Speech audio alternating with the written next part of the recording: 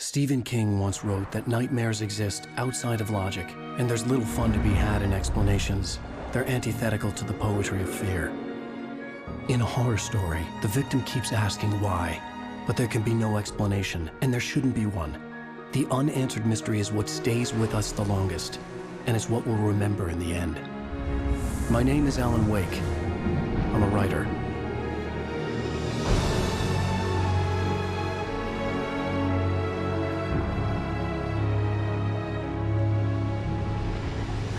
I've always had a vivid imagination, but this dream unsettled me. It was wild and dark and weird, even by my standards. So yes, it began with a dream. Following a typical nightmare pattern, I was late, desperately trying to reach my destination, a lighthouse. For some urgent reason, I couldn't remember. I'd been driving too fast down a coastal road to get there.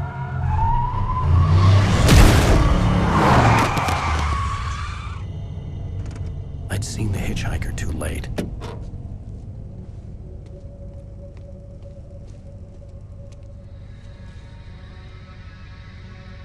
He was dead. I was convinced they'd put me in jail and I would never see Alice again.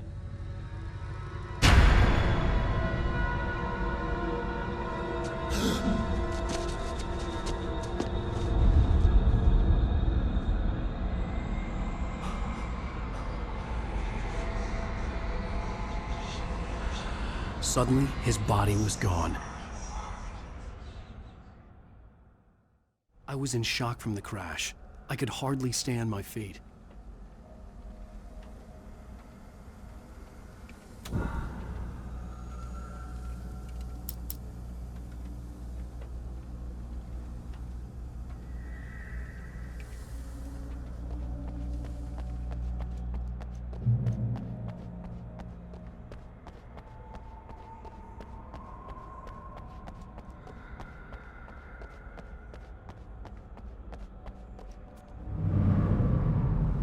I had to go to the lighthouse. I knew there was something important waiting for me there.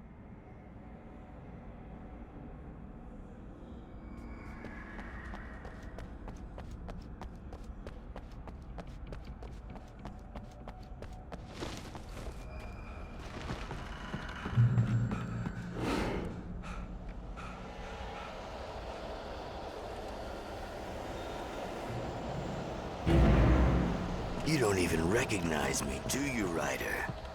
You think you're God? You think you can just make up stuff? Play with people's lives and kill them when you think it adds to the drama?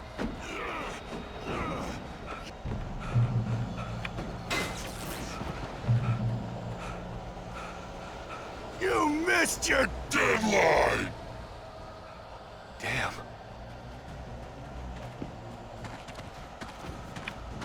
You can't stop me!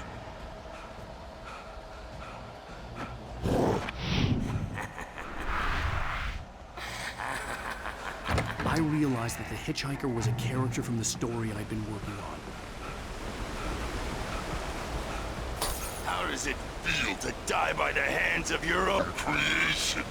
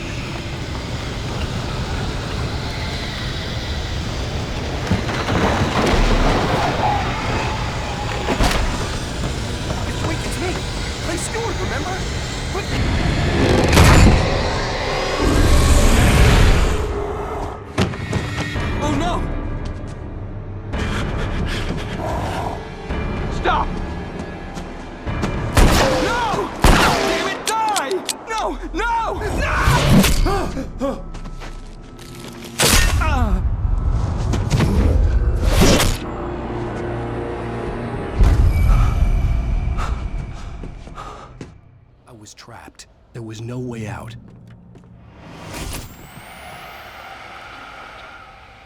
Die, die, die, die, die, die, die, die.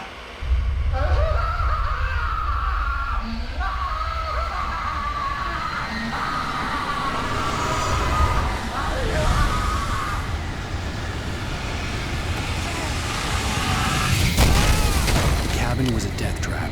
I had to get out.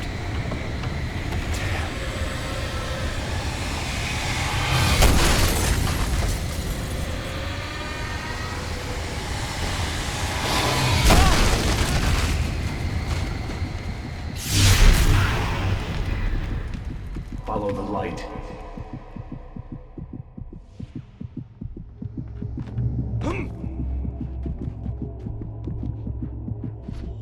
You are hurt. You should go into the light. You are only safe there.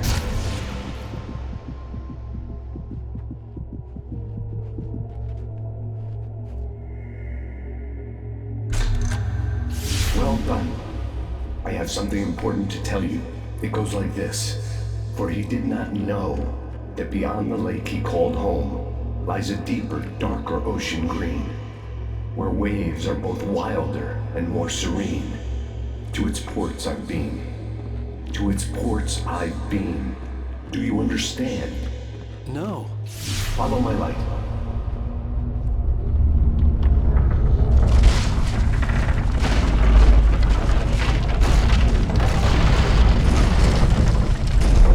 I entered your dream to teach you. The darkness is dangerous. It's sleeping now. When it feels you coming, it will wake up. There's no time. I can only show you the most important thing.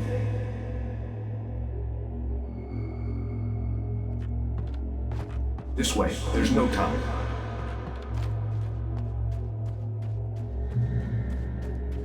The hitchhiker has been taken over by the dark presence. You can't hurt him now. The darkness protects him from all harm. Only light can drive the darkness away and make him vulnerable again. Here, take the light.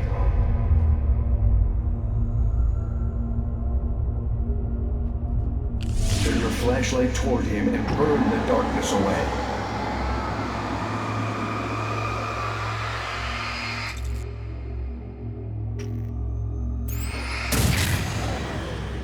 You did it. Now the darkness no longer protects him, but it's still inside, controlling him. He can't be saved. He's still a threat. He is still your enemy. Here, take the gun. Now you'll die.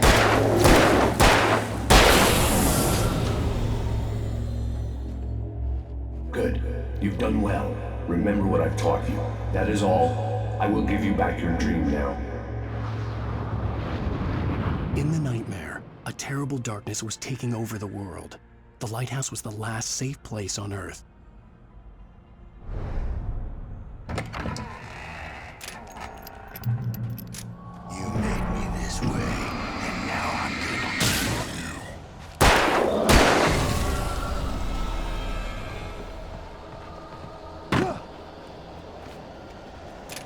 you. This isn't Witch!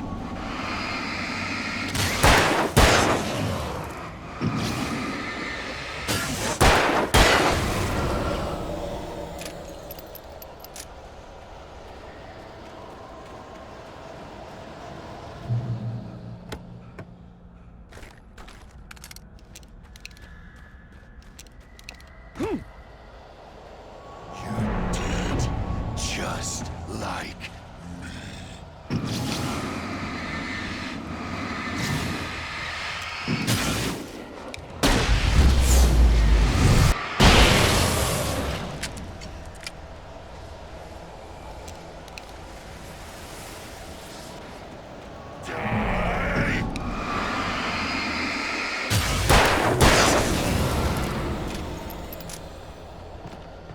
You're dead.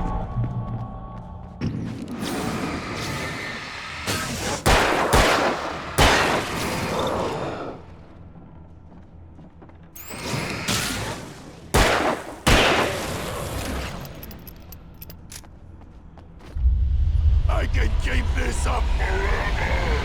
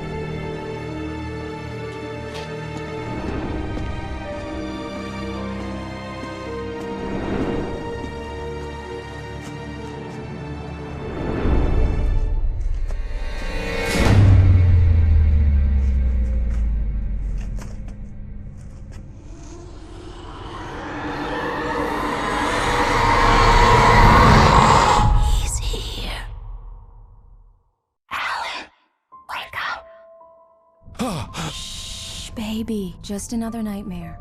Everything's fine. You dozed off. Right. Anything more than dozed off would be news for everyone. Cheer up, handsome. We're here.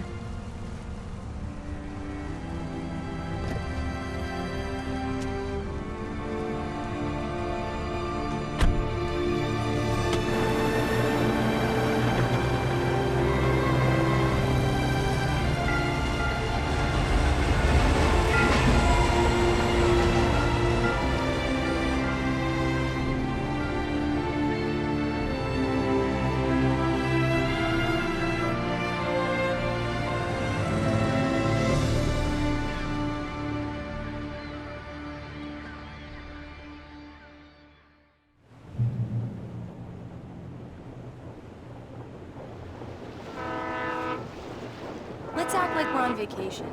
Go stand next to that old gentleman there. I want a shot of you with the town in the background. Sure.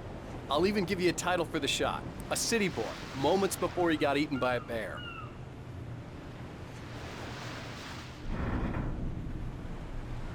Hello there. You picked a good time to visit our town. Deerfest is just 2 weeks away. Deerfest, huh?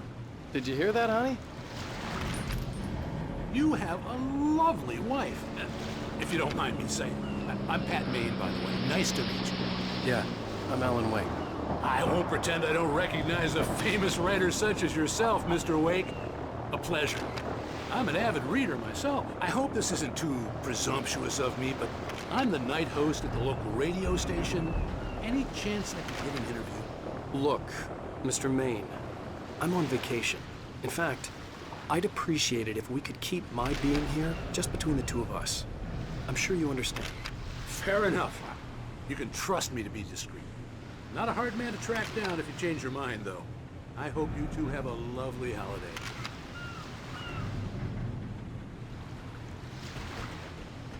Very nice. I got a couple of really good ones. And I see you made a friend. That's cute. Right. Yeah? Hey, bestseller. How's my favorite writer? Are you there yet? Barry. Yeah, we just got here. Are the locals giving you trouble?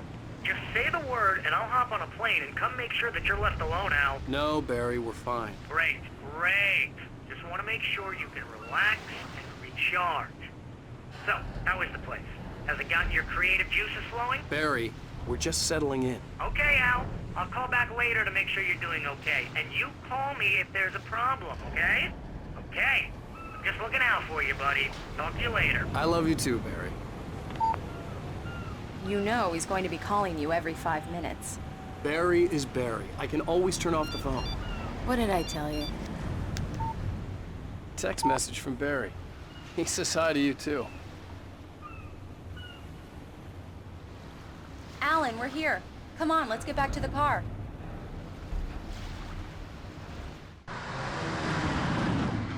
We need to stop at the local diner to get the cabin key from the landlord, a Mr. Carl Stuckey. He's waiting for us. I'll go fill her up while you get the key. I'll pick you up here in, say, 15 minutes? Sure. Alan, thank you for coming here with me. I love you too. Go on. I'll promise to behave.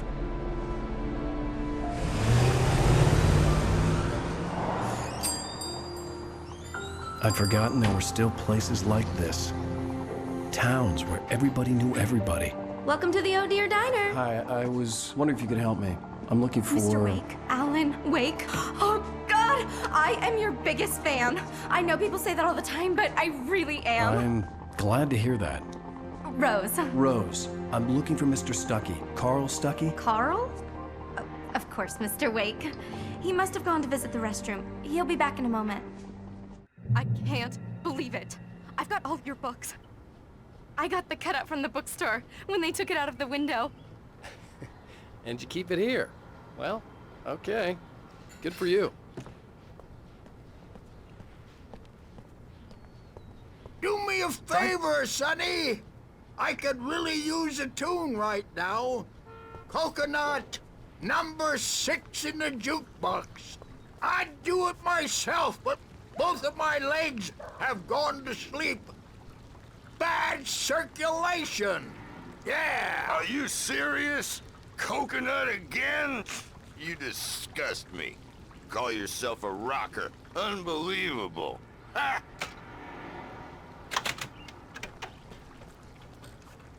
You put the lime in the coconut, drink them both up. Just it does because that. we're Get brothers, stuck. don't think Yeah, I won't you need murder to give you it a in your good sleep. hard whack. Yes, that's my favorite tune. Coconut. Shut your mouth, you demented has-been. If I had my hammer, I'd shut it for you. Jeez.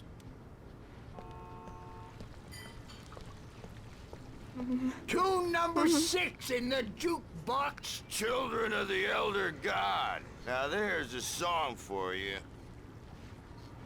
Don't go in there, young man. You can hurt yourself in the dark. I think I can handle it, ma'am.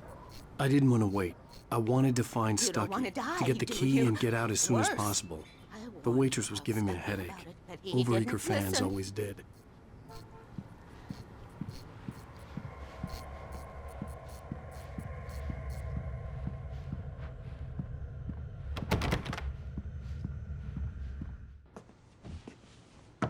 Hello?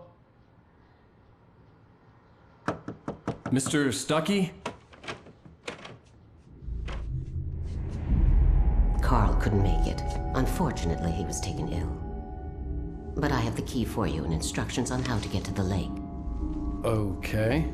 I wish you a good stay in my cabin. I'll come by later to check how you've settled in. And to meet your wife. I insist. Thanks.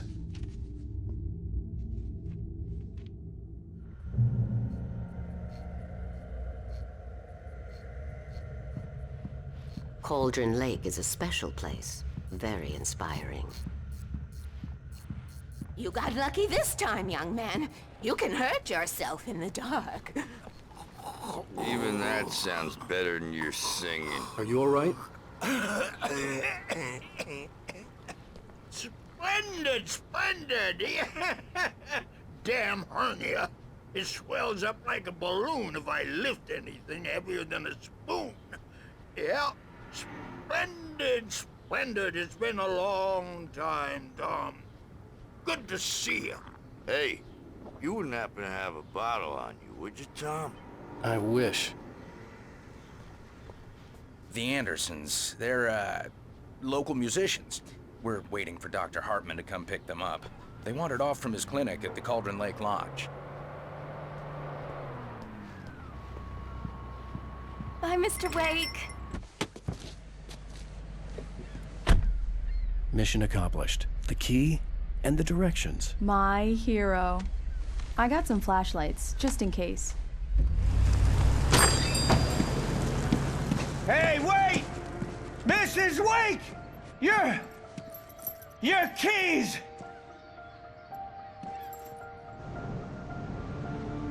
That diner was a real nut house.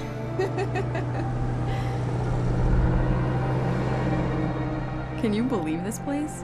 This would make a wonderful setting for a book. We're supposed to be on vacation, Alice. I'll figure it out when we get back home. Okay? Okay. We can talk about this later. Batman here on KBFF. I didn't want to talk about it. I wanted to bury my head in sand. Here's another one of my favorites to go with it. Once upon a time, I was a successful writer, but that was a long time ago. I hadn't been able to write a word in 2 years. Not since my last book. And now the weather. It's gonna be a clear night, so you folks in the big city might want to look up every once in a while, see those stars winking down at you. It gets pretty dark out here, but they'll light your way. Wow. It's gorgeous, Alan. It's something, all right. Don't worry, honey. I'll get you inside safe and sound before it gets dark. And I've got the flashlight. I know. I'm okay. Alice had a phobia. The fear of darkness. I wanted to make sure we were inside with the lights on before sunset.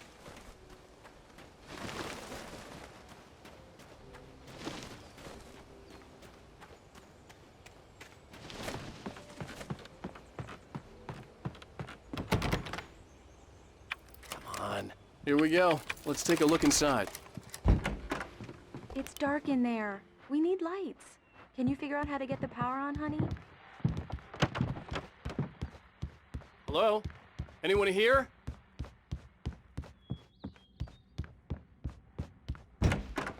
For a moment, the oppressive feel of the nightmare I had seen on the ferry returned. Damn.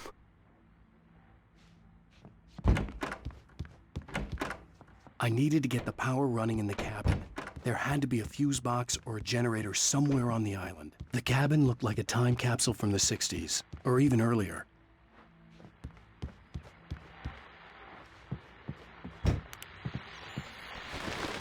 The Deerfest guests have already started to arrive. Just ran into one on the ferry. Famous artist, no less. But we'll see if we can rope him into an interview later on. Now let's go to the phones. Caller, you're on KBF-FM. Hi, Pat. It's Rose. Why, hello, Rose. What's on your mind? I know who that famous artist was. It was Alan Wake, wasn't it? He's my favorite writer. Well, Rose, I just saw him at the diner. Oh, I am so excited he's here. I'm sure he's glad to be here, too. Well, folks, I guess the secret's out. This is Pat Maine on KBF-FM. And now, some music. Great. So much for keeping a low profile.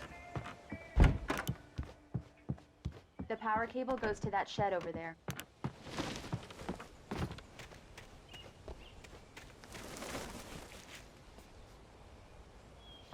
The island had once been the site for a love story. Maybe it would be that again. An old generator had been connected to the power cable.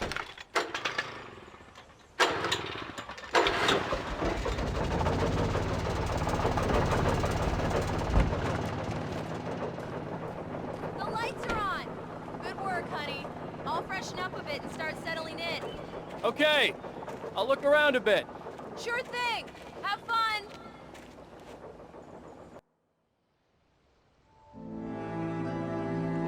It was a beautiful place.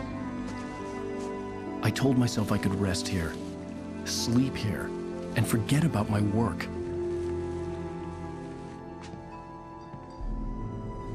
I thought we could be happy here.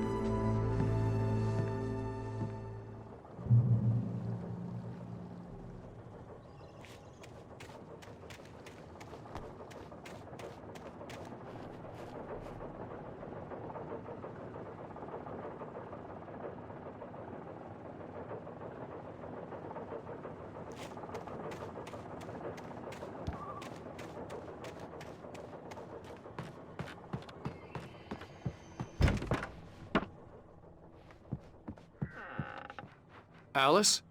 Honey?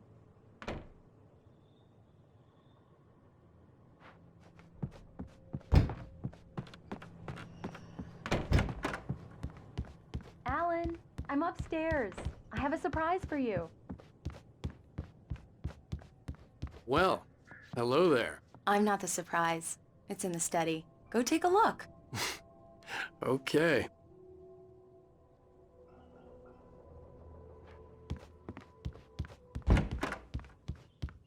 Surprise! Alice? What is this? I guess I have a small confession to make. I thought maybe you could write here that a change of scenery would get you past... Damn it, Alice, everyone Hey, keeps... hey, just hear me out. There's a local doctor, Dr. Hartman. I read a book of his. He has a private clinic here. He specializes in helping artists. So now you want to get me committed? No, it's not like that. That's not... Alan? Alan? Just don't! I don't want to hear it! God damn it, Alice! God damn it! I knew she wouldn't follow me in the dark. I needed some time alone to think things through.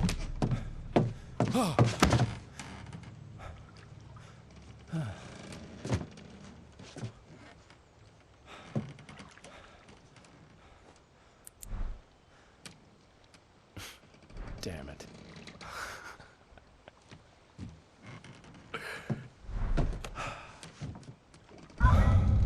Alice?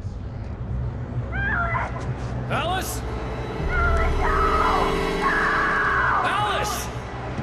The cabin had gone dark. All the lights were out. Alan! Alan! Where are you? Help! Alice, I'm coming! It's all right, I'm coming!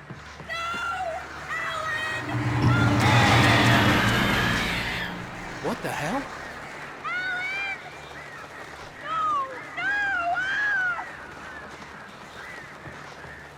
Stay away from me! Alice? Alice?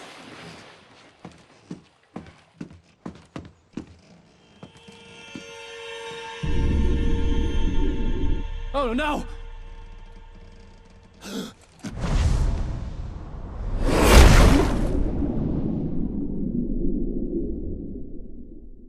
Keep going. Wake up. Alice?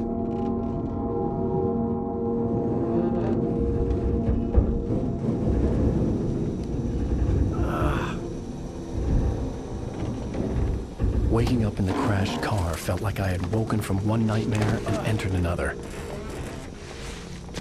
I couldn't remember how I got there. All I knew was that something terrible had happened to Alice. The phone was dead. I'd have to find help on foot.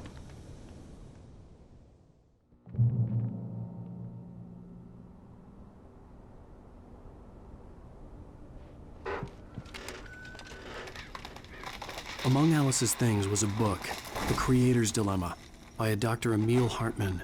Seeing the book brought back my fight with Alice. I didn't like it, and I didn't like the guy's smug face on the cover either. The gas station was my best bet. They'd have a phone I could use. It looked like a long hike through the forest to get there.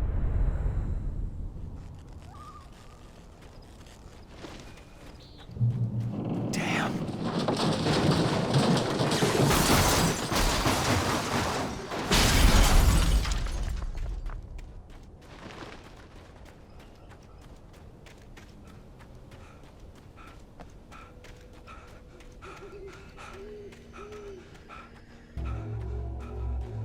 Hello?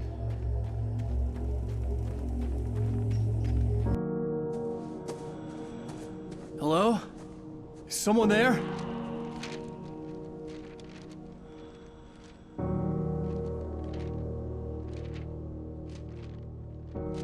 The loose sheets of paper were pages from a manuscript entitled Departure. That was the name I planned to use for the next novel I had never gotten started.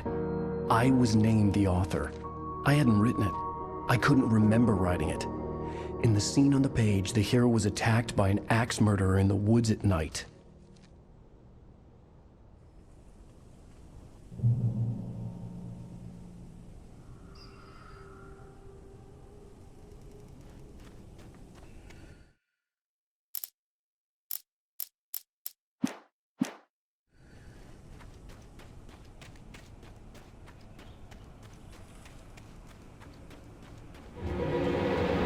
Anybody there? Please, I've been in an accident.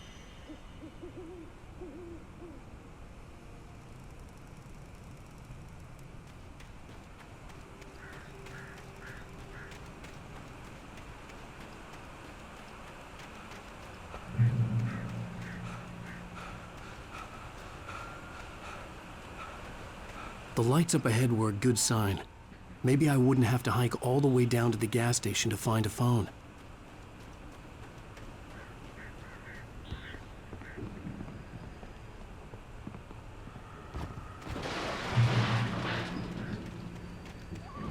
Anybody there?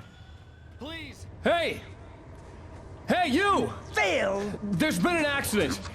I need help. Listen, I need to... Premium cabins for rent in... Oh, hell. Carl Stuckey. Pleased to meet you. Non-refundable reservation deposit required. Fair and square. And square. Carl Stuckey. Pleased.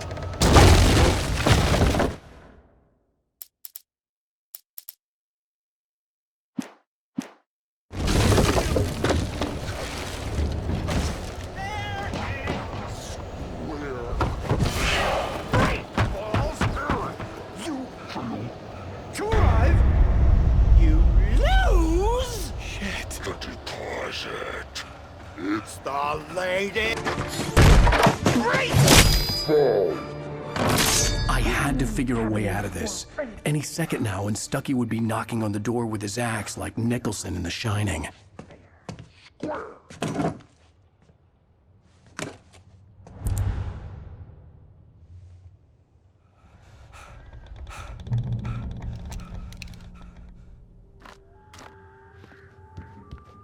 During your trying walking, it's the latest thing. Incontestably proven health benefits. Let you kill two birds with one stone. You can see the sights and keep those cholesterol levels down at the same time. Yes. Bright Falls Sheriff Station. How may I... Hello? Hello?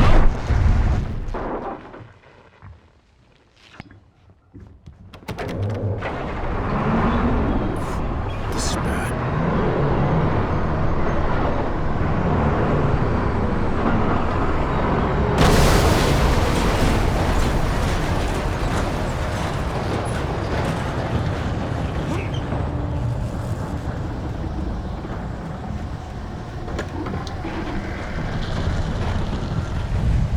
There were more of them.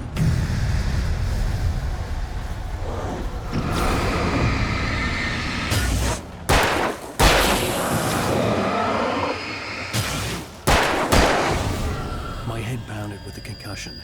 I'd never fired a gun outside a shooting range, and now I just killed someone. Or something. There were no bodies. They just disappeared. If I was dreaming, it felt real enough to make me sick.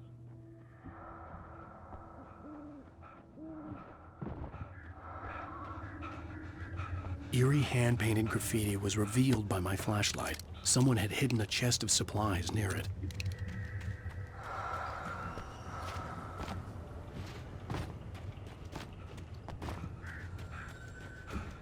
The dark forest was the last place I wanted to go, but I had no choice. I had to get to the gas station. It's rabbit season.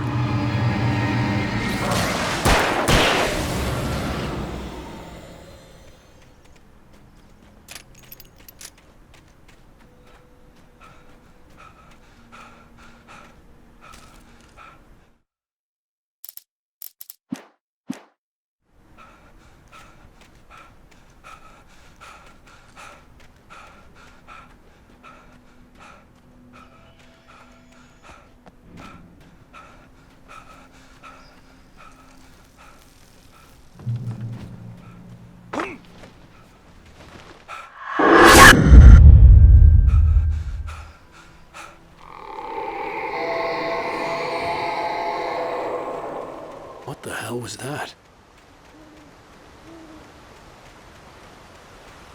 When I saw the river below, something uncoiled itself inside my head. I realized that I'd have to find a way across. I didn't even want to look at the water.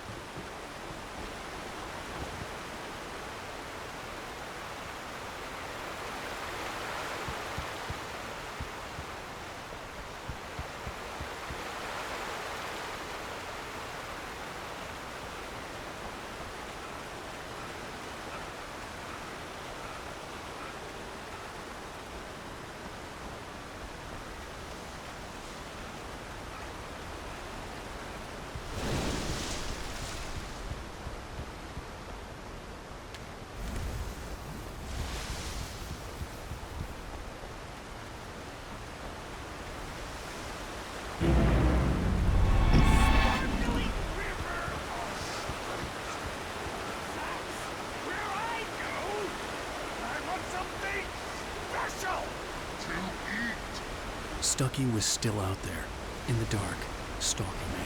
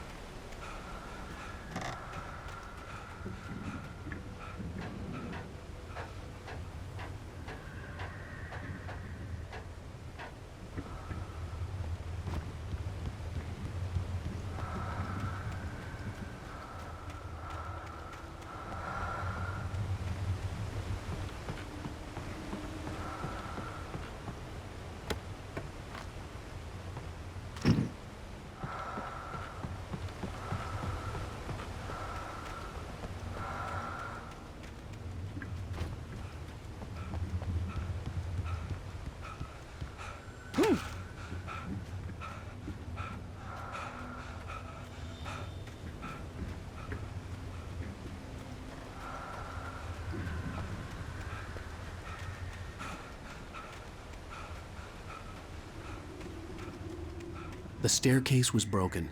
I had to make my way up some other way.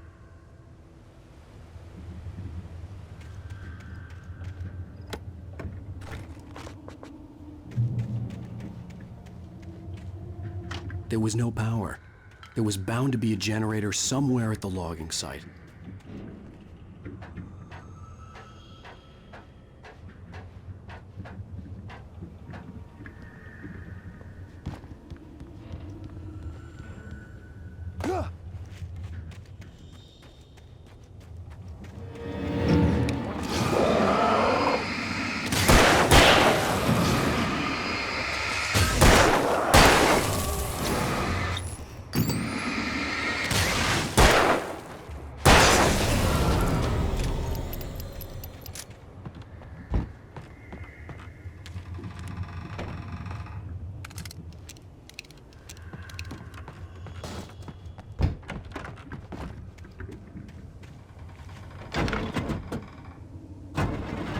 With all this forestry equipment around, there had to be something I could use to reach the top.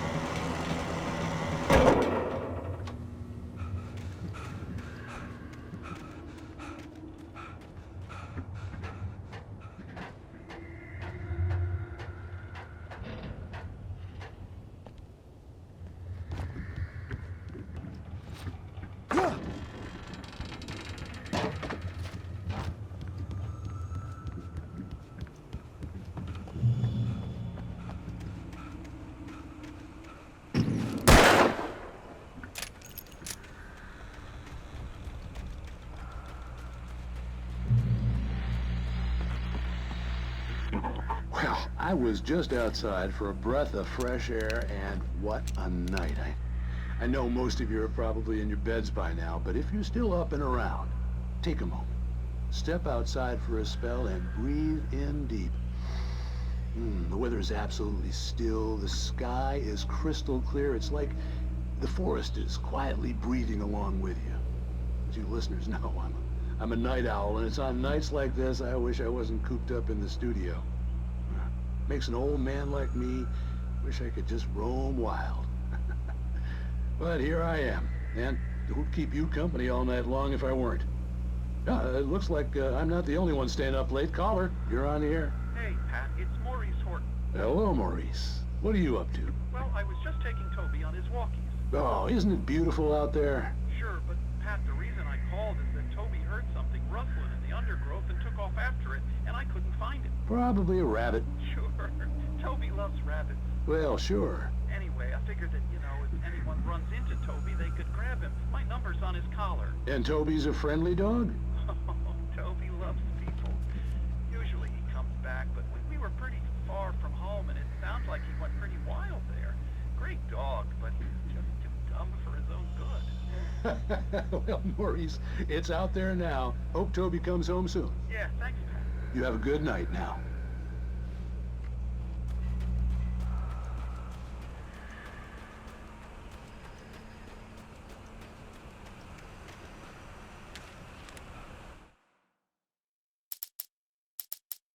At first, I kept finding the pages as if by accident. The book I couldn't remember was either a terrible and true prophecy or an act of creation that had rewritten the world.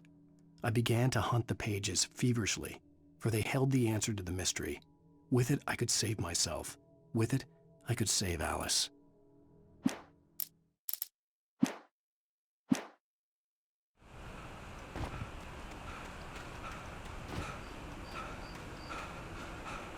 The gas station was closer now, its light welcoming in the darkness. Paul makes the best dogs in the state. Belly Burster is the best with no contest.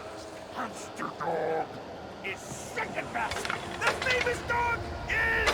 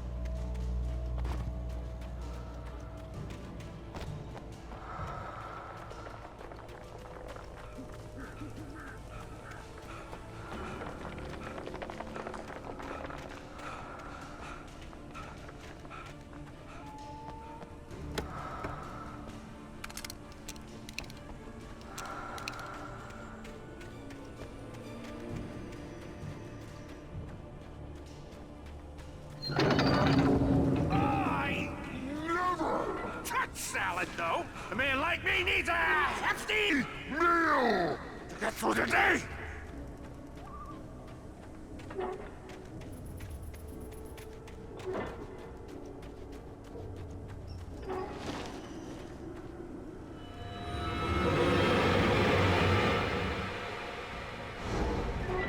We enjoy the magnificence.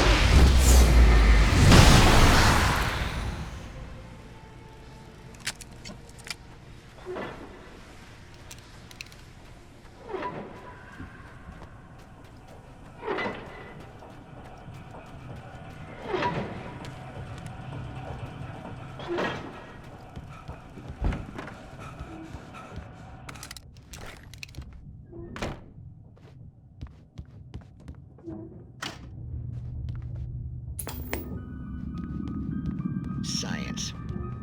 It bestows immortality on those who advance it to elevate all of mankind. Newton, Einstein, Sagan, princes among men. But the price for such a legacy is steep indeed. In Night Springs. Tonight's episode, a quantum suicide. If our lives are already written, it would take a courageous man to change the script. Having called a press conference, Dr. Barclay Colvin is about to demonstrate that very courage. Ladies and gentlemen of the press, I am Dr. Barclay Colvin, and I'm glad so many of you could join me here at the Moorcock Institute.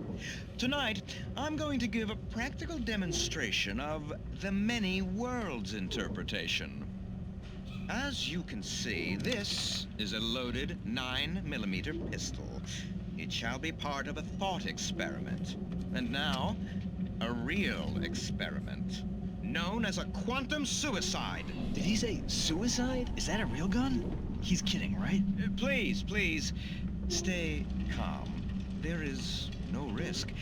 Observe what occurs when I place the weapon against my own forehead. Now, you might think this round is merely a dud.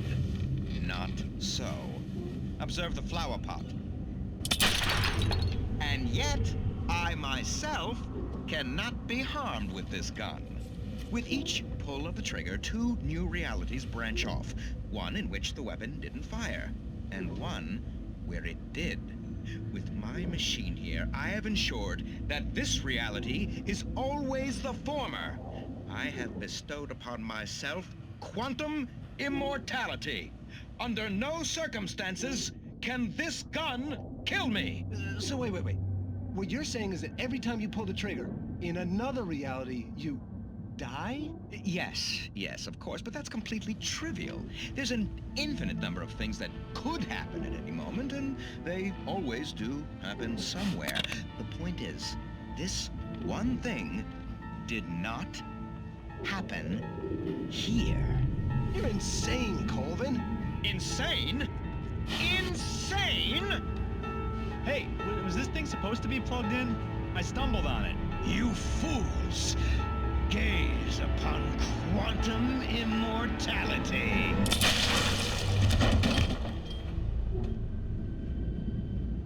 Poor Dr. Colvin, felled by his own hubris or the ignorance of the masses. Perhaps he should have left the crate unopened, the decaying atom unobserved.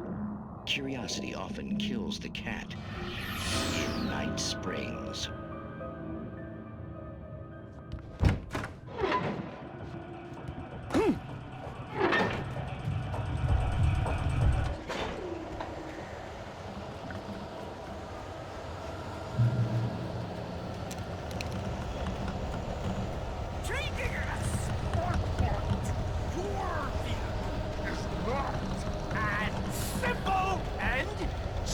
As you might think, it can be dangerous.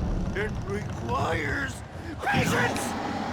Even with the engine takes to cool. Having tools.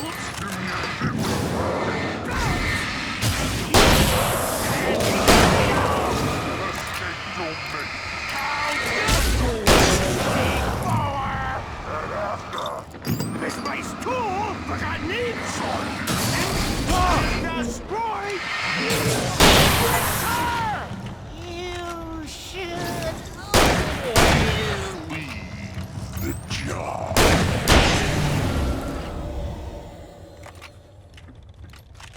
Stucky's body vanished, leaving behind only a lifetime of nightmares to come, assuming I'd reached the lights of the gas station alive.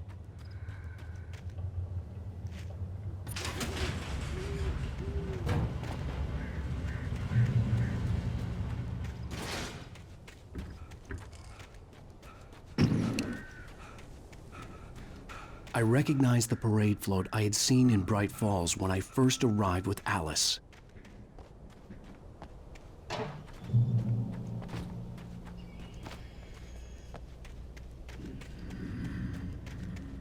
After the insanity I had just experienced in the darkness, the lights of the gas station felt comforting. At least for a moment, the sane world reasserted itself.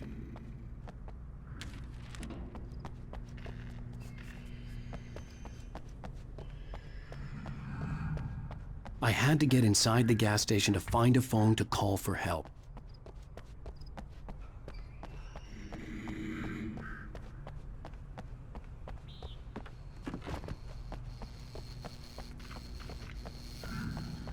The garage was a mess. It looked like someone had trashed the place, or that there'd been some kind of fight. I'll write. I'll keep writing. Outside, there's only darkness. Outside the cabin, outside the story, there's only darkness. I can feel her presence in the dark. Just now, I could smell her perfume in the room. I'll reach her, I'll fix it up. I'll bring her back. The story will come true. If I stop, she's lost. I don't believe this. It'd been me on the TV, talking crazy. Was I losing my mind?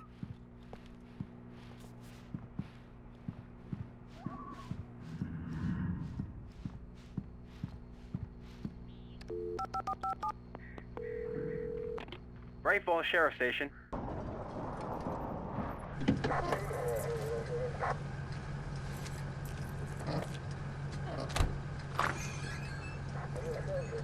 Oh, thank God, Sheriff.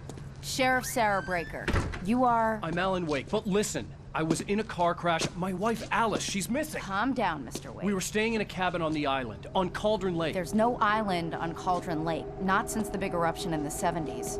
Please, I can take you there, okay? You look like you've taken a pretty bad knock to the head. Are you okay? Listen. We'll figure this out. Please get in the car. We'll swing by the lake and then we'll go to the station, okay? Mr. Wake, have you seen Stucky, the guy who owns this place? I realized I couldn't tell her what had happened in the forest. She wouldn't have believed me, and then she wouldn't have helped me with Alice.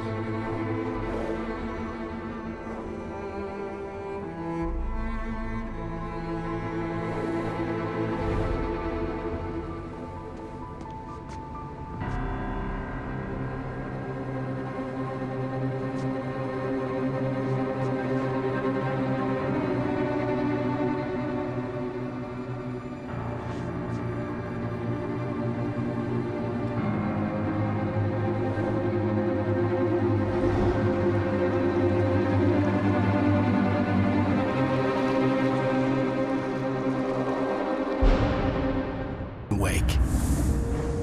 I came to Bright Falls with my wife, Alice. Thank you for coming here with me. I thought maybe you could write here. I don't want to hear it! God damn it, Alice! Now, she's missing. Alice? Alice?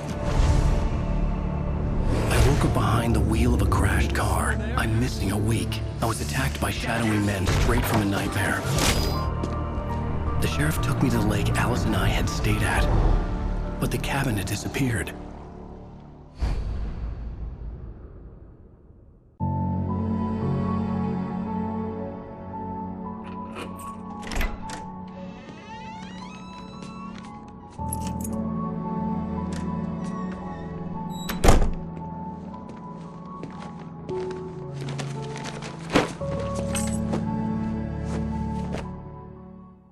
Honey, I'm home. Back here, sweetie. How was it? Worst weather I've ever seen.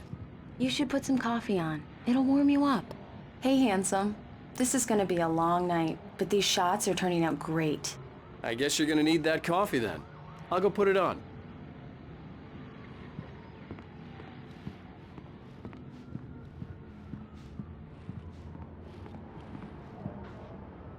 Coffee's on. Great, thanks. I'll need it if I'm gonna finish this by tomorrow. Oh, hey, I just finished those cover mock-ups. They're on your desk. Tell me what you think. No kidding. I didn't think you'd get them done this quickly.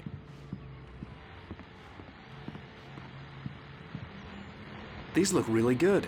Oh, sure, until Barry gets his hands on them. Which, by the way, will happen over my dead body. The last time was the last time. Oh, and speaking of Barry, he called. Alan! Alan, please check the fuse box. I'm right here. I'm on it, honey. Please hurry. Honey, it's a power outage. I've got the flashlight. Hi, okay. You okay? I'm sorry. It just really spooked me. Don't worry. We'll just break out the candles. I know it's stupid, but it's just... Especially when I'm not prepared for it, you know? It gets to me. I love you. Tell me a story, writer. Okay. I used to have these nightmares when I was a kid. The dark really spooked me, too. When it got really bad, my mom gave me this old light switch. She called it the clicker. The clicker, huh? Yeah. If I ever got scared of the dark, I could just flip the switch and a magic light would scare the monsters away. Oh, sure. Here it is. Alan. Maybe it'll help you, too. Yeah, nice story, writer boy. You made that up right now, didn't you? No. Seriously. I love you, even if you are a liar. Thanks for this.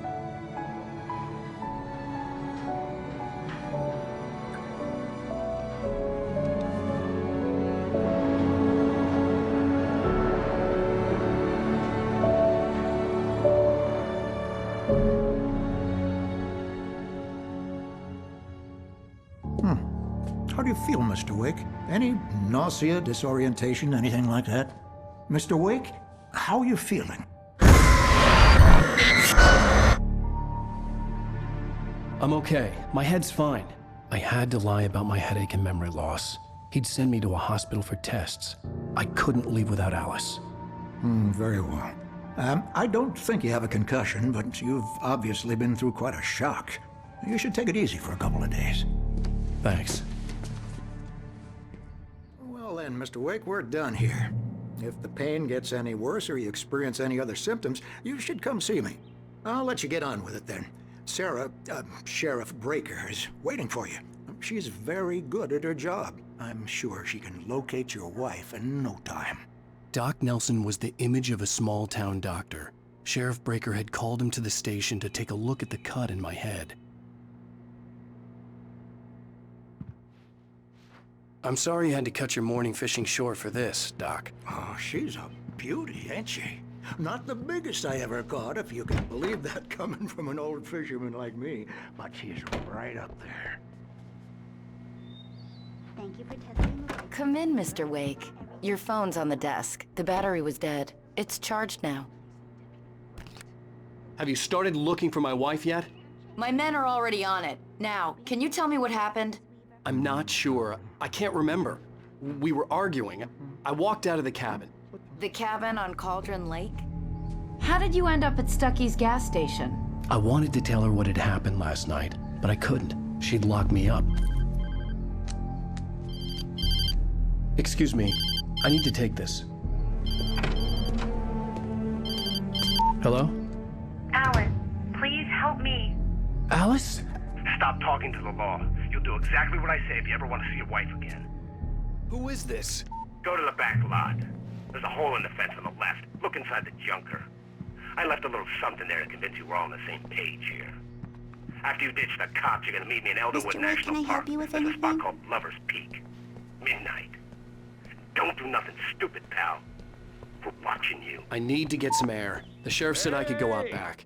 Of course, Mr. Wake. You can get there through the cell corridor. In here. God damn it. More light. Yeah, it's Mulligan I don't here. like the goddamn shadows in here. There's no sign of him. Over. Wait. Damn it. Yeah, this is I Thornton. don't want to be Look, alone in located here. the gray float. It's here. That's the good news, right? Stucky was supposed to be driving it at the rehearsal today. Over. Oh, give me that. Mulligan here. Looks like someone really trashed the garage. Over. Okay, roger that, guys.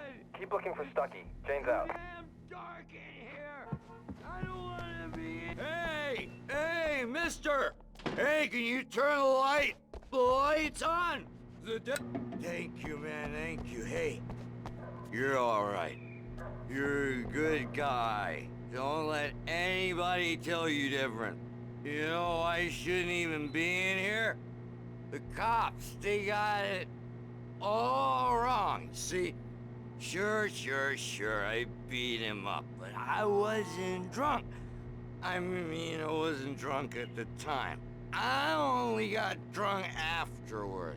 Okay, listen, you gotta listen carefully now. Here's the kicker. That wasn't Danny. No, sir. It only looked like him.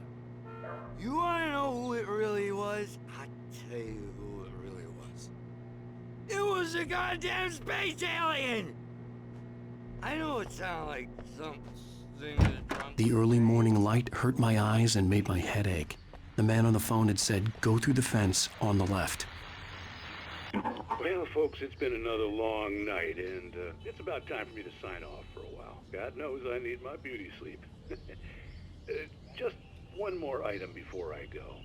It's been a busy night for the Sheriff's Department. We've had a few broken windows, even a report of shots fired on Main Street. Deputies Mulligan and Thornton had to deal with two intoxicated young men who were celebrating the completion of their Deerfest float. Now, folks, we get this every year. I know it's exciting that the big day's almost here, but let's save it for the party and leave the gunplay for the shooting competition, huh? There's no point in getting all worked up yet.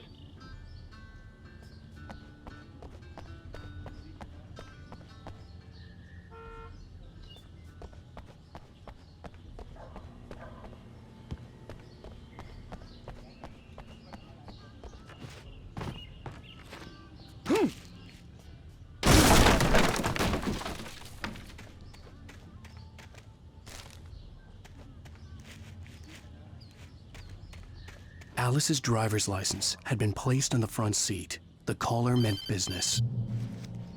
Barry? Ow! Ow! Thank God! Where the hell have you been? I've been trying to reach you for a week, you and Alice. Oh, I've been worried sick. I flew out yesterday. I'm here in Bright Falls. Barry, listen to me. I'm at the sheriff's station. Come and get me. I can't talk now. Ow! What the hell is going on? I had to get the sheriff to let me go. I needed to get to Elderwood National Park to meet Alice's kidnappers.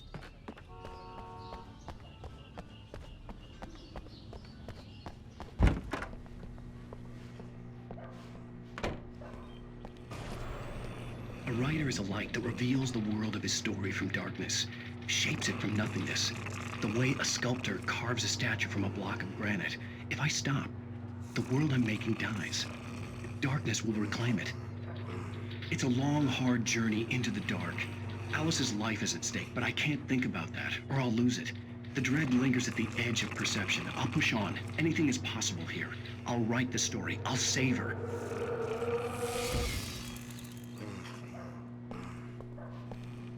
Marvelous, Sarah.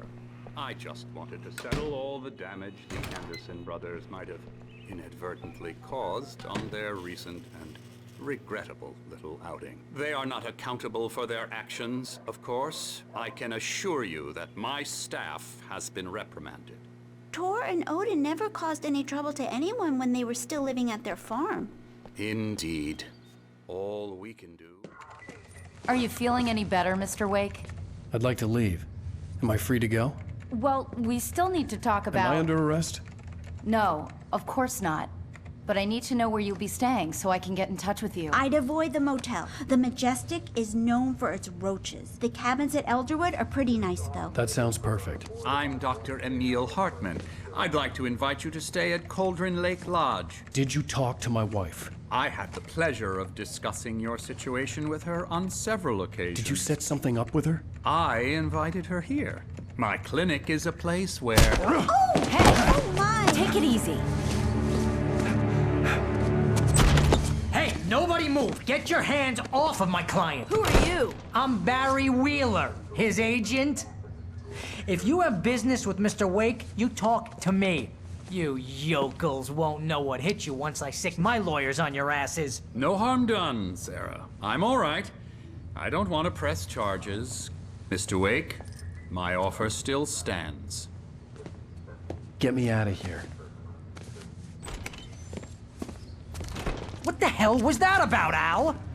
We don't need a replay of that thing with the paparazzi. I thought they were gonna lock you up. I had to talk to someone. I told Barry everything. He thought I was certifiable, but when he heard about the manuscript, I had him.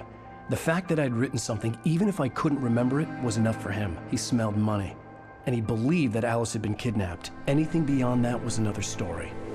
I had a midnight appointment with the kidnapper in a place called Lover's Peak, somewhere in Elderwood National Park.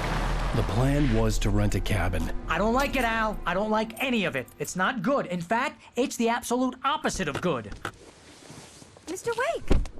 Barry, you found him. Hi, Rose. Oh, wow. I was just thinking about you, too. Great. I was just bringing Rusty some coffee. He's on the balcony, looking after Max. Poor thing. I really need to go. Great to see you again, Mr. Wake. Later! Who's Max? What an airhead. Jeez, Mr. Takes a swing at everybody. This is not her fault. She's a very nice girl and, more importantly, a fan. She even has a fan site dedicated to you. And she was very helpful when I was looking for you. Seriously, Al, what you were saying in the car, just listen to yourself. What, you shot a guy and his body just disappeared? When was the last time you slept? What, are you high? Have you been drinking? No! Look, Barry, I'm missing a week, and someone's got Alice, and everything's just... Do you understand what it sounds like when you say stuff like that? Don't get me wrong, it's a good story, could be a bestseller. But when you start confusing fiction with reality, easy you're there, buying boy. yourself a ticket I'm to the almost funny done. farm. Hey, Rusty, right? You rent cabins. Oh, Mr. Wake, I'd shake your hand, but mine are kind of full here. Actually, I'm sorry about this. Would you mind grabbing the registration form from the desk? It's just across from Bucktooth Charlie. Okay, sure. Seriously, Al, you can't just go and meet a kidnapper. Those situations always end up in disaster. You gotta talk to the cops. She's my wife, and it's my call. Can we talk about this later? No. Wait this here. Whole thing. Listen, you hit your head. I think this is the form you wanted. And here are the keys. Okay, you're all set, Mr. Wake. Glad to have you staying here. Thanks. Can you tell me how to get to Lover's Peak? Oh, sure. It's at the end of the nature trail. Just follow the paths, you'll get to it eventually. It's an easy walk. Nice spot, too. If you're trying to pull a joke on me, freak me out, it's working. Ha ha, let's have a laugh on Barry.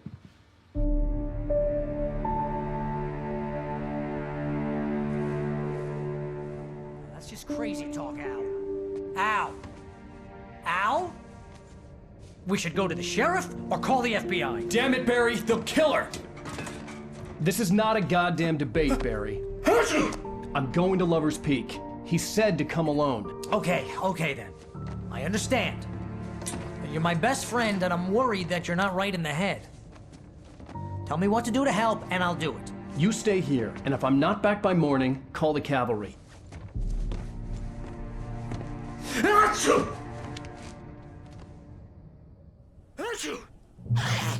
Just be careful with the natives, Al. These yokels are dangerous. Everybody hates a tourist, or it'll be deliverance all over again.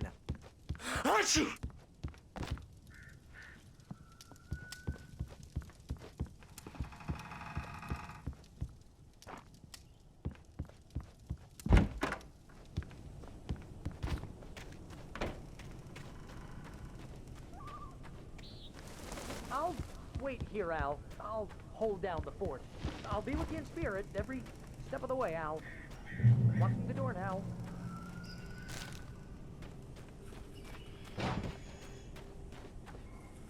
Barry had the keys to the car he rented. It wasn't a long walk to the visitor center, and it wouldn't be any use to me in the forest. I knew I should have gone to the cops. This wasn't the smartest thing I'd ever done, but I was still angry with Barry for trying to talk me out of it. These people had called me right in the sheriff's station. The cops wouldn't scare them, and they had Alice.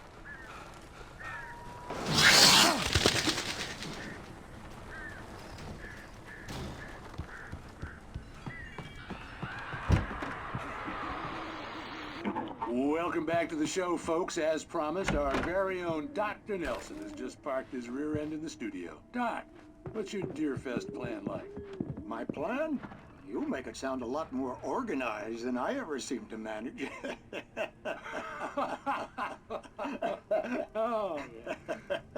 No plan, really. Just taking the atmosphere. I'm getting a little too rickety to do much more than that, you know. Oh, tell me about it. No sack race for us older gentlemen, huh? Yes, exactly, Pat. But I'm gonna check out the parade, of course. And I'll be one of the pie contest judges, too. Well, that takes a different kind of constitution. Oh, yeah. It's my kind of exercise. Now, Doc, seriously, you're in pretty good shape, though. You're the outdoors type. I know for a fact you're an avid fisherman. That's right. Matter of fact, just caught a heck of a largemouth bass early this morning. But you're not taking part in the fishing contest? No, not this year. See, Pat, I'm just not that competitive anymore. Now I just like to take my time and enjoy the peace of it. It's no fun if I need to worry about what I'm catching, you know? Well, considering your track record, the participants are probably pretty happy you feel that way. Well, Pat, that's kind of you to say.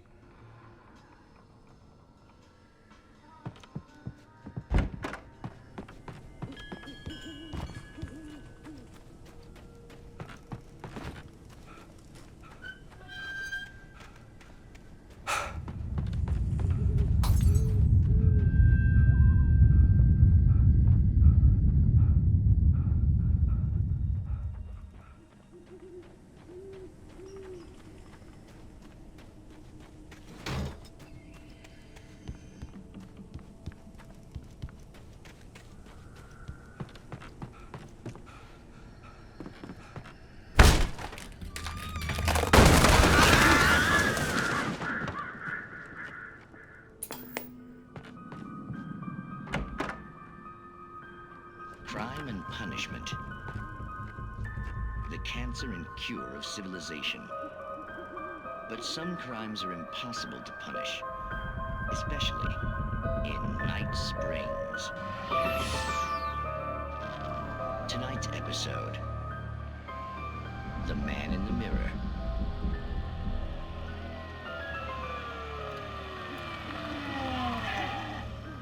He's inside, Agent. He's a weird one. So, you're confessing to killing that guy, huh? Why? Had it coming? Yeah, but why would you do that? I mean, you're a nice guy. Normal.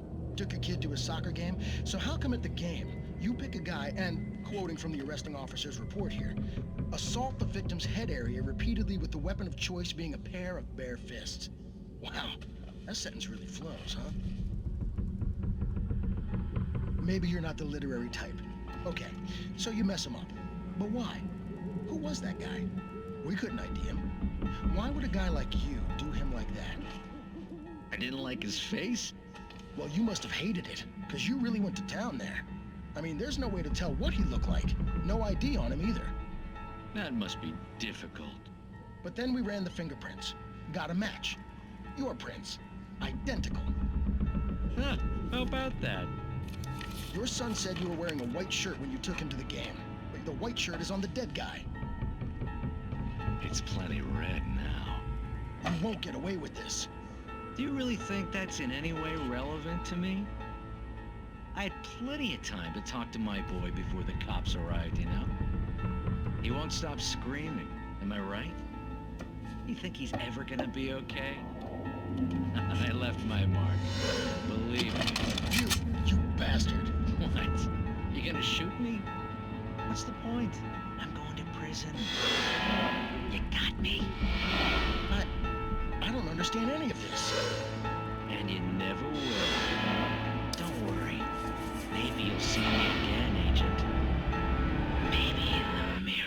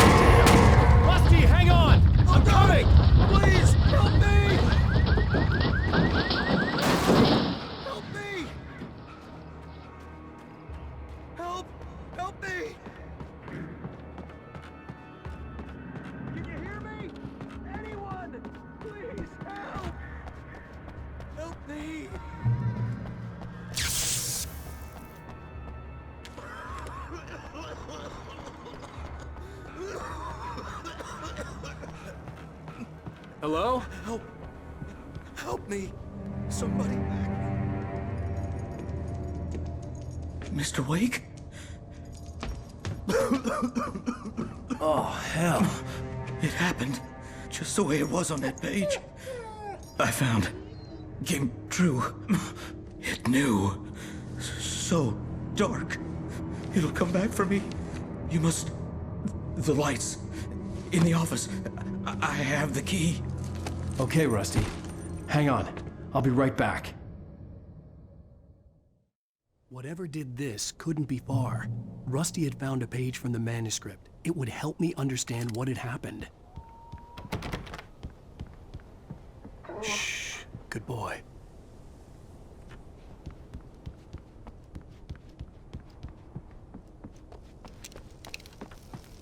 The only way to make sure that Rusty was safe was to get the power running and the lights back on.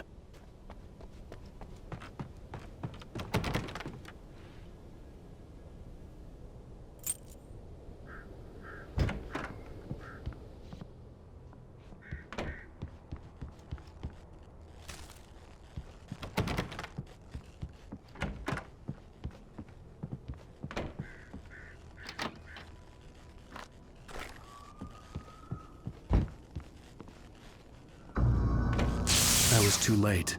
Someone had destroyed the circuit breaker. There was no way to get the lights back on. Rusty!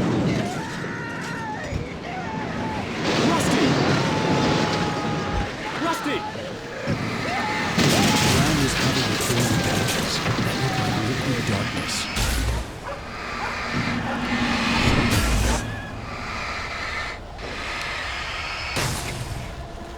Hunters need hunting licenses.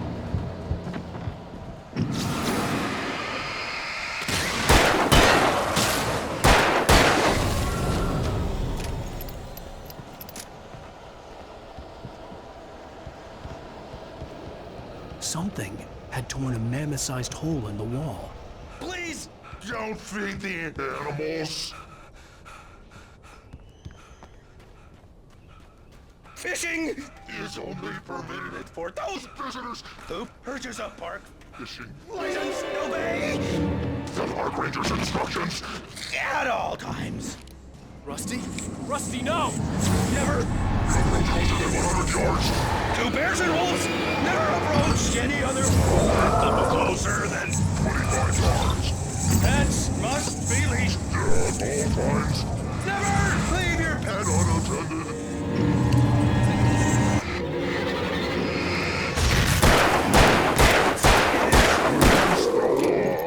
To remove any...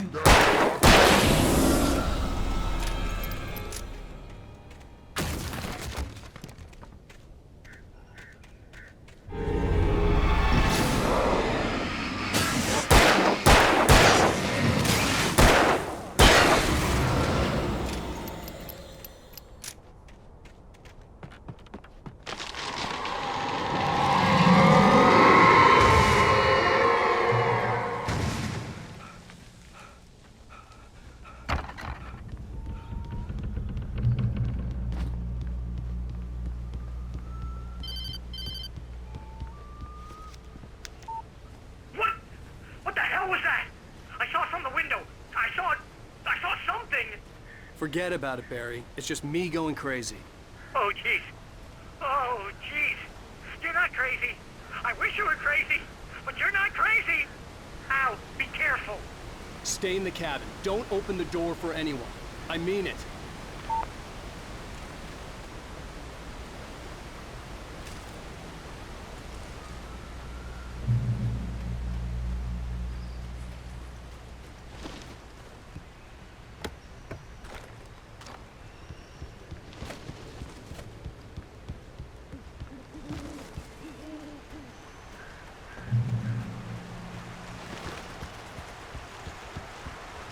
Lover's Peak was at the far end of the nature trail.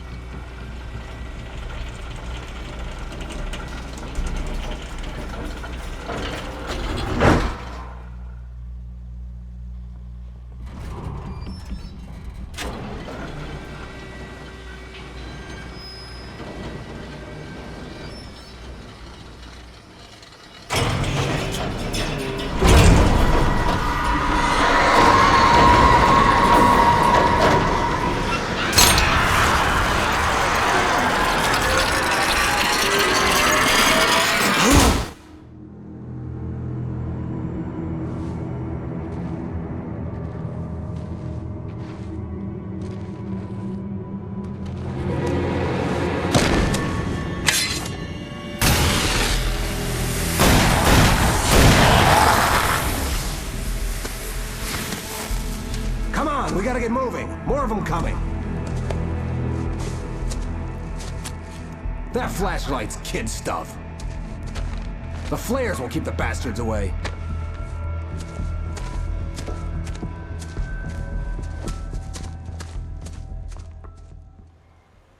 You can see them too? Hell, of course I see them. Come on, we gotta move. Why? Because that's the way the story goes. Yeah, but... Let's move! I lost my gun back there. Oh, I've got a gun. Just keep that light steady on him. It took a moment, but then I recognized him. He'd been on the ferry when I first arrived here with Alice. He knew my name. We were headed in the direction of Lover's Peak. There was no way this was a coincidence. He was the kidnapper. Come on, Wake! You better keep up!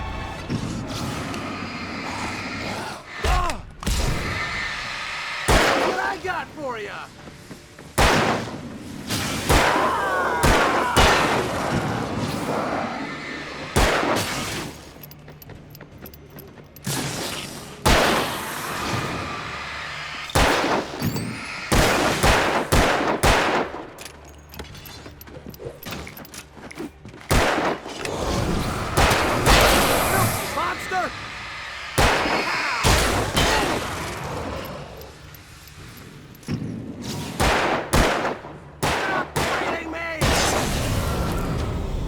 Lover's Peak.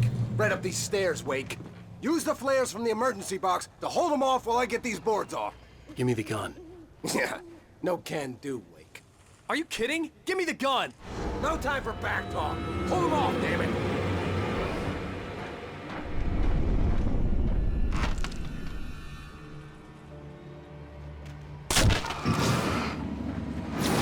Just a little longer. Scare them off.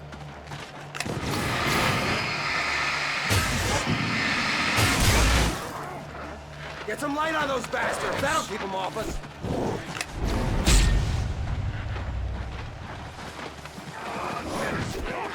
Just a little longer. I almost got it. Okay, it's open. Move it along.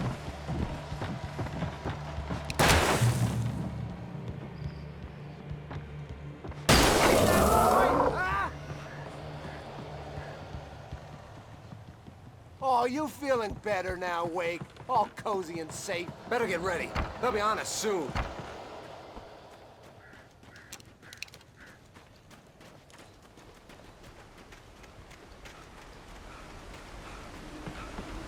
This is it, Wake. A last stand. There's more flares here. Get ready.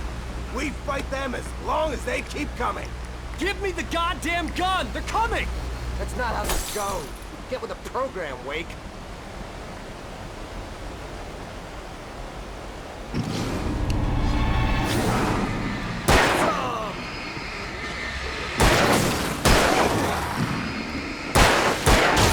That's right. You just keep coming.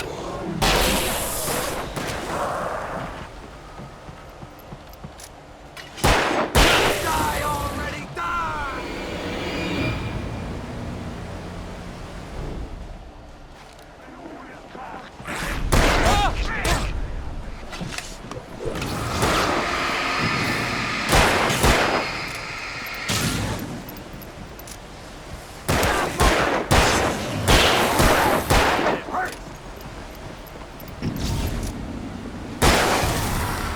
Piece of cake, Wake.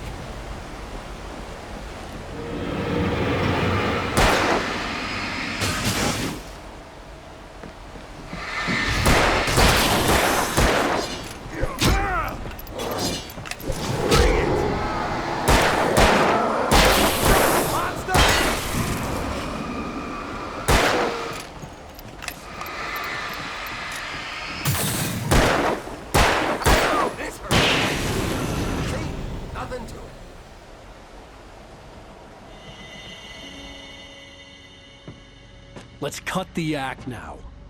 Where's my wife? I knew you were gonna say that. I read it all before. You're a hell of a writer. Congratulations. You're gonna bring about something glorious and terrible once we get you some proper editorial control. What the hell are you talking about? Where's Alice? I want the entire manuscript. or she's gonna suffer bad. You touch her mouth.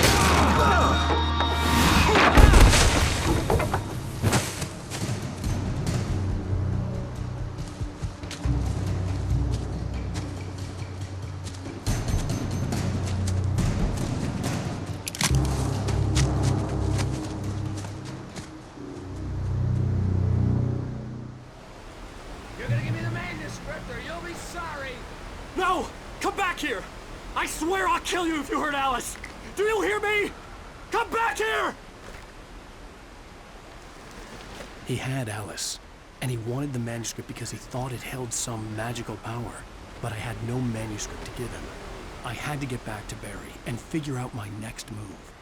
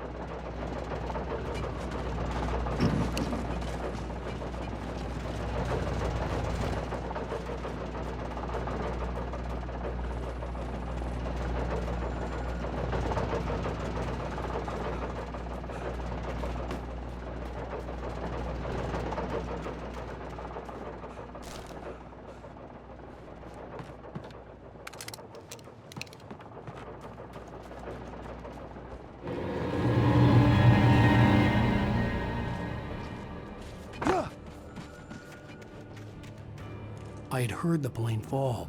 It made no sense.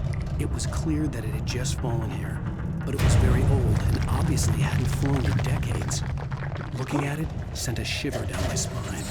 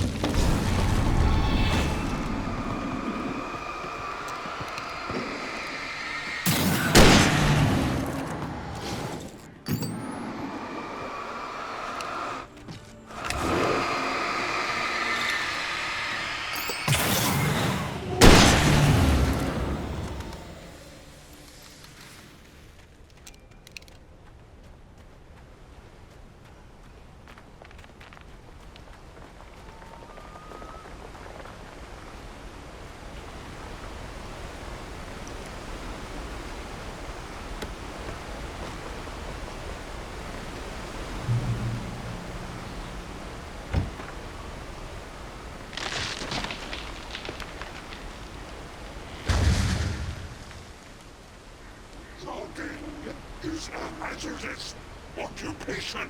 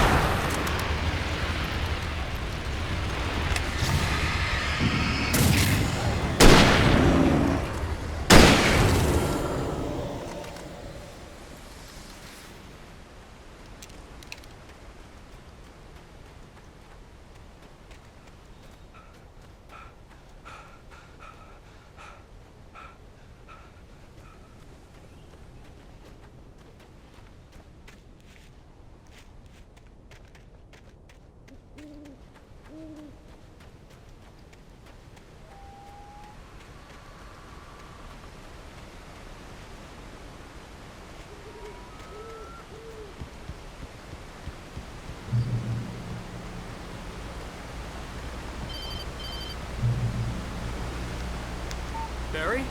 Ow! The porch is covered with birds. They've got all Hitchcock on me. Stay out of sight. I'm on my way. Don't open the door. What, am I crazy? Stay hidden. I'll be there soon. Just make sure you keep the lights on.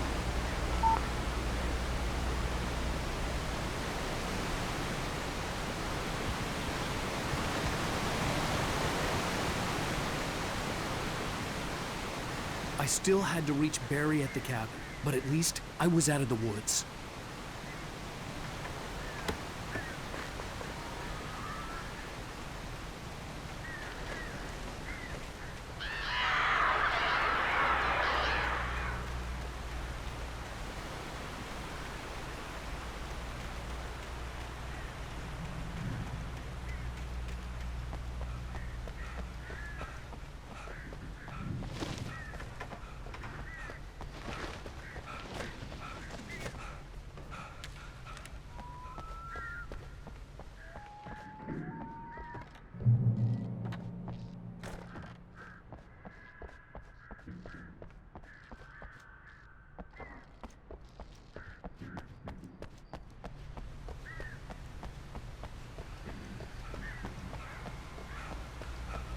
I'd have to get the car from the locked garage. It would get me back to Barry faster, and the headlights were a welcome bonus.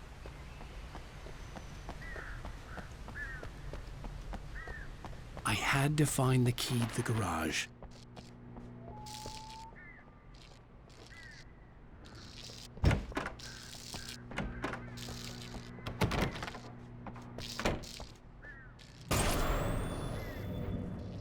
A story is not a machine that does what you tell it. A story is a beast with a life of its own. You can create it, shape it, but as the story grows, it starts wanting things of its own. Change one thing and you set off a chain reaction of events that spreads through the whole thing. The characters have to be true to themselves. The events need to follow a logic that fits the story. A single flaw and the magic is gone. The story dies. Alice dies.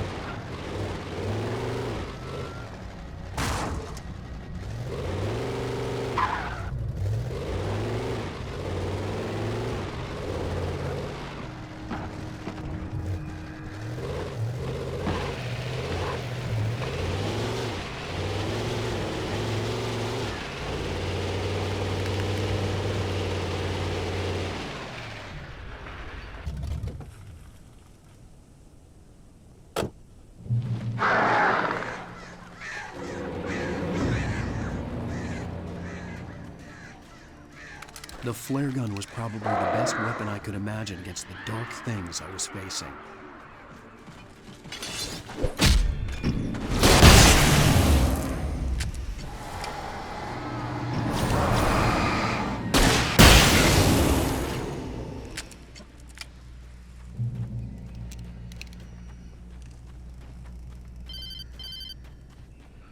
It was the kidnapper. You son of a bitch! Where's my wife? Enough horseplay, Wake. You deliver the manuscript, and you can have your woman back. Simple as that. I don't... Listen. I'm gonna need time to finish it. I still need to write the ending. I need a week. It's not done? I need a week. 2 days. The old Bright Falls coal mine is nearby. You can find it easy, city boy. The main building, there at noon. You bring the manuscript, you'll get your wife. If not, well, get me? Yes, I get you.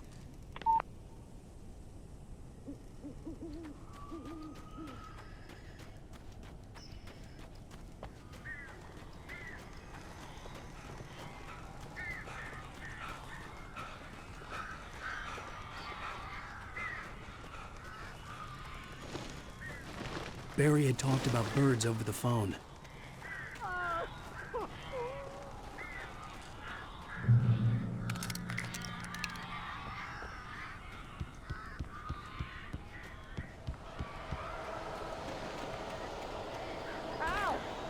I am so glad you're here. A couple of them got in here before I blocked the chimney. This isn't normal. These birds are weird.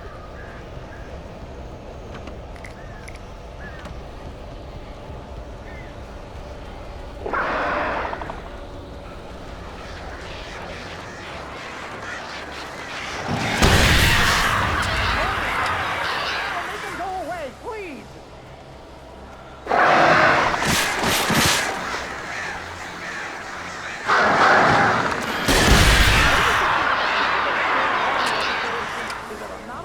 To birds. Shoot! Oh, crap.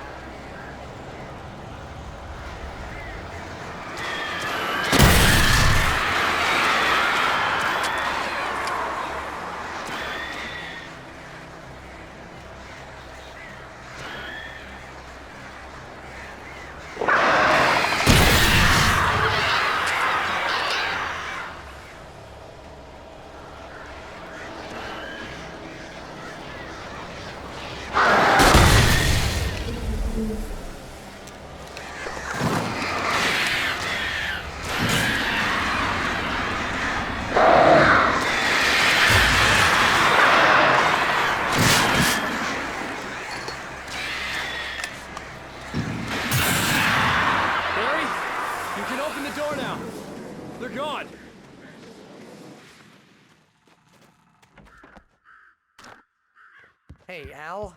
I'm sorry for thinking you were having a psychotic episode, man. I sent Barry to the town to ask around about a man fitting the kidnapper's description. He'd go through the archives of the local paper. Perhaps he could learn something. Anything about the island and the cabin that had disappeared. The man wanted a manuscript. I had to try to write him one to get Alice back.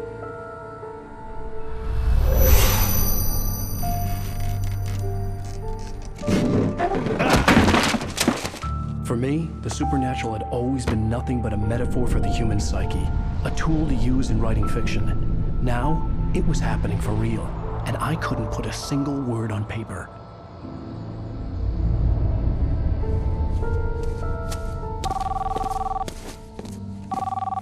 Barry Wheeler speaking. This is Rose. Rose? I found Mr. Wake's pages. Oh, you sweet, brilliant girl. Could you and Mr. Wake come get them? I live in the trailer park outside the town. We'll be there in less than an hour. Bye now. See you soon. Have a great day. Hope you come back soon. Welcome to the Oh Dear Diner. Good girl. Alan Wake. Alice has been kidnapped. Alan, please help me. Alice? You'll do exactly what I say if you ever want to see your wife again. I can't can't tell anyone except my agent Barry. Damn it, Barry, they'll kill her! You're my best friend, and I'm worried that you're not right in the head. The ransom is a manuscript I supposedly wrote that's coming true before my eyes. It happened just the way it was on that page. So dark. I have found only a few scattered pages. I want the entire manuscript. The deadline is in 2 days. I found Mr. Wake's pages. Good girl. How the hell did she get her hands on the manuscript anyway? I don't know. She's resourceful. I told you were too hard on her. Listen, I found out all sorts of interesting stuff while I was digging around. Yeah. Mr. Wake, it's Sheriff Breaker. We have an FBI agent here, Agent Nightingale. FBI? He's anxious to see you. You'd better come to the station. Okay, I'll be right over, Sheriff. Let's make this quick, huh? Help you folks? Name's Randolph. I'm the manager. We're looking for Rose. Works as a waitress down at the diner. Rose, sure. Nice girl. Who wants to know? I'm Alan Wake. The writer, huh? I heard on the radio you were visiting. Well, I'll show you her trailer.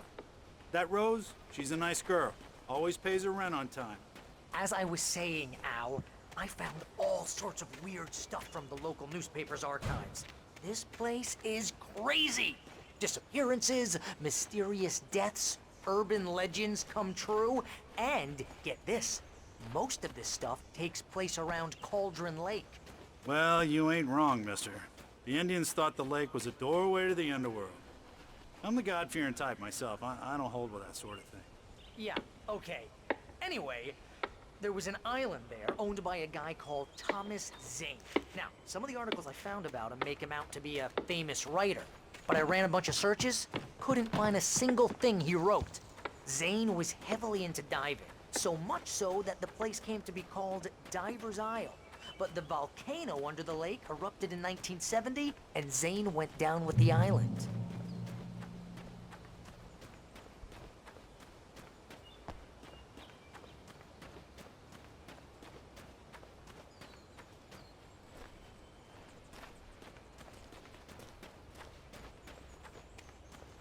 Yeah, how about that?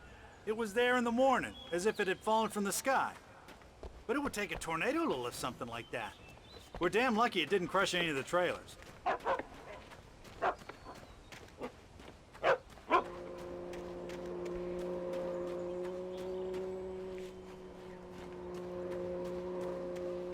Come on, mister. I'll take you to Rose's trailer.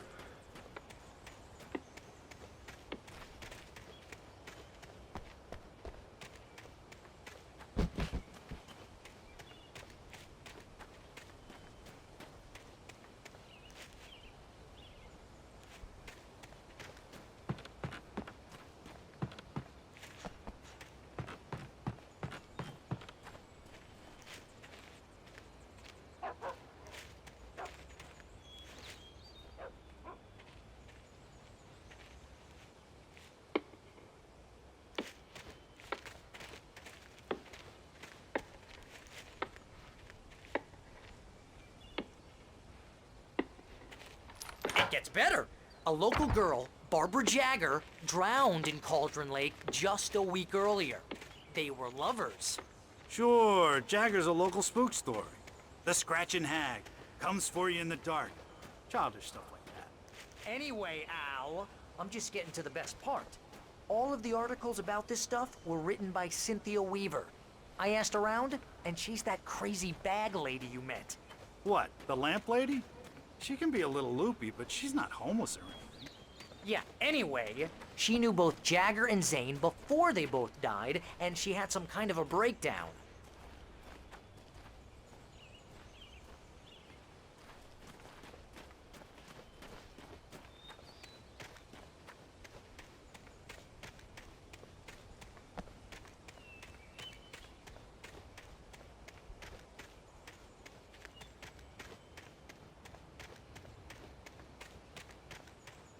Just follow me. It's not far. Well, mister, this here's Rose's trailer. You mind me asking what you want with her? We're just here to talk to her, pal.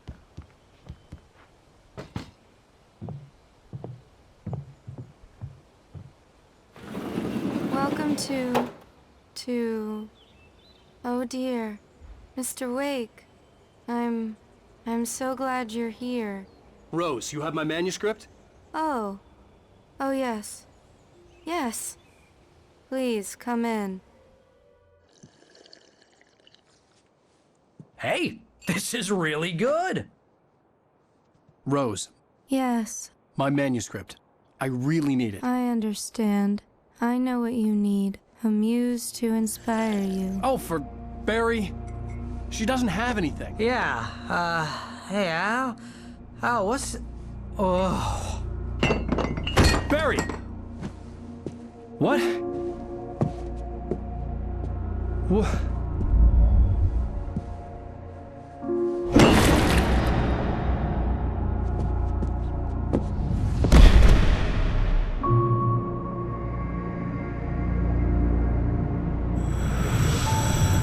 It's coming for you, hiding in my barber's skin.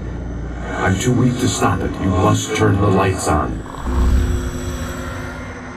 I promised I'd come visit you and your lovely wife. You must finish what you started. I insist.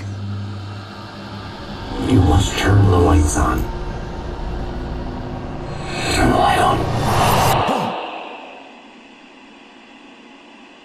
Back to work, boy.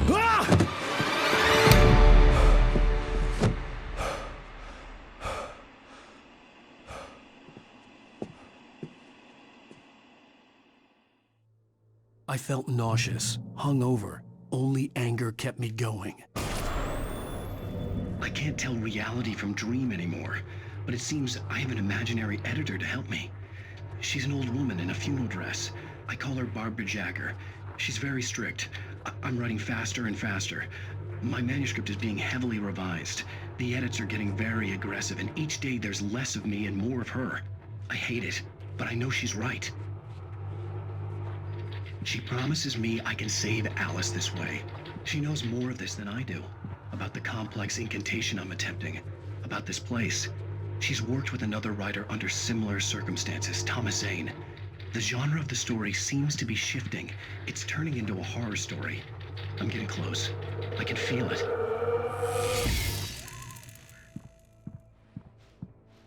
Rose took a day from me. I had less than 12 hours left to meet the kidnapper. All I could do was get Barry into the car, work something out once I got on the road. Welcome to the Oh Dear Diner. What can I get you today? Coffee? I couldn't work up much hate for Rose. Something had used her to get to me and left its mark. My gun and flashlight were gone. I'd have to find a way to get Barry into the car as quickly as possible. There was no time to waste. Thank you. So nice.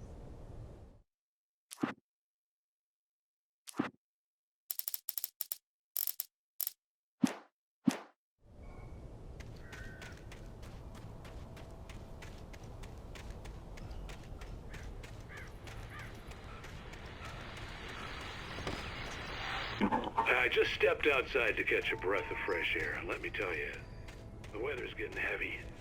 Nights like this make me especially glad I'm here talking to you and not home in bed. Once the weather takes a turn like this, I can't sleep at all. It's all dark thoughts, punctuated by the occasional plunge into nightmare. Is it just me? Well, perhaps it is. But I hope I can make the night a little bit easier to get through. Caller, you're on KBF FM. Hey, hi, it's Walt Snyder. What's on your mind, Walt? Well, I am the way you are, but, well, I can't sleep either, you know? I just been staring out the window here, trying to make sense of it all, but, I ain't been drinking either, you know, I just... Well, you sound like a man with a problem, Walt. I had a, argument with Danny, and, then I got in trouble with the law, and, I'm just, well... I heard something like that, Walt. Yeah, well, he's, Danny's my best friend, and, they let me bail today, and now I'm just alone here at the window,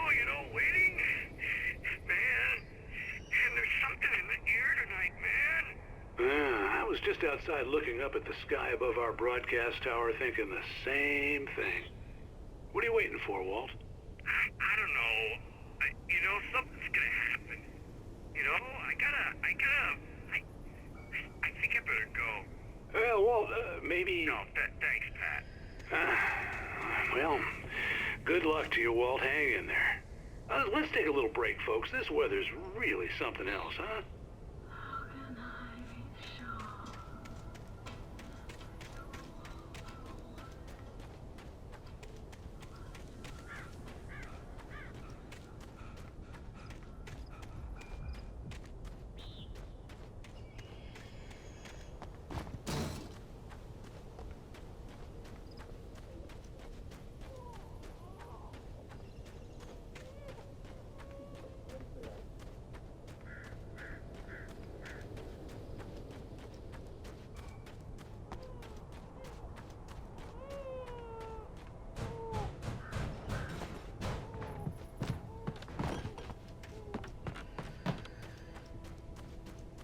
Oh, you're gonna get it now. God knows what you've done to that poor girl. This is Agent Nightingale, FBI! Get him up, Hemingway! You're under arrest! You move a muscle, I'll unload right in your goddamn face! Stay right where you are, Slane!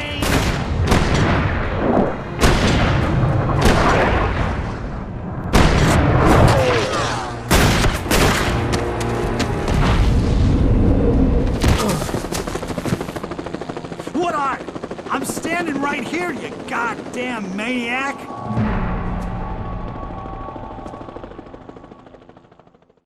I hated to leave Barry behind, but there was no way I'd miss my appointment with the kidnapper. Give it up, Mr. Wake! Come on! Make it easy on him! Move out! Get after him! Don't let him get away! Move it! Move it! Move it!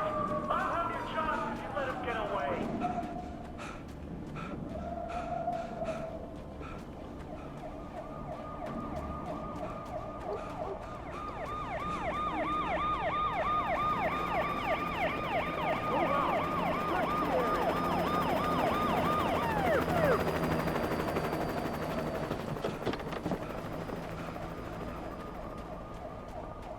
There!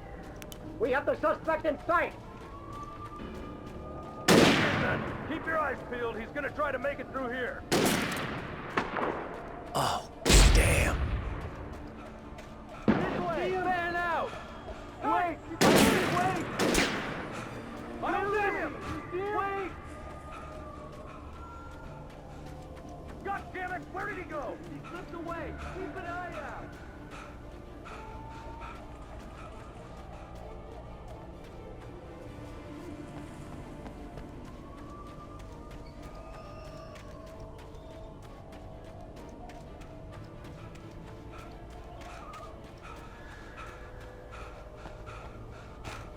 He's gone! Come on, guys! We need to head him off!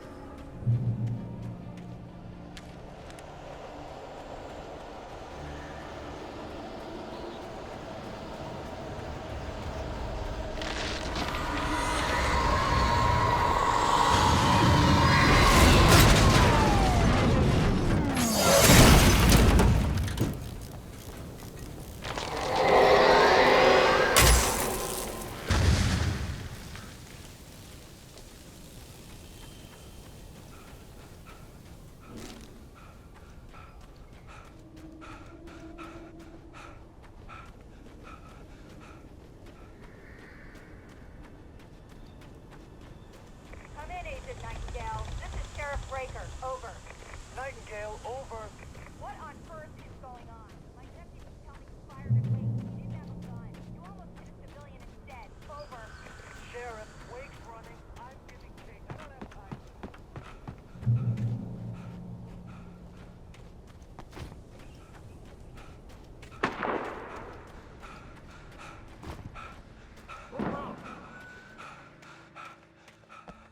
Search the area.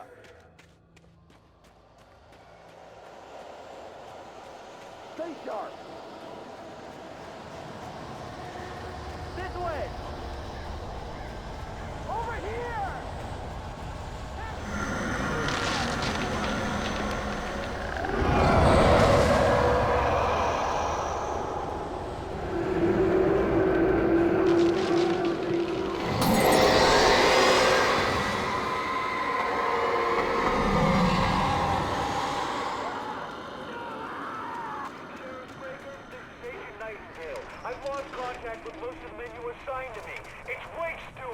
This horror was everywhere I went, circling me. The cops didn't stand a chance. They were after a writer, not a monster.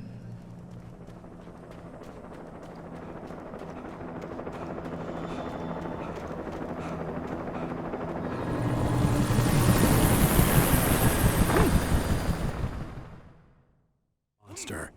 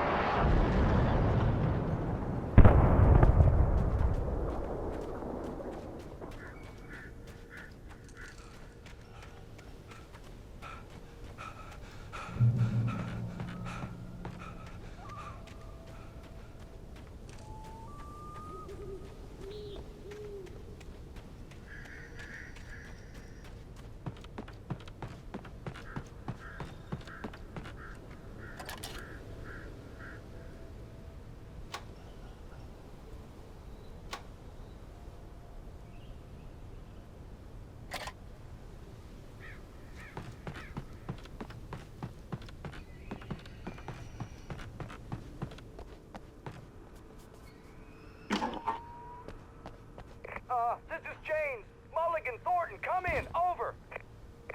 Thornton here. James, we got both Wheeler and Rose in custody. They didn't put up a fight or anything. Why, they were... Hey, Mulligan, what are you... Come on! Sit down and give me that. James, Mulligan here. Over. Go ahead, Mulligan. Over. We got Wheeler and Rose here. Wheeler's drunk or hopped up on something. Speaking of which, that Fed had a pretty distinctive whiff of Otis Scotch about him, if you know what I mean. Over. I don't have anything on that, Deputy Mulligan. Over. Well, whatever.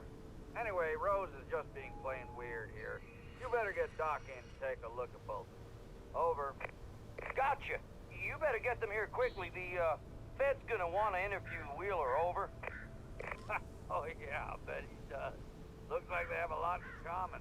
Mulligan out.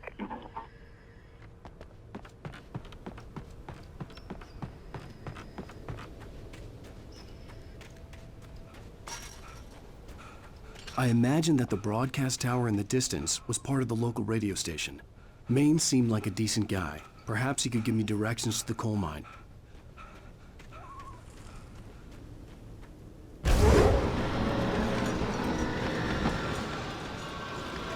Unnatural shadows clung to the gate.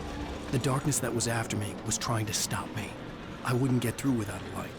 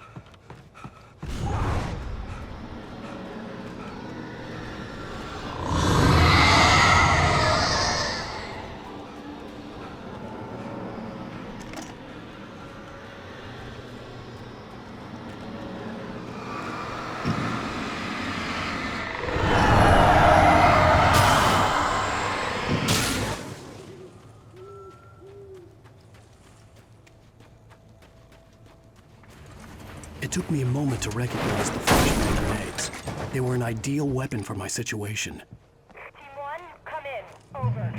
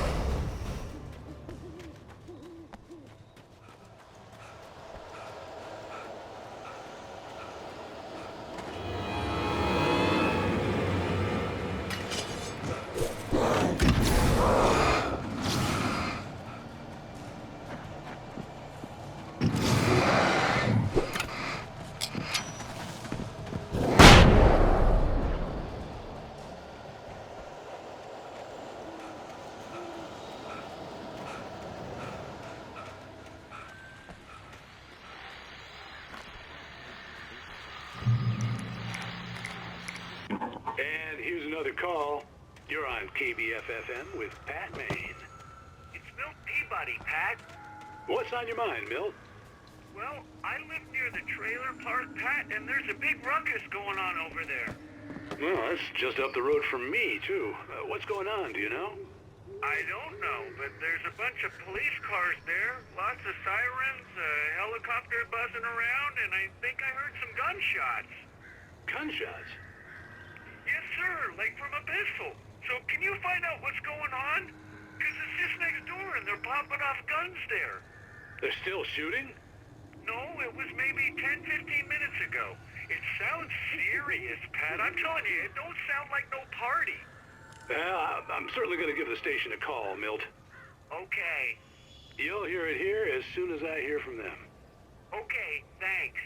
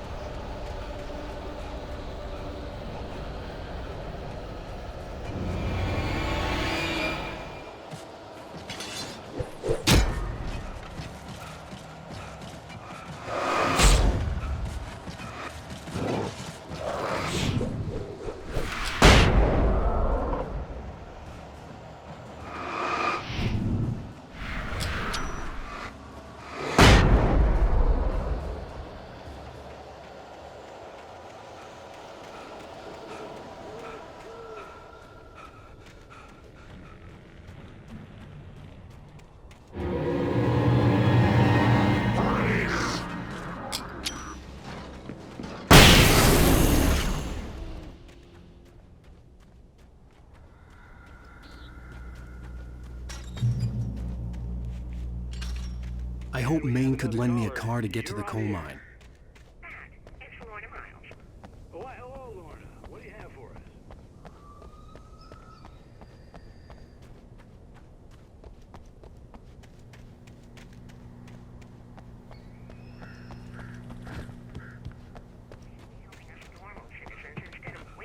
Resources on those people. Well, They'll have to try to sort themselves out. I'm sorry, but my granddaddy settled in Rhine Falls in 1911. well, thank you very much for that compassionate viewpoint, Lorna.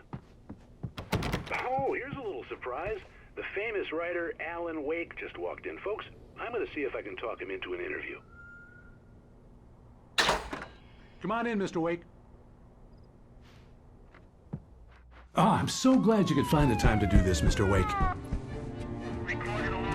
Nowhere to run now, Dan Brown. You back away from me. Don't hurt her. Whoa. Everyone calm down. Put the gun down. We're all friends here, right? Cool your jets, Nightingale. We got him. What the hell's the matter with you? There's a civilian in there.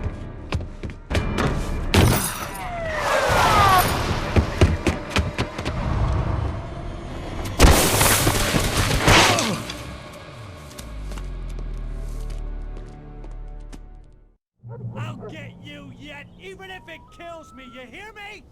You hear me, H.P. Lovecraft? I had fallen off so many cliffs it was ridiculous. That's what you get for naming a book The Sudden Stop. It was probably good I hadn't had the chance to tell Maine where I was going. I'd have to lose the cops and find my own way to the mine.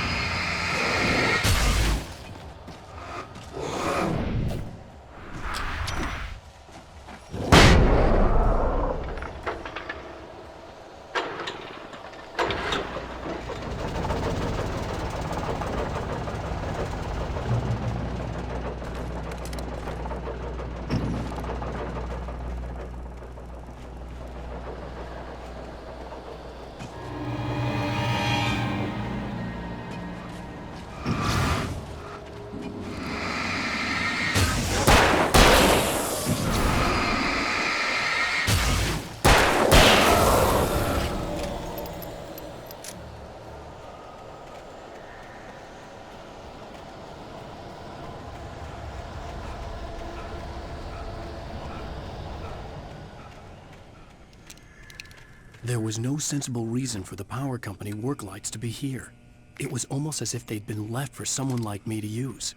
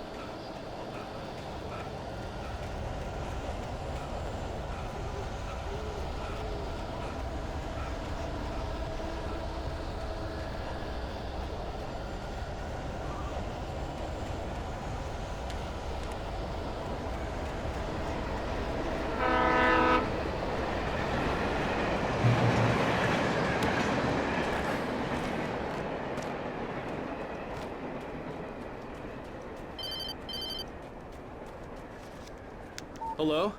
The most stubborn man I've ever met. Alice? Alice? Alan, I'm so afraid. Keeps me in the dark. Please help me. I look at you, Alan, and it's not you. Something else. Looking out from behind your eyes.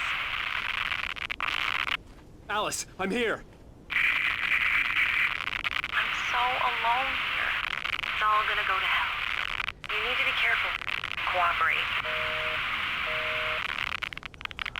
The connection had been terrible, but that wasn't the only thing that hadn't been right with the call. She sounded wrong somehow, but she had called me.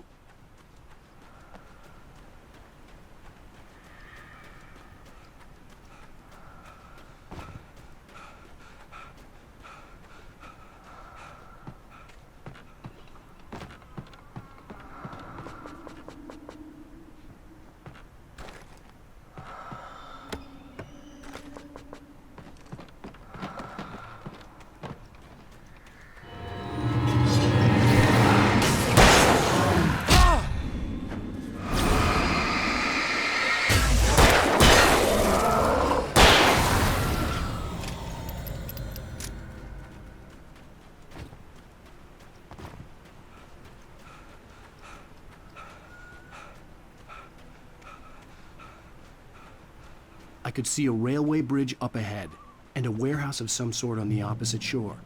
I hoped I could find a car from there.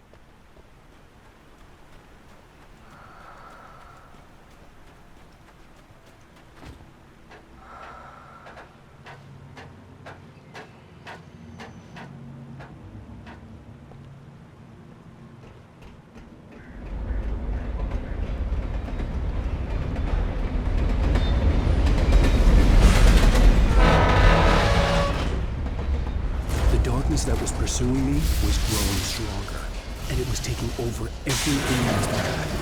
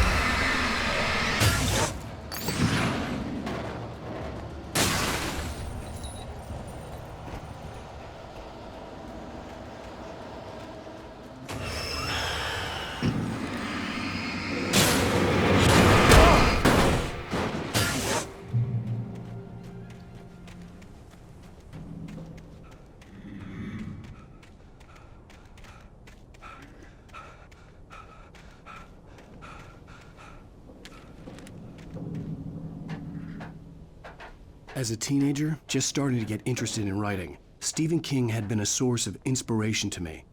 I thought about all the inanimate objects that had come to life in his books. No one is safe in a good horror story. Certainly not the protagonist. That's what makes them fun. This was anything but. The darkness could possess anything, and it was getting closer.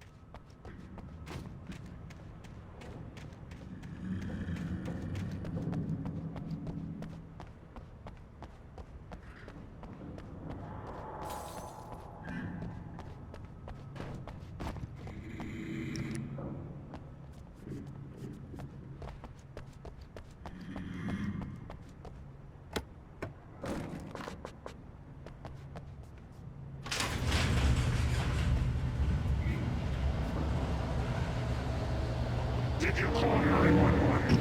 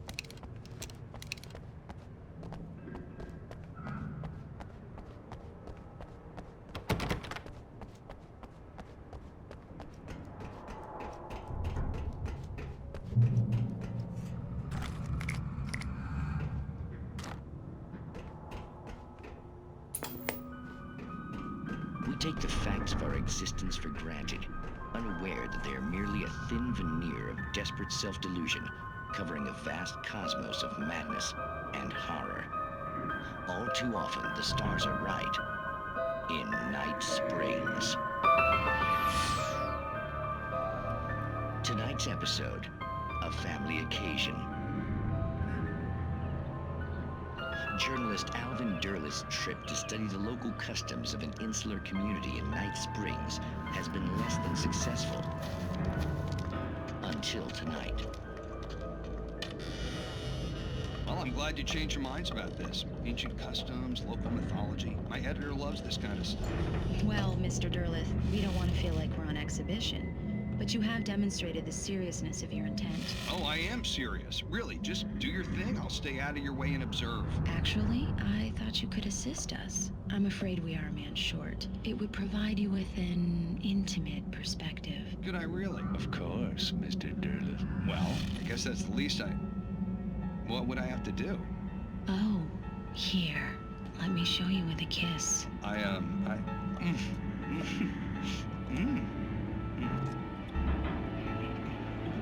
What did you add?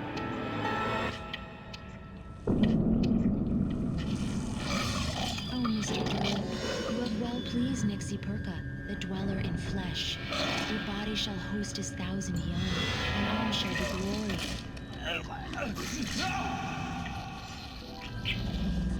Shh, darling, be calm. Shh. Alvin Derleth learned a harsh lesson. If you go looking for mythology, it may come looking for you. And such quests always bear fruit. In Night Springs.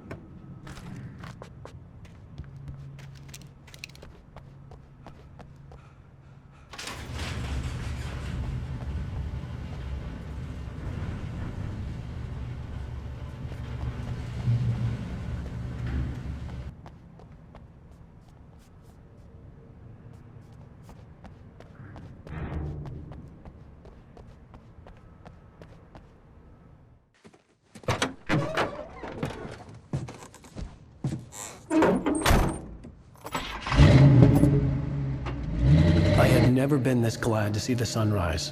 I had a couple of hours to get to the coal mine.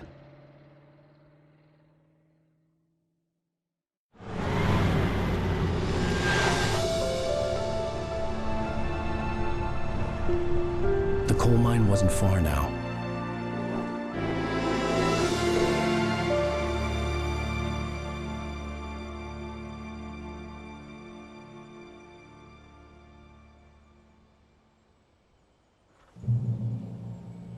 Today, I would meet the kidnapper, and he would give me Alice. I wouldn't give him any other choice. A drowning man will clutch at a straw.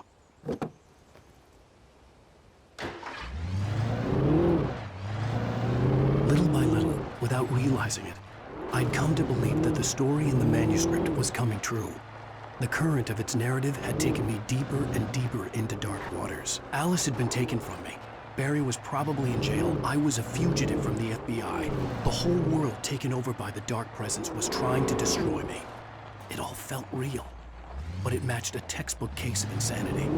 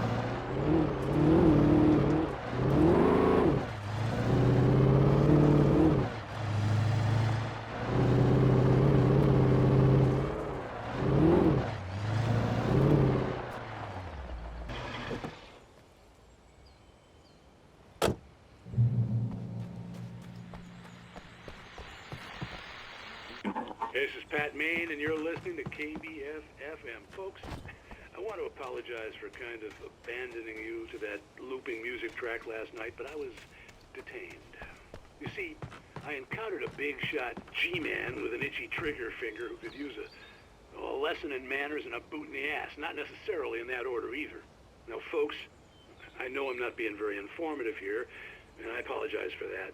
I really should just keep quiet, but I'm just so peeved right now, because some people just shouldn't be carrying badges. I'm just glad that our Sheriff Breaker was there to straighten things out. And if someone I met last night is listening, let me just say, I'm sorry if my mouth got you in trouble.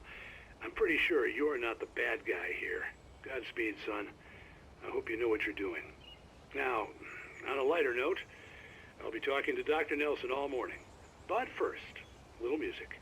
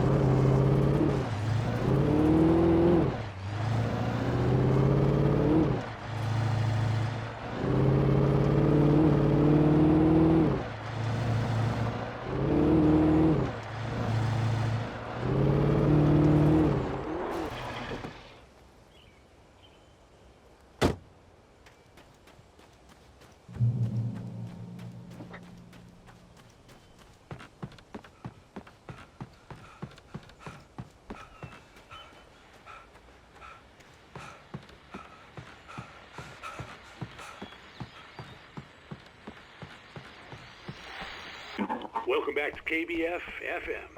Hope you enjoyed that tune.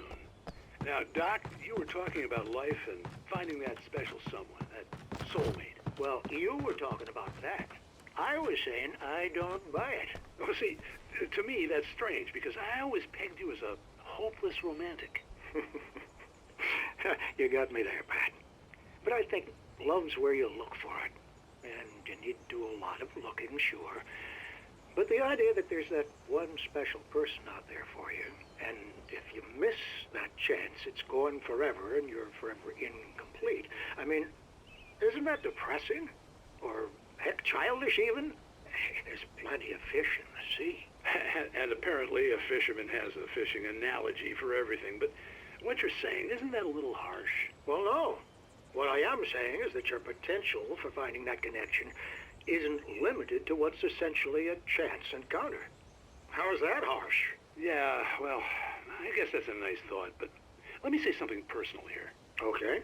Now, well, I don't disagree with you exactly, but I can't really fit that together with what I feel, what I felt for someone, because she was the one. She was. And I let her drift away from me. Maybe I didn't put in the work, I don't know, but, well, since then, and it was a long time ago, but since then there hasn't been anyone, not like her. And I'm not saying I dwell on her or haven't moved on. I like my life. I'm not living in the past, but I do miss the way she completed me. You can't argue with the heart, Pat. I'm sorry, folks. I had kind of a scary experience last night, and let's just say it's shaken a few things loose.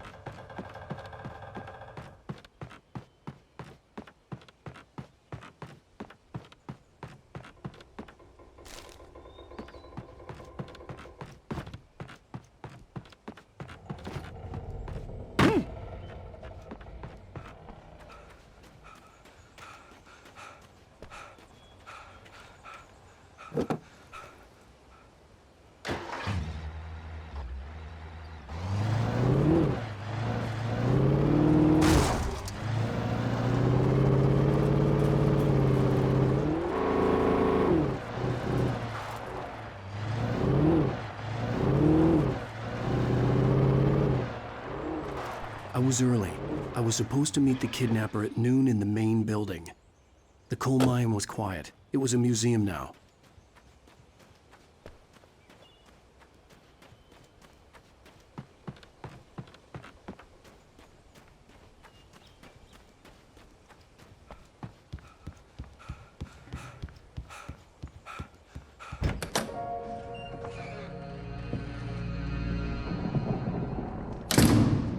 I didn't want to go outside. The cops had to be looking for me. The noon sun turned the place into a sauna. The day dragged on. Different scenarios ran through my mind. Ways of how I'd torture the kidnapper to get Alice back. Or the different horrible things he could have done to her. I imagined her dead. I had no way of knowing she was still alive. It was killing me.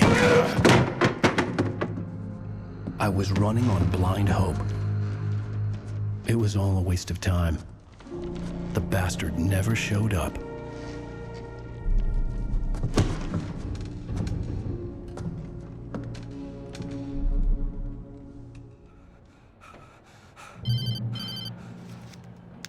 Wake! Where the hell are you? Change of plans. You know where Mirror Peak is? It's a big mountain north of where you are. You follow the path from the mine, you can't miss it. There's a lookout point there. I'll be waiting. I'm through being jerked around by you. You want to see your wife alive? Because if you do, you better watch what you say to me. Do we understand each other? I want to talk to Alice. Yeah, and I want the manuscript. Don't keep me waiting, Wake. Hello? Hello! Ah! I'm gonna kill him! I had to get to Mirror Peak.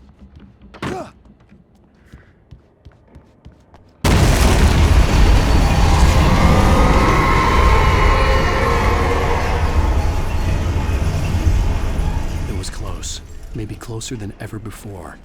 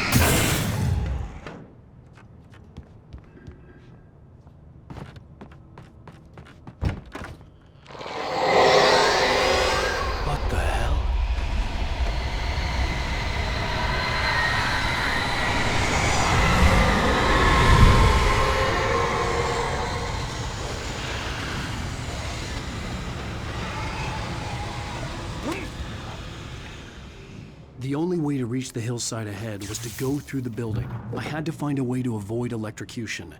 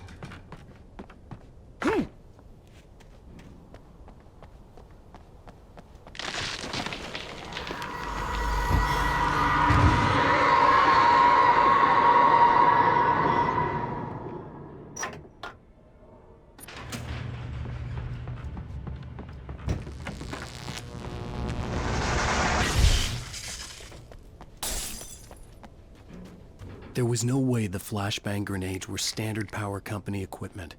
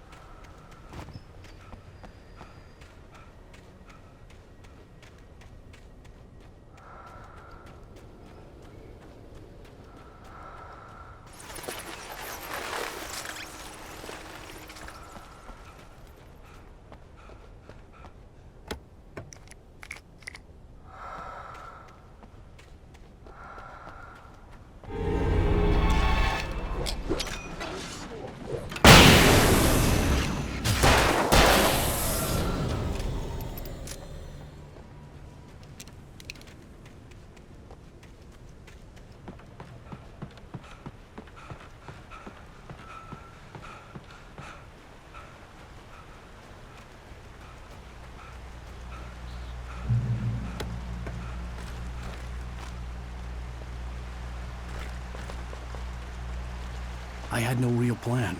I was going to give the kidnapper all the manuscript pages I had for Alice. If that wasn't enough, I'd hold him at gunpoint and make him talk.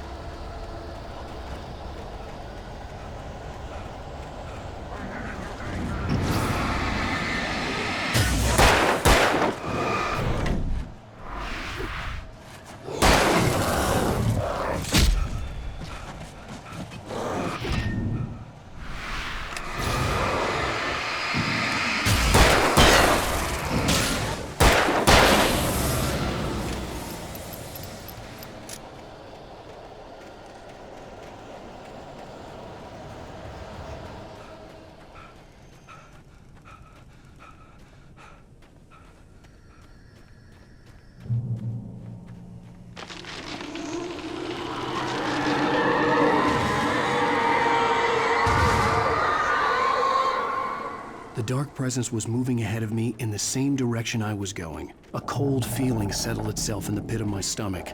Was it going for Alice? The graveyard shift may cause cancer.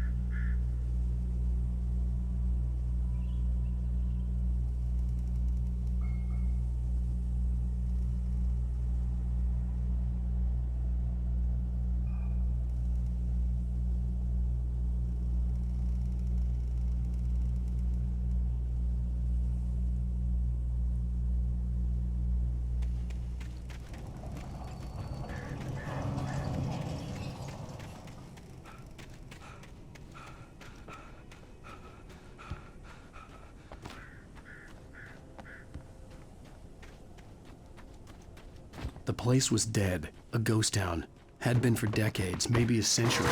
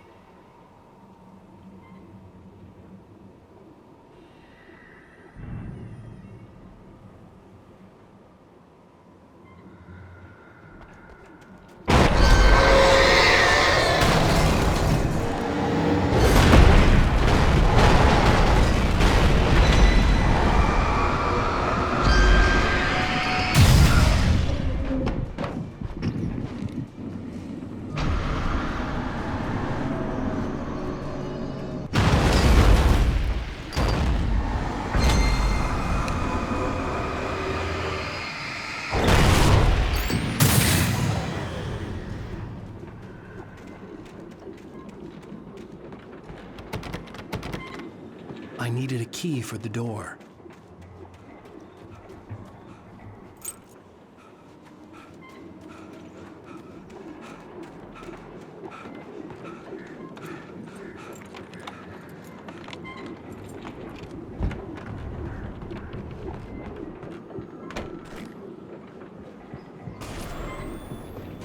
Anything outside of riding is a struggle. I feel ill. I managed to make my way downstairs. There's a shoebox filled with books and papers by Thomas Zane. It's very hard to focus, but I managed to read some of it. He's a poet, and a good one. He writes of muses and creators summoning fabulous things from a magic lake, using his powers to shape the world of a realm of gods and dreams and demons, dark things that wait for a chance to slip through, wearing the flesh of men as disguise. Zane writes about himself, his girlfriend being taken over by a dark presence, about growing scared of the lake. Zane believes it's a mirror to the gaping void of darkness above, where some Lovecraftian presence lurks. I crawl back upstairs. I'll borrow these things for my story. They ring true. They fit.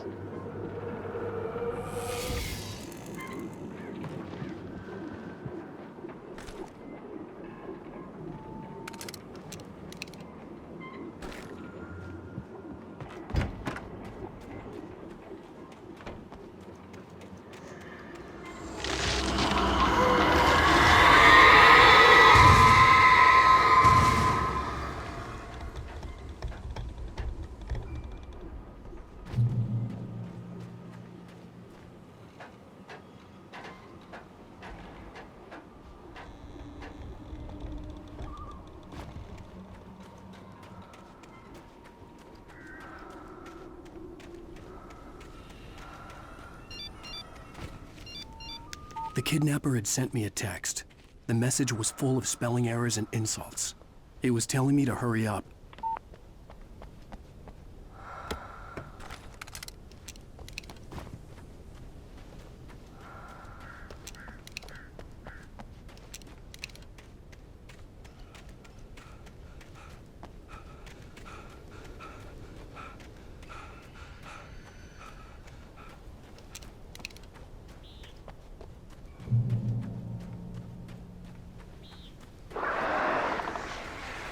Birds.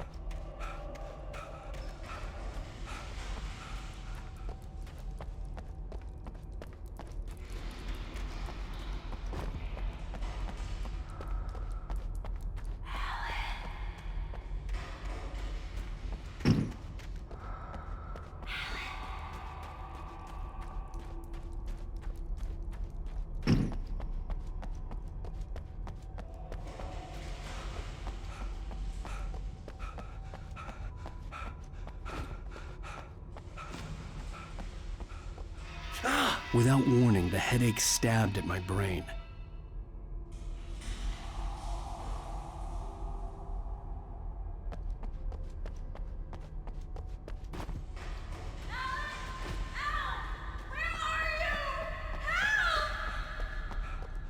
Alice? Alice!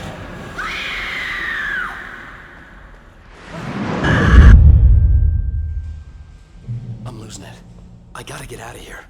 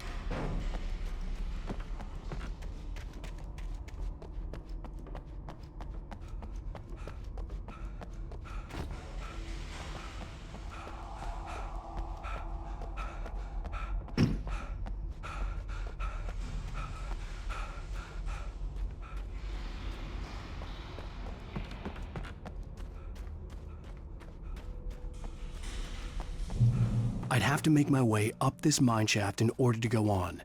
Maybe the machinery could help me with that.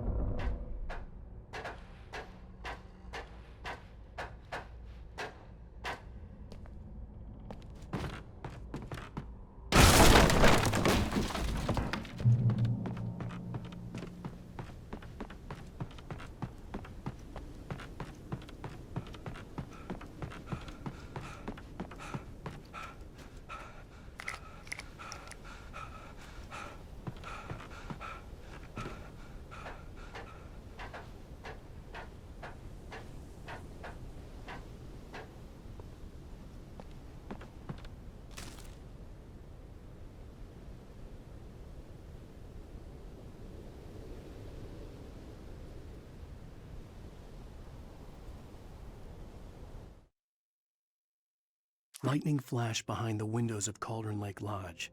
Tor Anderson laughed and held the steel hammer above his head. Nurse Sinclair was trying to calm him down without success. Tor grinned madly and shouted, "My hammer's up. Here's a friendly poke from Molnir, wench." He brought the hammer down with all his might on Sinclair's head. "We're on a comeback tour, baby."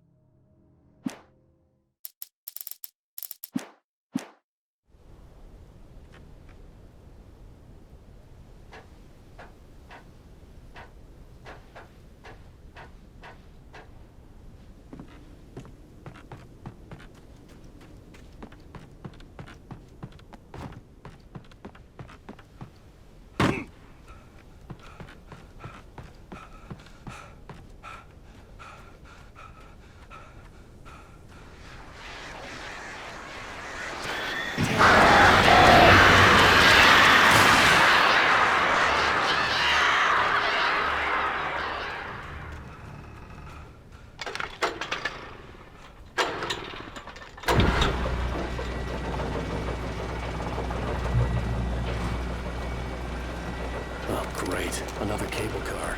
Just great.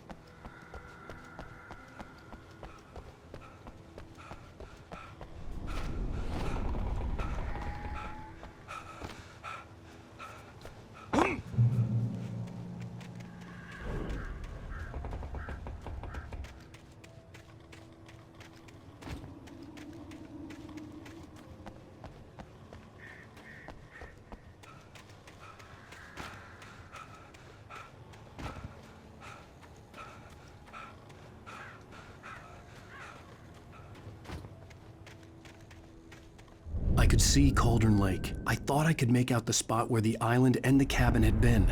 There was a light near it. It had to be a boat.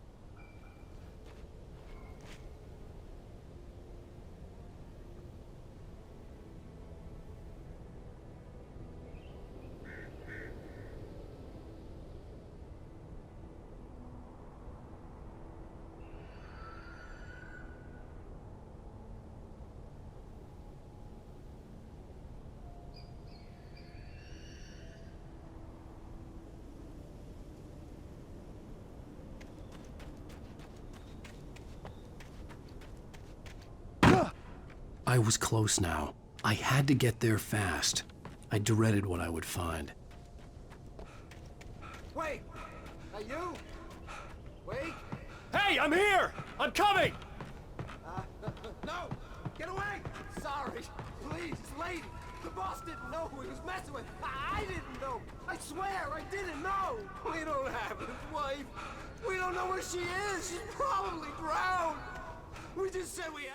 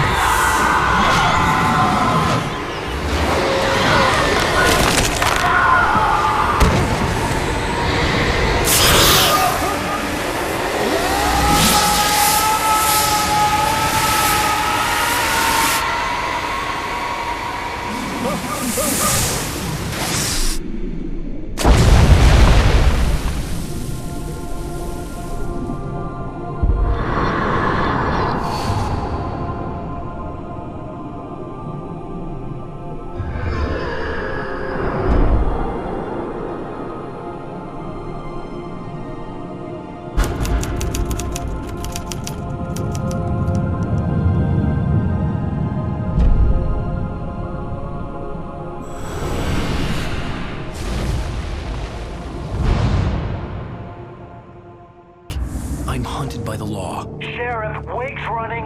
I'm giving chase. Are you seriously telling me that writer just took out my deputies? A thriller I supposedly wrote is coming true.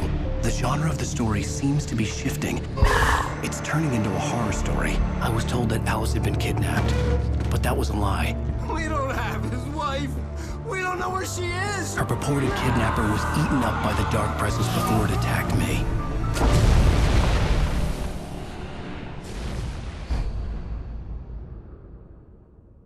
Alan, shh, baby. It was just a nightmare. Alice. There you go, Alan. Hartman, I fell. I had to give you a sedative. Don't fight it. You went through another rough period. What? Right now, it's very important that you stay calm. We don't want you to have another episode. You're a patient at my clinic. Have been for a while now. The shock of your wife's death triggered a mental illness. No, you're lying. You're suffering from various symptoms of undifferentiated schizophrenia. Bastard. It's okay, Alan. Just let go.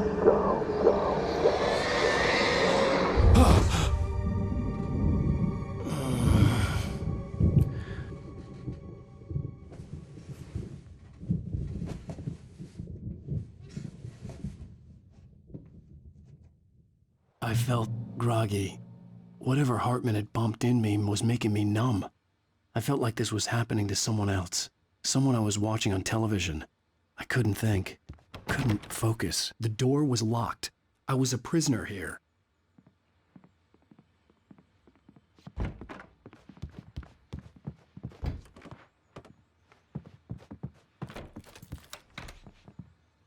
Good evening, Alan. Are we feeling better now? Feeling calm?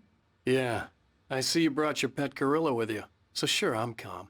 I get the message. Loud and clear. Quite right. That's the spirit. You're being very brave, Alan.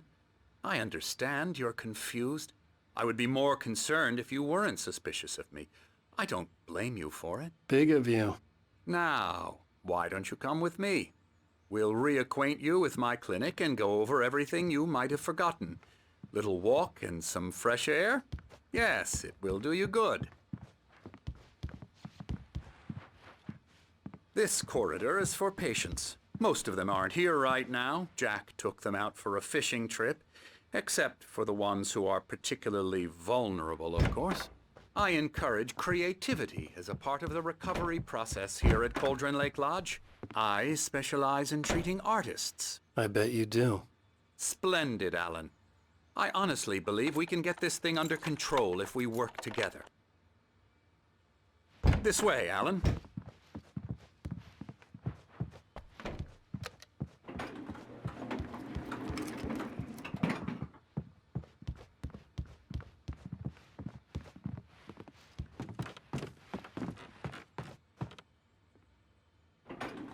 Now, Alan, from past experience with you, I know I need to get right into the heart of the matter as quickly as I can after an episode. So I'm just going to say this. Alice is dead. No. You're in a very vulnerable state until you understand and accept this. Alice drowned, and you couldn't face that. You're suffering from hallucinations, paranoid delusions, unusual thinking, an obsession about light and darkness, a feeling that everything revolves around you, your thoughts and dreams. Your mind has constructed an elaborate fantasy scenario in which your writings are affecting reality. She has been kidnapped and supernatural forces of darkness are trying to stop you. We go this way, Alan. I wasn't ready for another shot, so I went along with it. He had to be lying.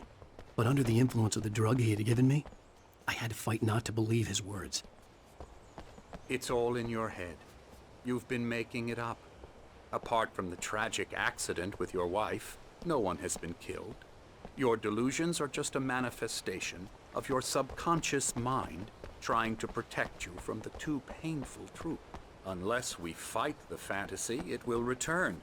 I know the instinct is to resist me, but think about it. Doesn't this make far more sense than the insane supernatural conspiracy you have concocted in your mind? You're a skeptic by nature, Alan. We both know this. Everything can be explained logically.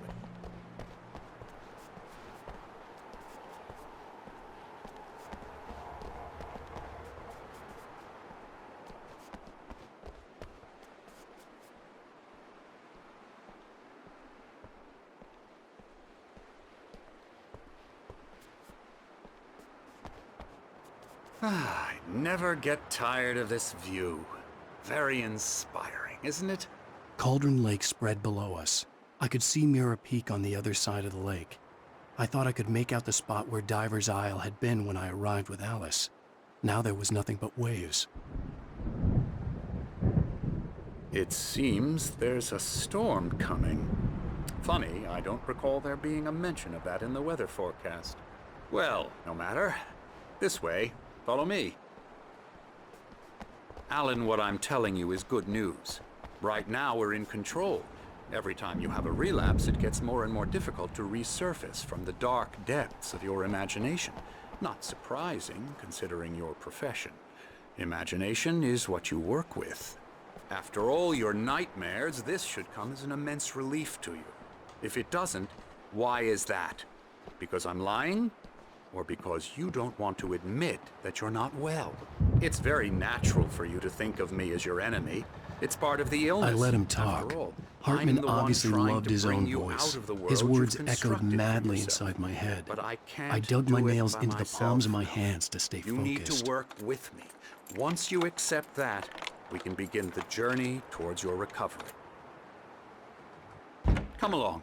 Let's go inside. Here's the entrance to the office wing. That's for staff only. Spooky. Come on. Scary bad. Yeah, bad. Scary.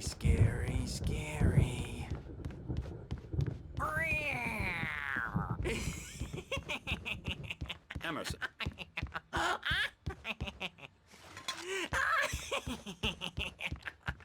I'm a real bad dream, mister. You should be afraid of me. Don't want to run into me in the night, that's for sure. Please, Emerson. Mr. Wake is confused enough as it is. Yeah, you'd like me to go away so you won't be scared. But you can't just decide what kind of dream you have or when you have it. Emerson. Okay. Sorry. Boo. That's Emerson. We're actually making some progress with him, I'm happy to say. He works on video Elbow games. strike.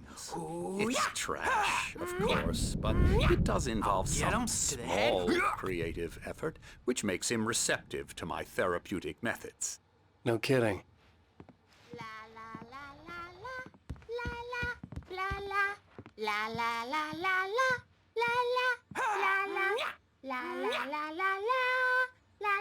Come, Alan, this way.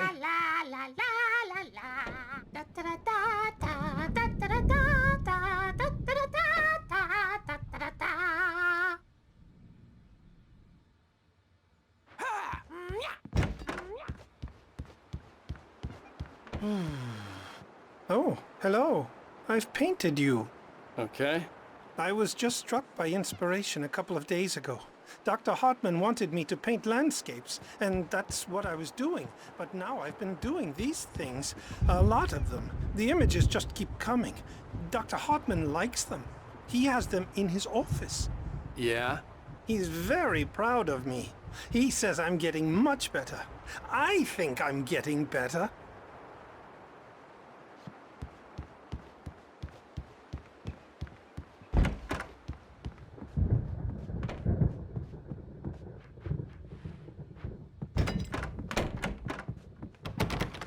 Now, you might have noticed the typewriter in your room. You've been writing as a part of the therapy. As soon as you feel up to it, you should continue. My rheumatism's killing me. There's a storm coming. Oh, what a storm.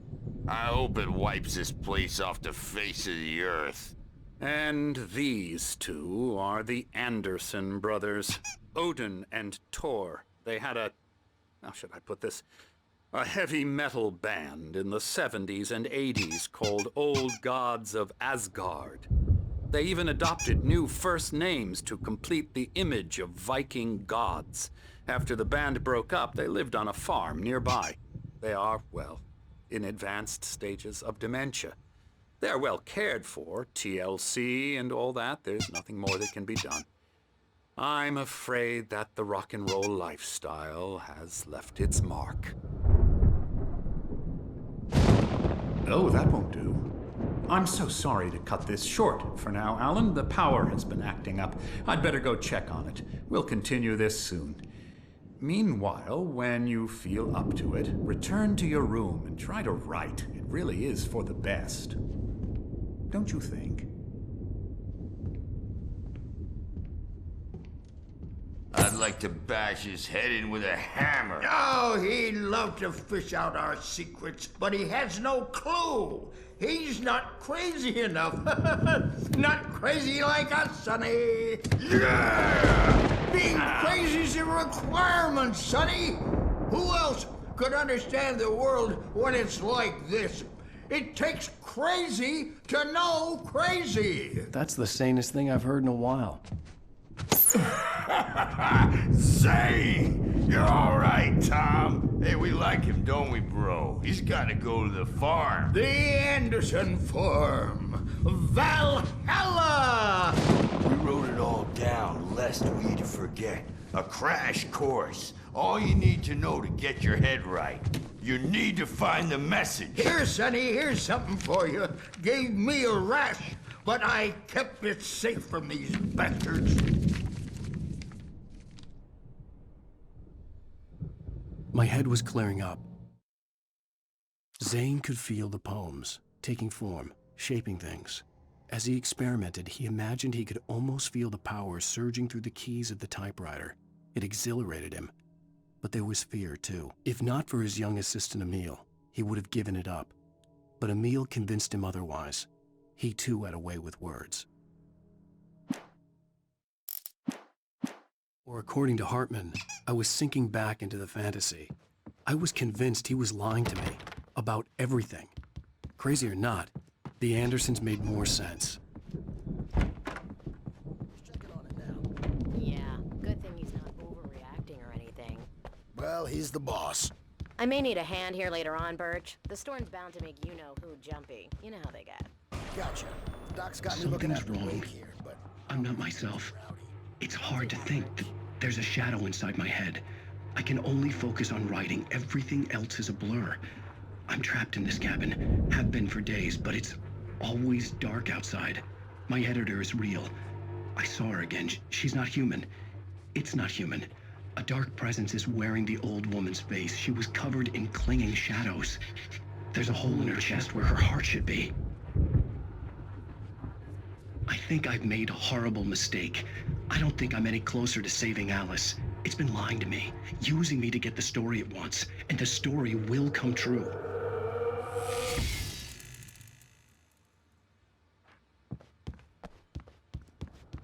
Hartman had mentioned that the power had been acting up. Maybe that was the reason for the generator and the work light on the balcony. The generator hadn't been activated, and there was no key. Dr. Hartman, and give the writing a shot, huh? Typewriter's in your room.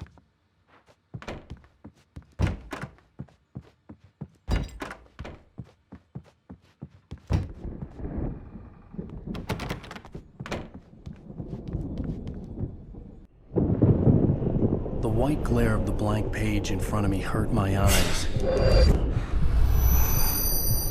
My hands began to shake uncontrollably.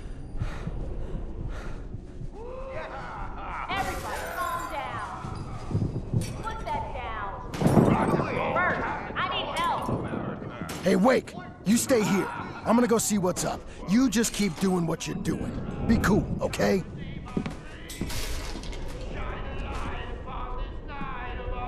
I didn't know what the chaos was all about, but it could be my only chance of getting out of here. Where the hell did he get a damn hammer? I don't know. Hammer's up.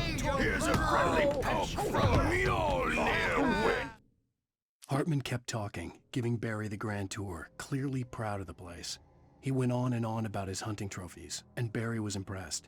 But he was here on business. He raised his voice, cut through the monologue. Hey, Hartman, where's Al? Hartman stopped in mid-sentence, annoyed at the interruption. He nodded at the hulking orderly standing nearby. The man smiled and clapped a practiced hand on Barry's shoulder.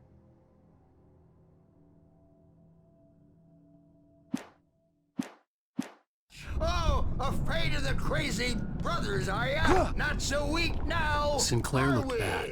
That wasn't a love tap. The crazy old fart hit her Well, hard. things are If she was one of Hartman's unraveling goons, fast, aren't they? she had it coming. I could get the key to the office room from Sinclair. I had to get to Hartman's office. He had taken all my manuscript pages. It's my That's where he'd been keeping them. I'm taking it. Come out and face the music, Birch. It's time to pay the piper. We're on a comeback tour, baby. Maybe you could come out and beat our wrinkly Hammer's Way will adult have it diapered say, asses rise up in words, their name. since you're so tough, Birch. We were on the road, man. You think we haven't seen punks like you before? Mortal knave.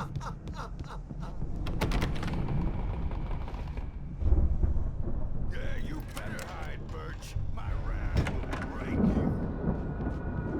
The markings on the tape said they were recordings Mrs. Hartman Wake, had made at the sessions with his patients.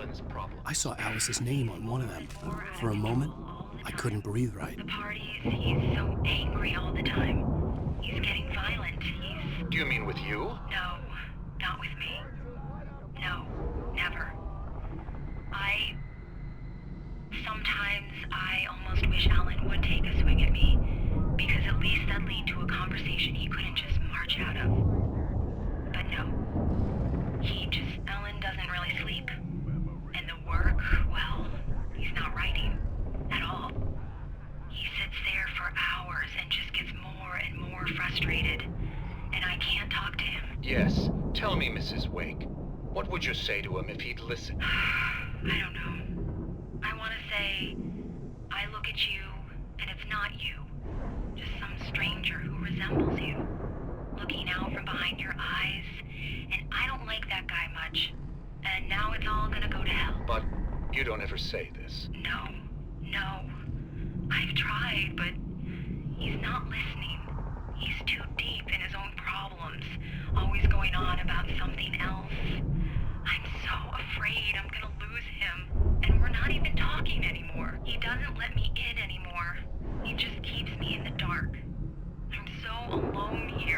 even when he's home. Please help me, Doctor, because I'm at my wit's end. Well, if you can just get him here, I'll absolutely do my very best. Yeah, but Doctor, you need to be careful with him. He's not just going to listen to you and cooperate. He's the most stubborn man I've ever met. Well, I'll be sure to bear that in mind. Hearing her voice, what she was saying made me happy and sick and guilty all at once. Worst of all, I recognized the words. The phone call from her. It had been a cut-up of this. Just a recording. Hartman wasn't happy. Mott could see it in his eyes. He quickly lowered his own. He had made a mess of it, and he knew it. The shame of failure was hard to bear. He hadn't expected Wake to say he needed more time, and he blurted out 2 days, less than Wake had asked for to show him who was in charge. But that wasn't part of Hartman's plan.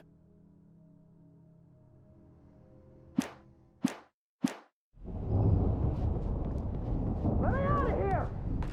Hartman, do you hear me? I'm gonna chew your crazy quack ass to shreds! Seriously! Do you have any Barry? idea how much... Ow! About time! Barry, man, am I glad to see you. We need to get to Hartman's office. It's right next door. You okay? Yeah. I mean, no! The cops found me at Rose's trailer, but they didn't hassle me too much.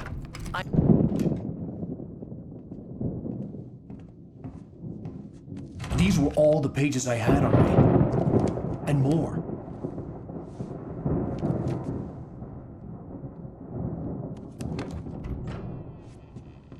Alan, please. You're sliding back into the... Tell me one more lie and I'll shoot you in the face. Ah, well, it was worth a shot. Really, Wake, come on. Let's work together on this. You have no idea... Hartman, shut up! Barry, get out of here. I'll catch up with you. Get a car. Oh, Al, let's just... Go! Wake, listen to me. This is a mistake. Don't you see? Together we can create something absolutely wonderful. With your ability and mine.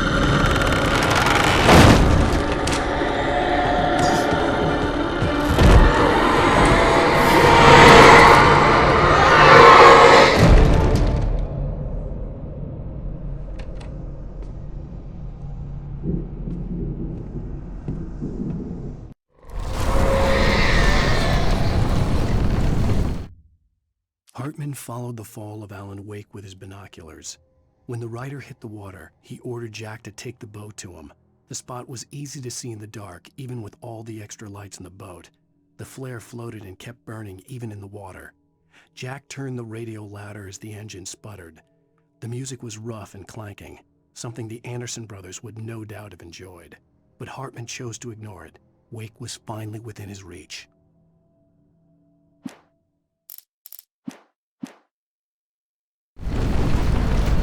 Presence would be on me in a moment. I had to find a way out.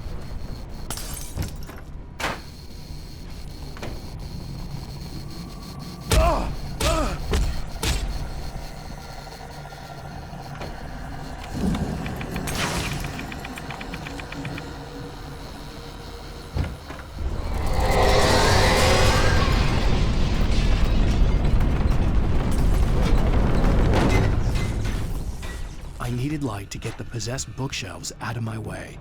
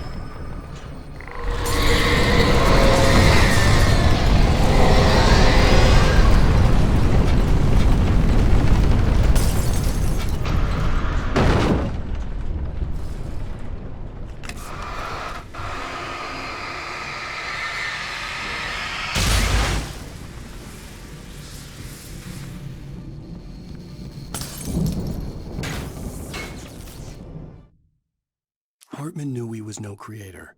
He had no ambitions on that front, and he certainly didn't want to end up like every artist he had worked with here, damaged in ways that were hard to describe, or worse. It was enough for Hartman to maintain creative control and provide direction, to be a producer. That was what most of these people were in need of anyway.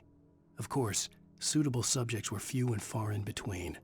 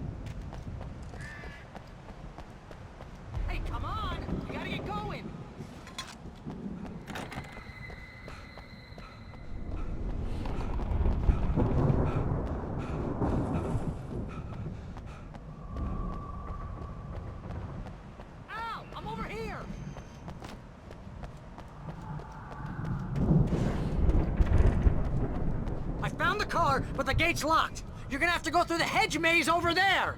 Barry, I don't have a light. Take this, Al. Oh, God! Look at the house, Al!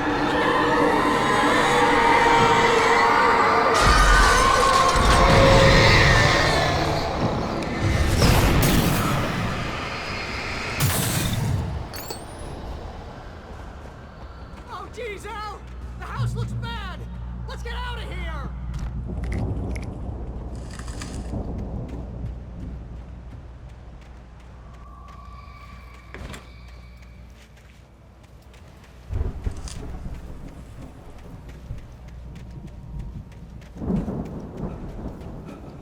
Al, hurry up! I can hear those evil guys moving around!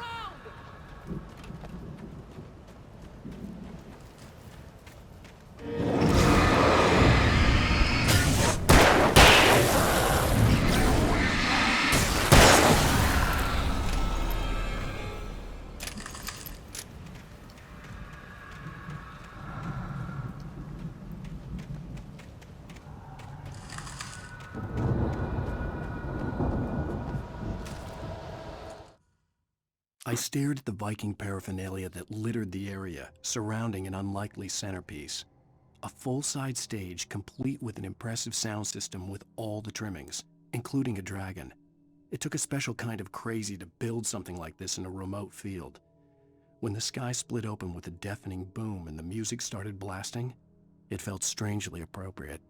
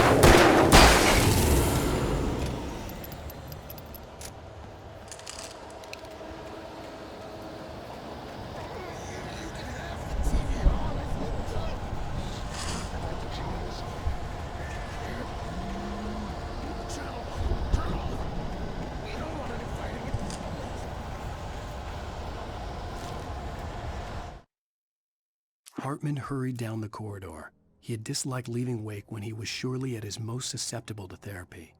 But this was not an ordinary storm. Wake had been writing, and he had woken something up in the depths of the lake. Now, it was coming for him. Hartman had naturally prepared for a situation like this. The idiot brothers would keep Wake distracted while Hartman double-checked everything, just to be sure.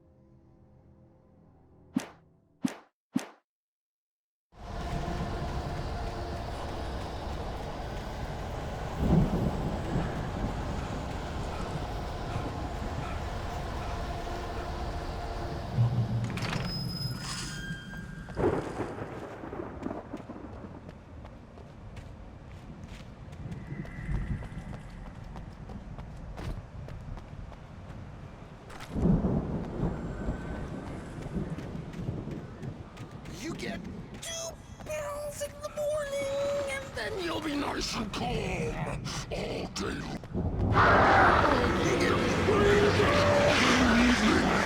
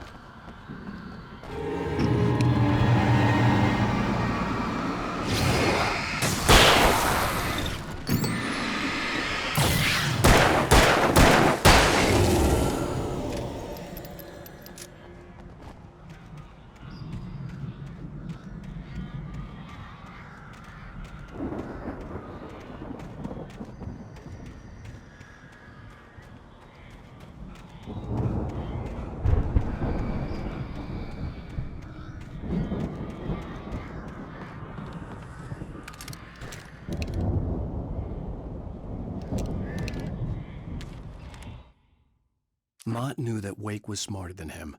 Wake had more money, a beautiful wife, everything. And Hartman said Wake was important. That made him better than Mott. But Mott was calling the shots now. He'd expected Wake to whimper and grovel, but instead, he seemed willing to fight. Mott knew he'd gotten under Wake's skin. If only Mott actually had his wife. The thought made him shiver.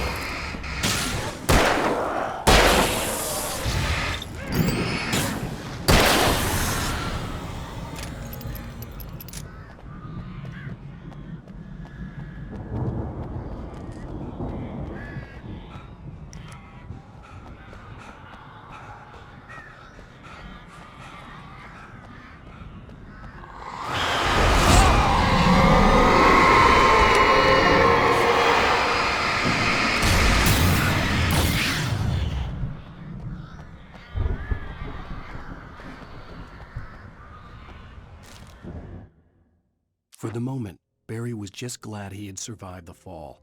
He had been separated from Al, and there was no easy way to climb back up. He told himself he'd be okay in the gloomy forest at night. He would just have to wait for a while for Al to find his way down. Barry turned when he heard the heavy footsteps and saw the movement. The man-shaped shadow lunged at him from the bushes, an axe held high. Barry screamed and threw up his hand. The world exploded.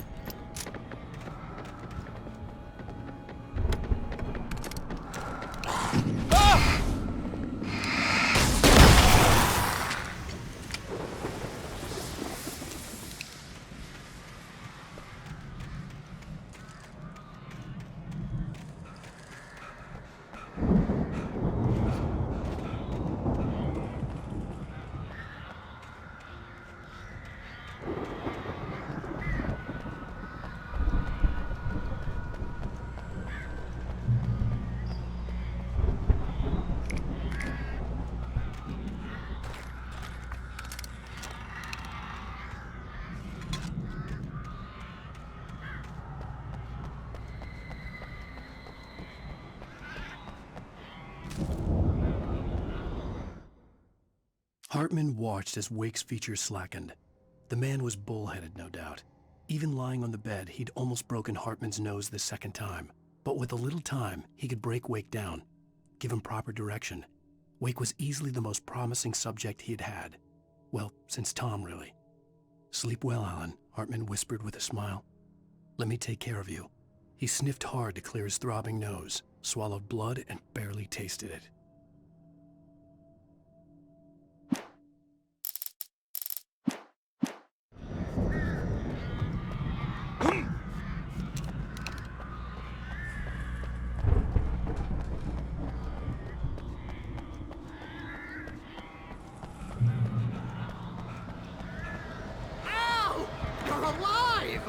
Let's get out of here. Can you open this gate?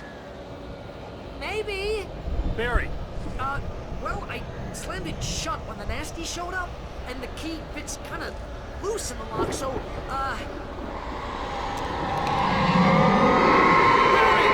I'll find it. Don't worry about it.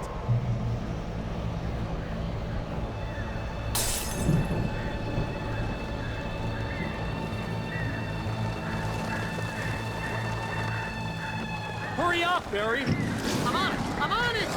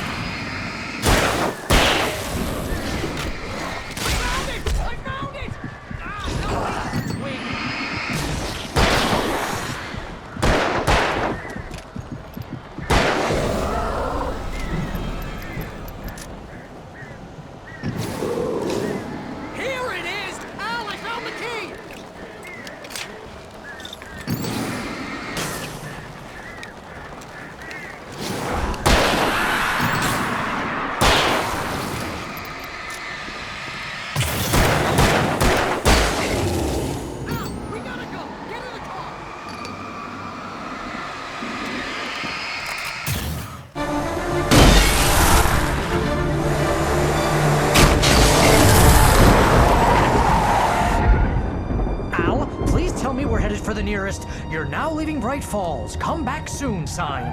We're going to the Anderson farm. I knew you were gonna say something like that. You know what? You owe me big time for this. When this is through, if we make it, I don't care what anybody says, I'm done with darkness. You're gonna buy me a tanning bed as a gift, and I'm gonna live in it.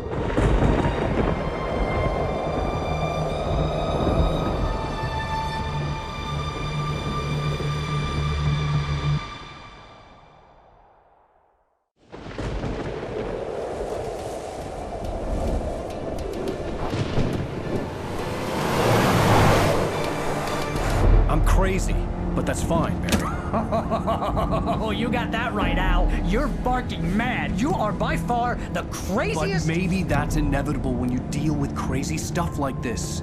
It helps. This is happening, Barry. Alice, they never had Alice. She's trapped in the darkness at the bottom of the lake, but she's not dead. Al, how can you know that? I know, Barry. I can... Al, No, listen. I can bring her back. I can find her. There's something special about this place. The lake, it does something to the works of art created here. It makes them come true.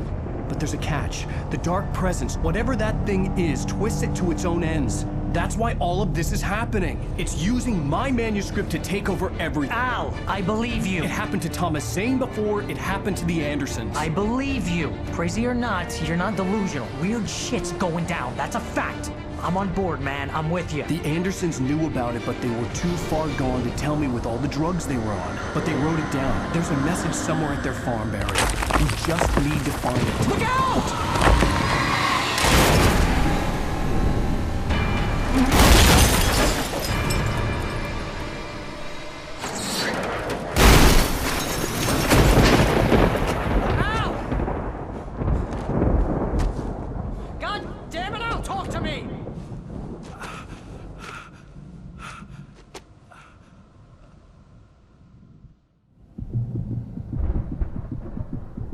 I had lost my gun in the crash. Barry was nowhere to be seen. Barry! Barry! Oh, man, you're okay! Jeez, it's good to hear your voice! I was trying to get out of the car, but the ground gave way.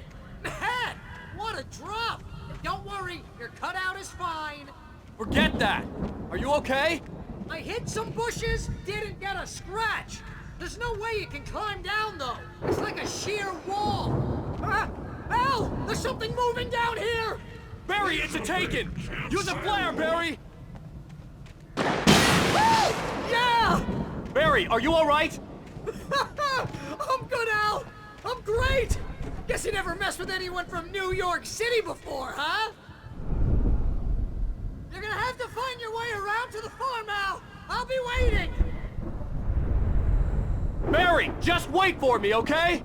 Al! I'm not staying here! It's suicide! I'm going to the farm! I'm gonna go ahead and secure the area! You can catch up! Don't worry about it! I'm on the case! Now he's Rambo. This would turn into a disaster if I didn't catch up with Barry.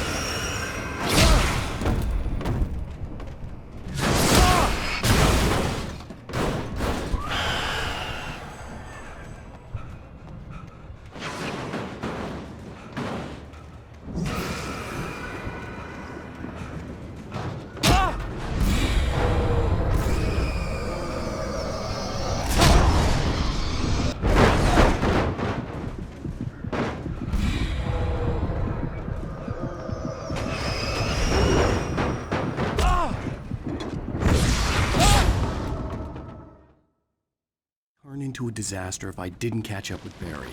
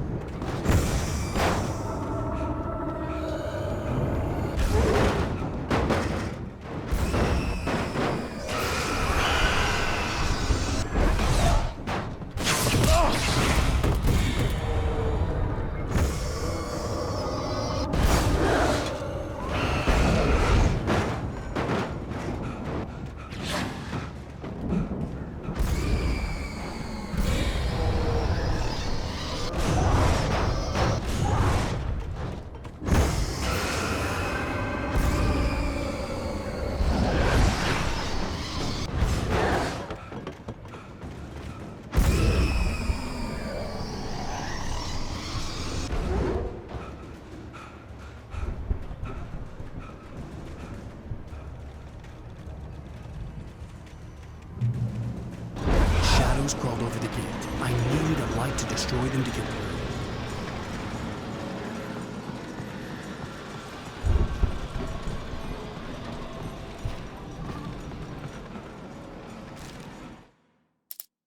Agent Nightingale stared at the passed out rider.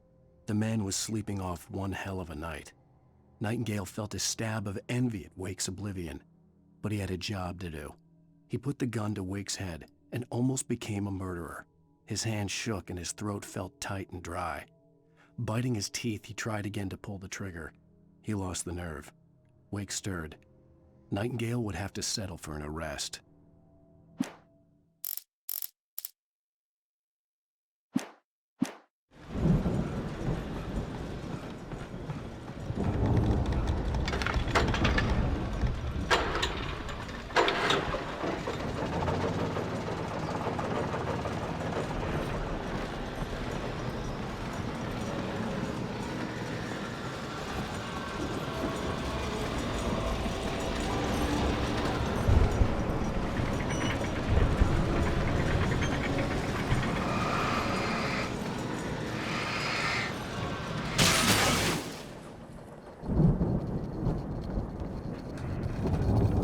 sensed the movement in the woods ahead.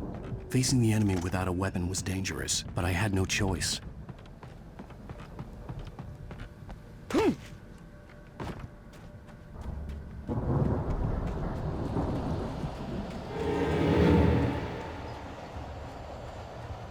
Omega-3 fatty acids are good for your heart.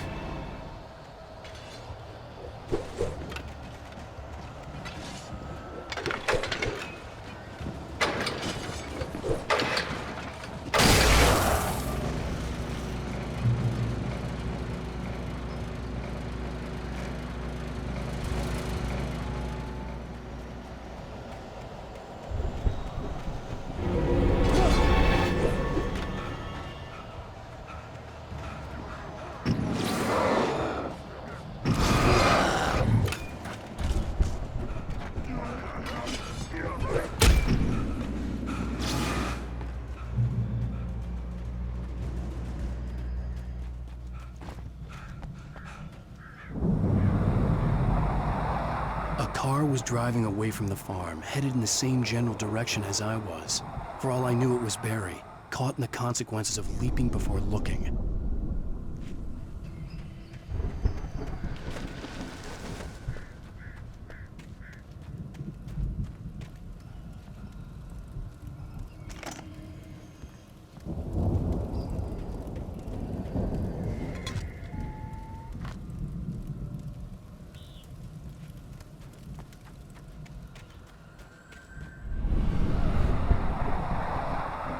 The car was heading for the cabin up ahead. It wasn't far. If it was Barry, I would see the damage soon.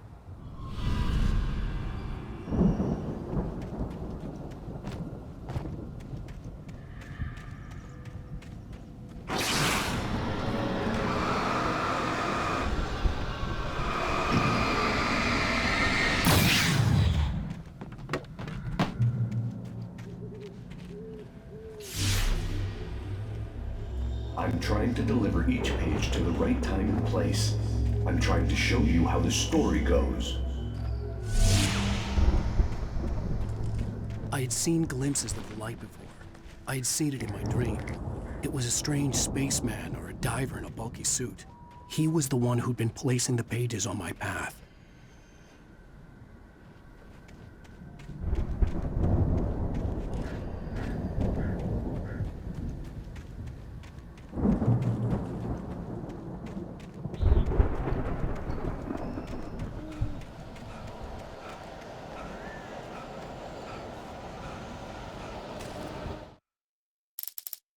The storm raged on as the Anderson brothers walked unsteadily away from the clinic with the other patients in tow, knowing that this time they wouldn't return. The darkness around them seethed with horrors, but Tor and Odin were unafraid. Their eyes glinted with guile. They knew every secret path, and there was blood on their hands. They had fought these shades before.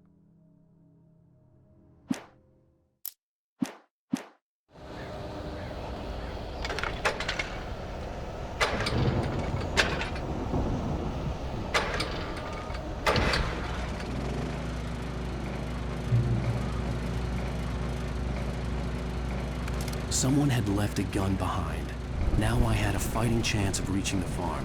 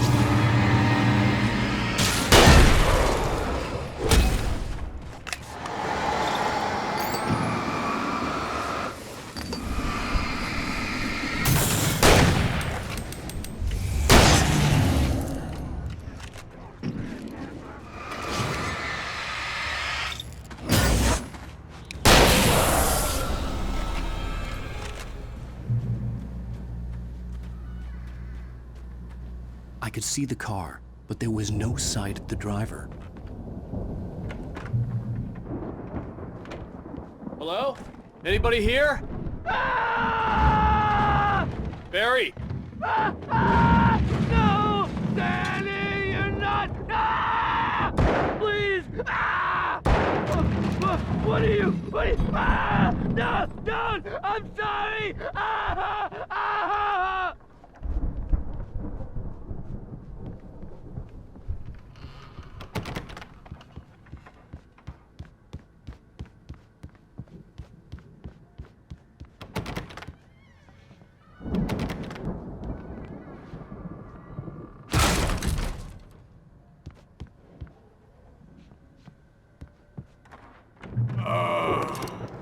I know you.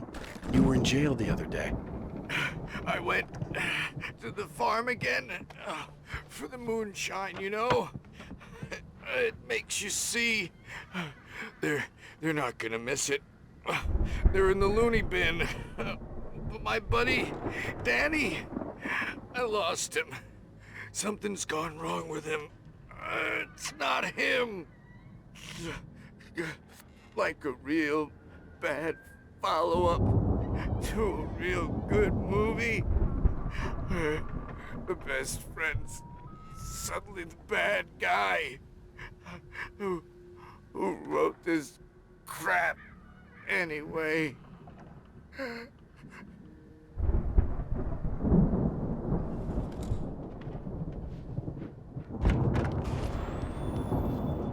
I've run through every possible course in my head. If I continue like the Dark Presence wants me to, the story I'm writing won't save Alice. It's a horror story, and it's going to kill her, and me, and everybody in this town. No one will survive. Darkness will consume everything. This is what it's wanted all along. It will be free, unstoppable. It used Alice to get to me, dangled her in front of me to keep me going. It was never going to release her. I'm going to change this. I'll escape. I've written myself into the story. I'm now the protagonist. This feels like a terrible risk, but it's the only way to save Alice. I'll be bound by the events of the story just as much as anyone else who's been woven into it. The story must stay true for this to work. There have to be victims along the way, near escapes, cliffhangers. In a horror story, it can't be certain that the hero will succeed or even survive. He almost has to die. I'll write my own escape into the story next. I need help. Zane's going to be the one who'll help me. I'll make it happen.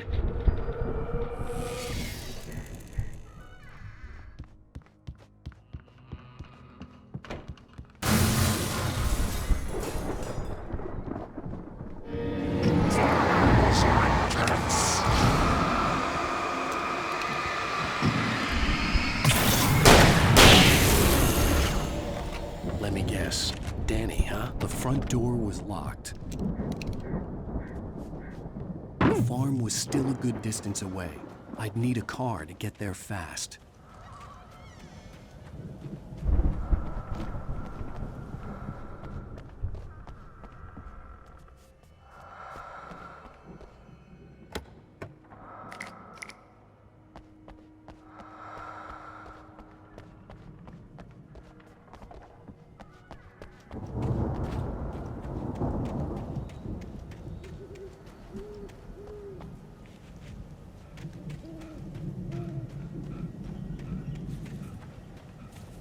If Barry wasn't up here, he was probably in trouble down at the farm.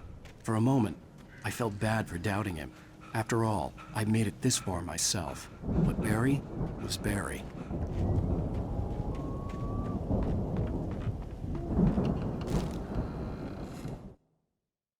For a moment, Hartman considered strangling the idiot.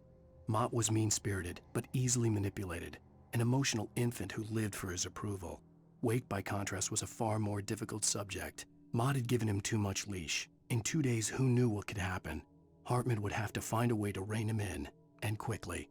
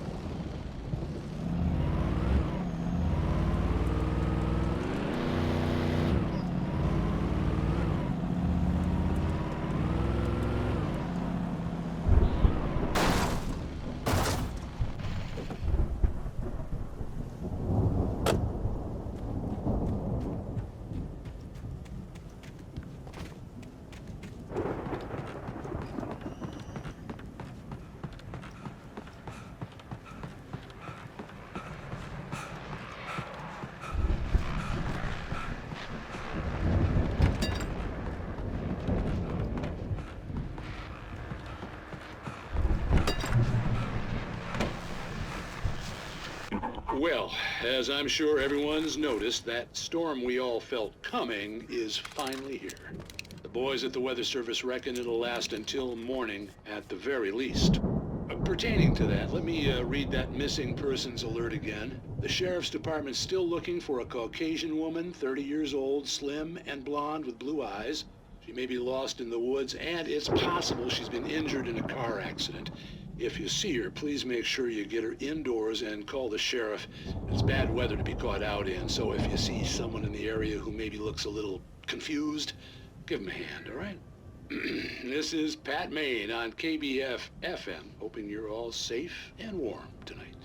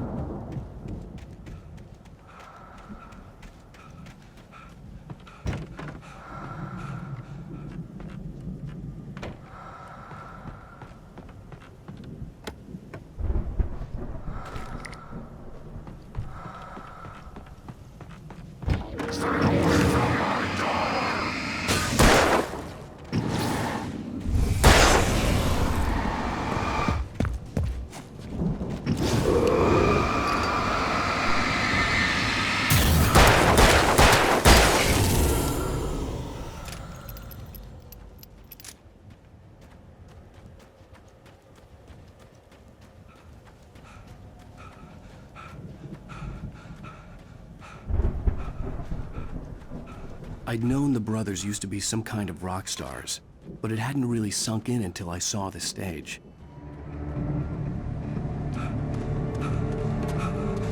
Ow! Run! Incoming! There's too many of them!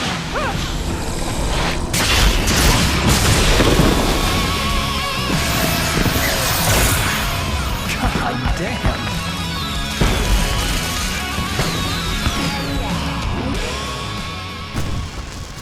I'm so glad you decided to go it alone, Mr. Bronson.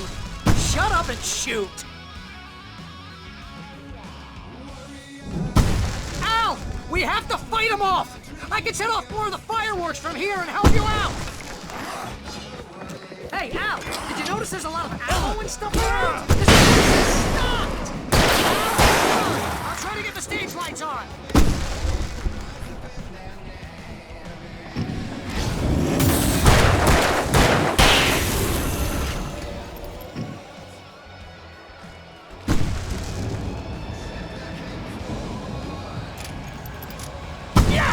Here we go!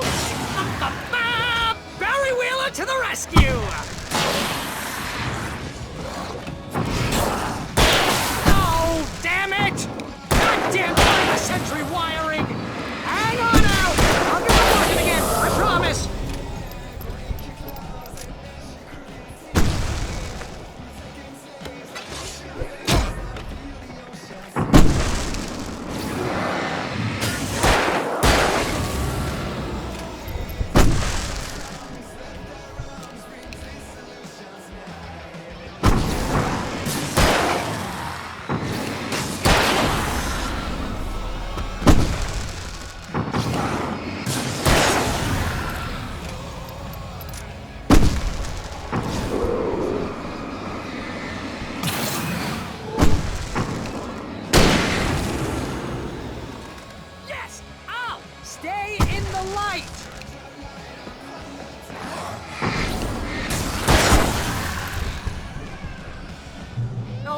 No! Why do you keep doing this to me?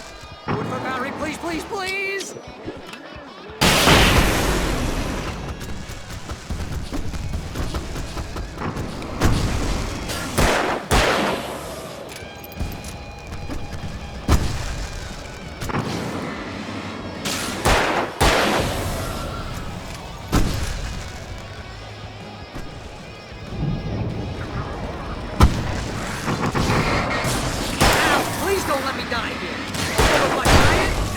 Much how I always wanted to go out.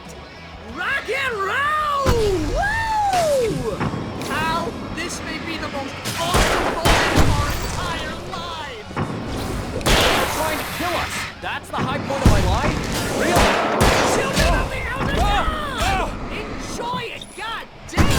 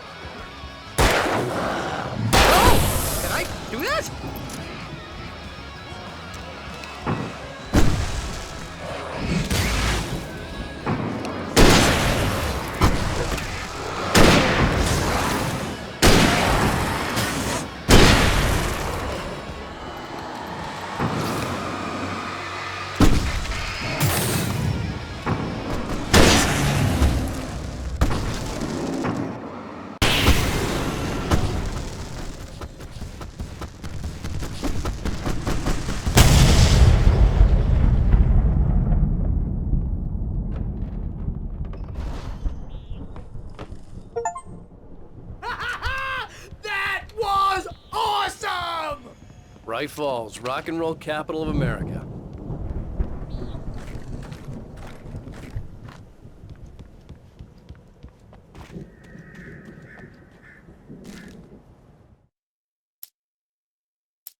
Deputy Mulligan tuned Thornton's chatter out. He didn't think riders were particularly useful people, and a huge manhunt for one struck him as idiotic. Certainly not worth the missed opportunity for coffee and pie. It wasn't even clear what the man had done, except run from them at the trailer park. Mulligan knew he wasn't alone. The sheriff's patience with the Fed was running out.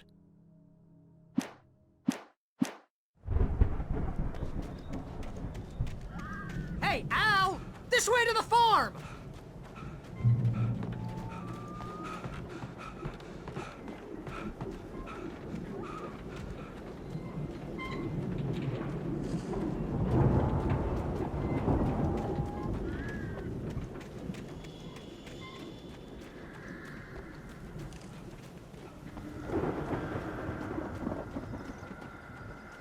See, bestseller? No reason to worry. Your cutout's good as new, right where I left it. I'll come back for it once we have the place secured. Yeah, that's been my biggest worry all this time. We need to get this thing moved out of the way. This is as far as I got before they ambushed me.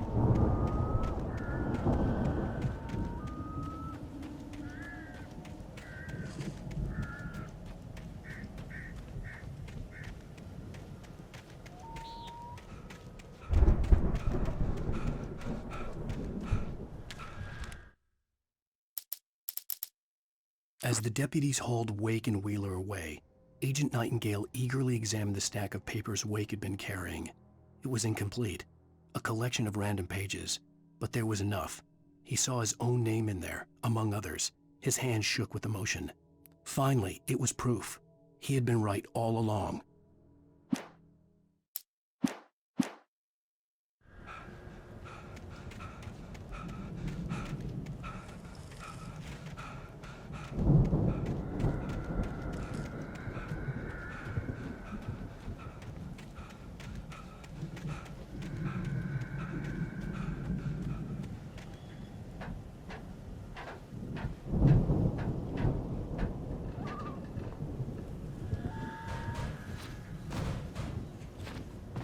I think Alan Wake here has something to say. What's that, Al?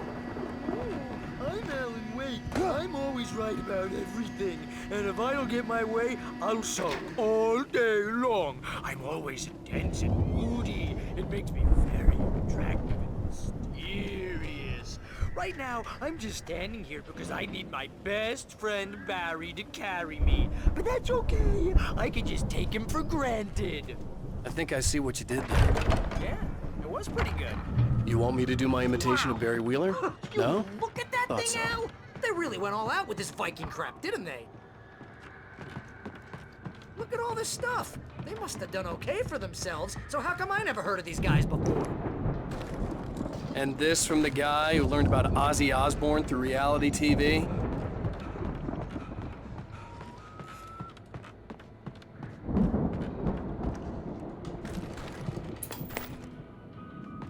Sleep. We all spend a third of our Night dreams in a Springs. soft embrace, Man, somewhere it's back between memories. fantasy and Hey, oblivion. remember when I got you that gig? But Your dreams first have a real way of writing forcing job. What got you themselves into started? waking life, Was this one of your or vice episodes? versa. In Night Springs. Tonight's episode, The Dream of Dreams. That's by someone else. We join Mr. Jones as he explores the endless dreamscape, only to be brought to a sudden stop by a decidedly mundane situation. A long line of people. Hey, Jones, right? Listen, we're gonna have to wait until His Highness over there is good and ready. Oh, wow. Who's that? You don't know him?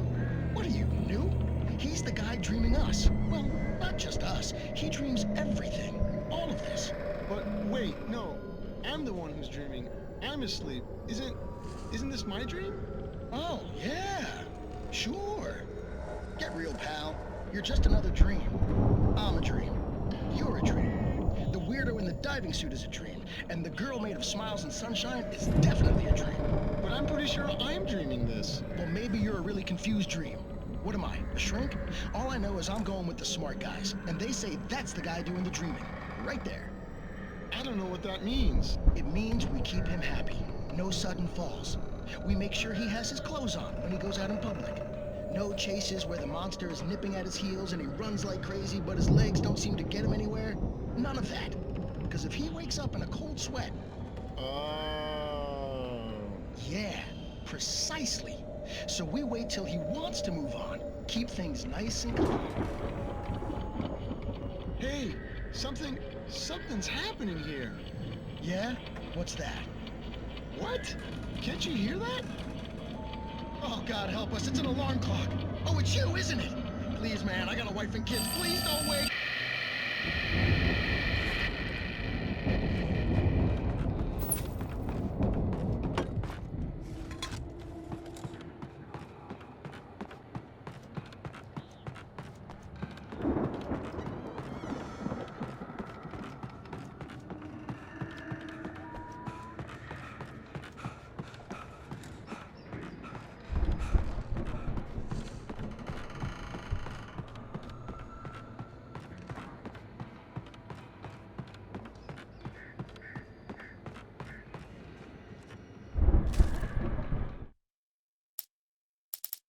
It's 1976. Madness reigns at the Anderson farm.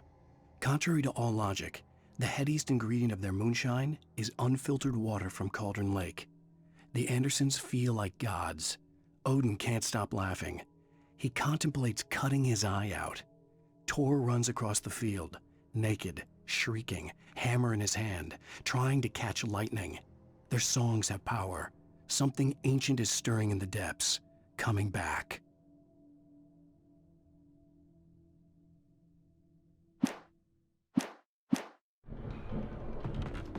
The Viking boat looked imposing, almost like a battering ram.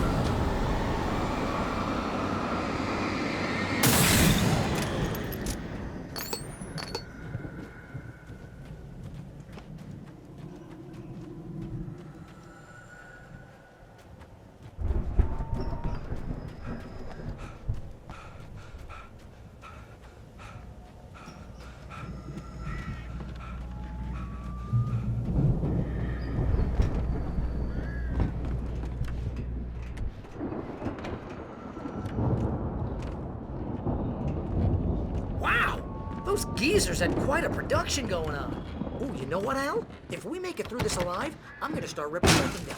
Yep, sell this stuff online, maybe get a reality show going, release a new single. Be careful, Al!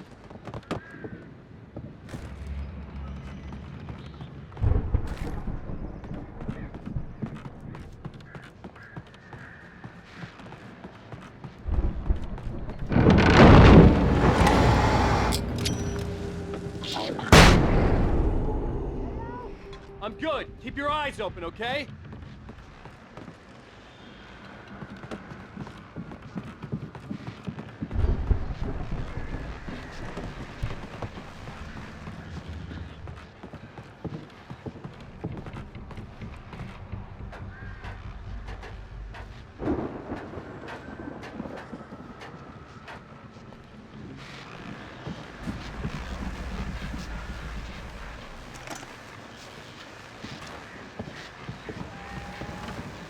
As you regular listeners know, I tend to work through the night, but I'm not the only one.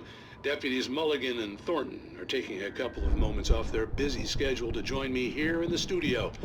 Boys, how busy are you now? Deerfest is almost here, isn't it? I bet that keeps you in business. Pretty busy, yeah. Actually, Pat, we've been real busy with other stuff. Which concerns an ongoing investigation. We can't talk about that, Thornton. I wasn't gonna say anything. I was just saying we got, you know, other irons to fry. And how would you compare your workload to last year's? Things have seemed relatively peaceful to me, but people do tend to get a little wild this time of year. Oh, it's wild, Pat. It's pretty wild. There's been all sorts of trouble this year. Vandalism, fighting, public disturbances. A lot of people gone missing, too. Yeah, it's pretty much the usual stuff, Pat. Just, you know, a lot more of it. Now, is it just me, or does Deerfest get wilder every year? People seem to be more drunk, at least, or they start earlier and younger. Oh, it's definitely not just you, Pat, but... Definitely, Pat. Hey, I'm talking here, Thornton. Oh, shoot, I lost my train of thought. Not just me. Oh, yeah, it's wilder, Pat, but actually most of the trouble seems to be coming from grown men.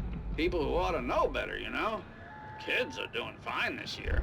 Well, that's nice to hear at least. Boys, I want to thank you for stopping by. I'll let you get back to your patrol. Sure thing, Pat. Yeah, sure thing, Pat.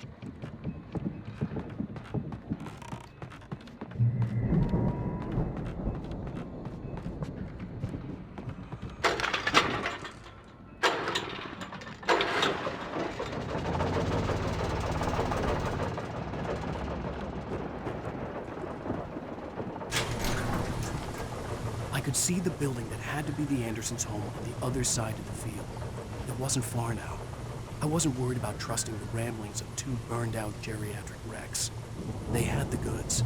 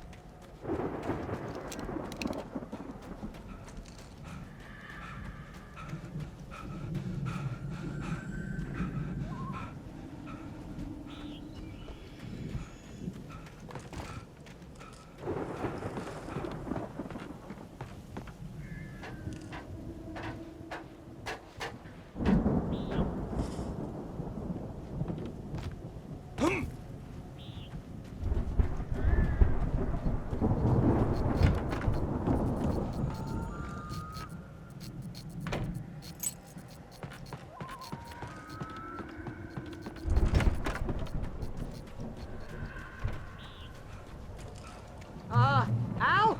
Is that you out there, buddy? Yeah, it's me. Hey, let's go, man.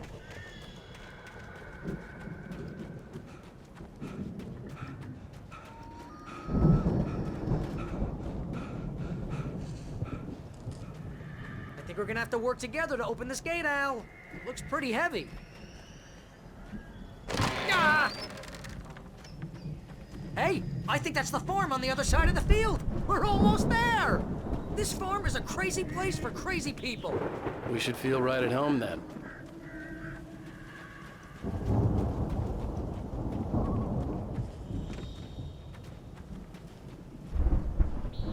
Come on, one more gate. Let's do this thing.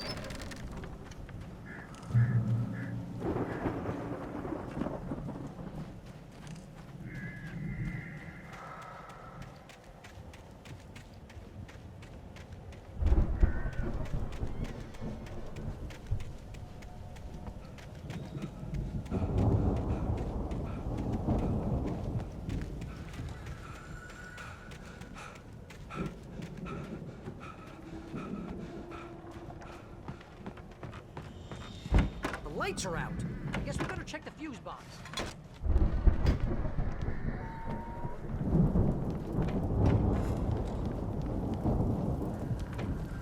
The power downstairs was out, but I was sure I could fix that at the fuse box.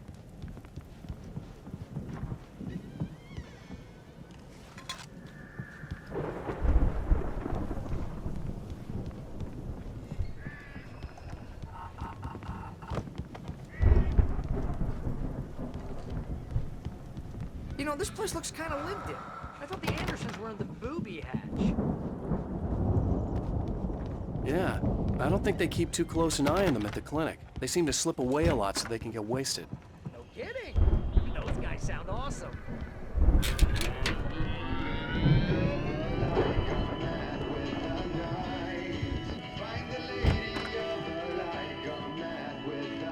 Can you hear that, Al? Music? Again, Alice's screams rang in the stillness of the night. I saw myself run toward the cabin, flashlight in my hand. I followed my past self. I was an out-of-body observer, a time traveler in a crazy drunken dream. This was the beginning. The night Alice had disappeared. The mystery of what had happened during the missing week was about to reveal itself. Of course, we need to find where it's coming from. That's the message the Andersons talked about. That's the whole reason we're here. Lady of the Light? Oh, that's gotta be what's-her-face, the crazy lamp lady from the town. Cynthia Weaver. Right! Must be.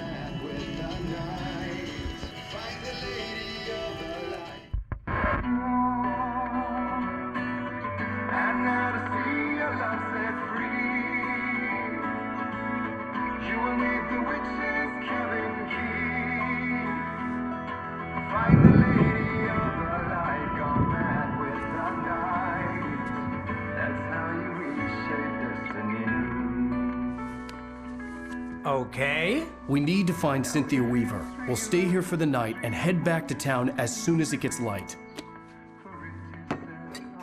Hey, Al. Lots of hours before dawn. Might as well get some rest. And by rest, I mean drunk. Come on, Barry, this is... Yeah, what the hell?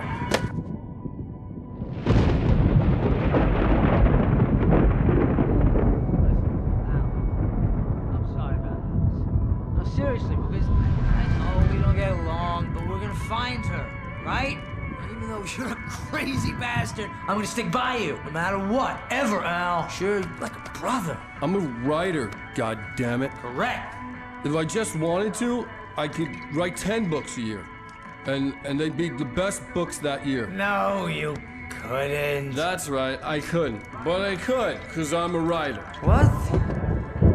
What do they put in this stuff? I feel like my brain is coming out of my nose. I'm gonna get the recipe off those coots and be a booze millionaire. I just miss her, Barry. I just want her here with me. I know, Al. I know. It's gonna be okay. We're gonna make it okay.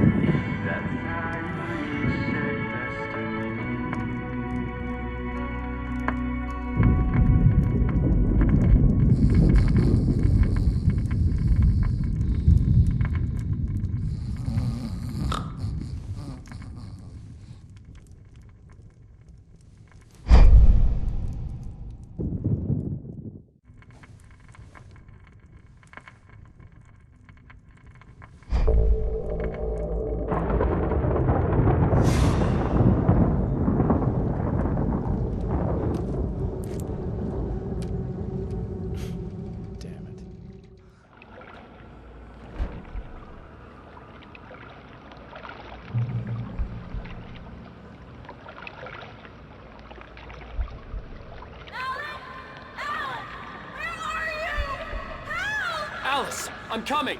It's all right. I'm coming. It was a crazy drunken dream, and yet it was more than that. It was the truth, a suppressed memory unearthed by the Andersons' moonshine. I was there, an out-of-body observer. This was the night Alice and I had arrived at Bright Falls, the night Alice had disappeared. I had a chance to find out what had happened. I remembered being surprised to see the cabin dark, Alice would have never turned the lights off. I remembered thinking I caught a glimpse of her form underwater, sinking into the darkness. Diving after her was the last vague memory I had of that night. After that, the next thing I could remember was waking up behind the wheel of the crashed car and finding the first pages of the manuscript. Beyond this lost memory, there was nothing. I had to follow the footsteps of my past self to find out what had happened that night. I couldn't find her in all that blackness. I must have thought she drowned.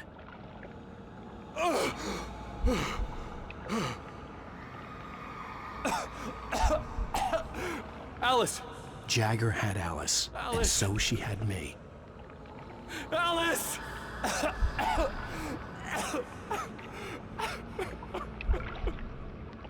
I'd been easy prey.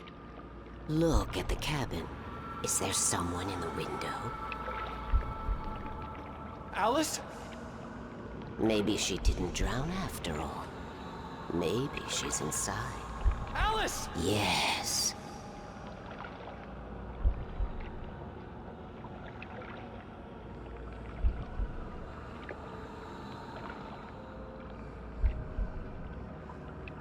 The dark presence had touched me. She had dug her nails into my brain and used me, made me her puppet.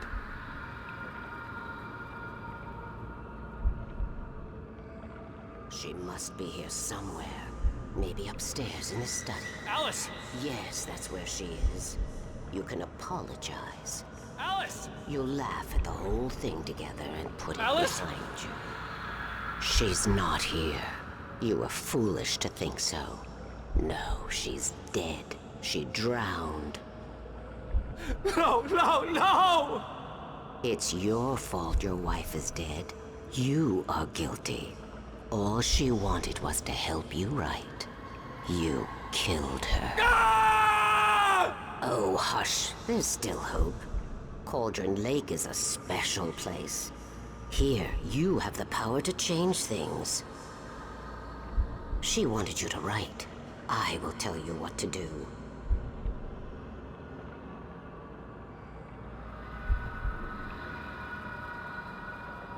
You can write her back. The story will come true, and all will be well again. She had Alice, and the manuscript was the ransom for her.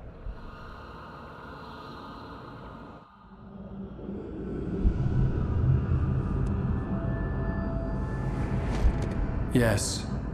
All right. I'll fix it. I'll bring her back.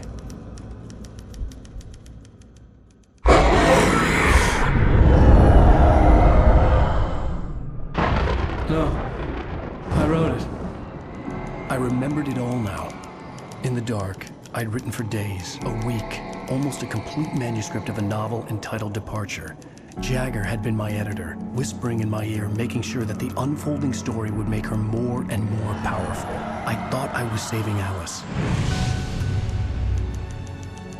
Even with the cobwebs she put in my head, some part of me had been aware enough to write my escape into the story, to bring a light into the cabin to release me before I could finish, to interrupt the horror story before the ending, where darkness consumed everything and everyone.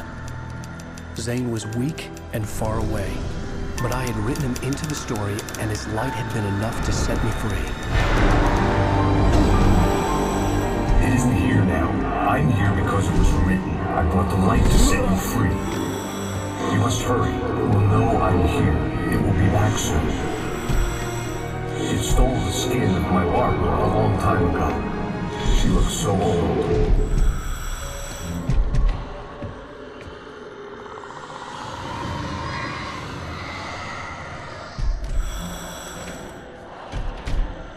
I had woken up, confused and groggy, my mind consumed by darkness and fear. All I could do was to escape.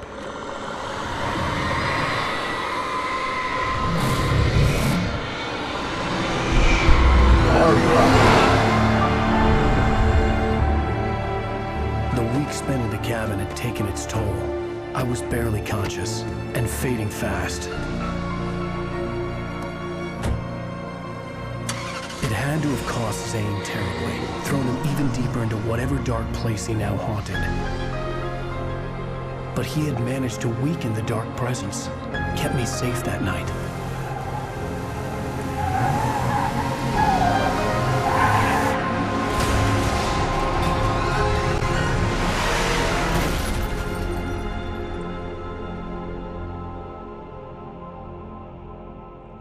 I wrote it. It's my fault. That's right, James Joyce. It's your fault, and you're gonna pay for it.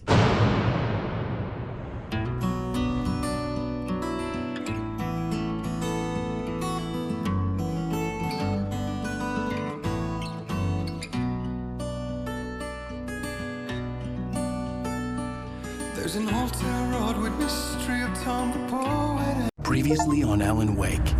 Under the influence of the dark presence, I wrote a horror story that is coming true. Jagger had been my editor, making sure that the unfolding story would make her more and more powerful. Some part of me had been aware enough to write my escape into the story. Together we can create something absolutely wonderful. The lake, it does something to the works of art created here. It makes them come true. My mom gave me this old light switch. The clicker. Alice is being kept in a dark prison. I need to find Cynthia Weaver to fix this. It's your fault, and you're gonna pay for it. Well, we're expecting a record crowd from the neighboring counties. Naturally, we hope to break the record set by last year's Moose Fest in our neighboring town, Watery. Ladies and gentlemen, some people have asked me, what's the big deal about Deer Fest? And I think that this sums it up. It's about friendship and community. We've got a great party coming up. Let's try to hold it in until tomorrow and get through the night in one piece, all right?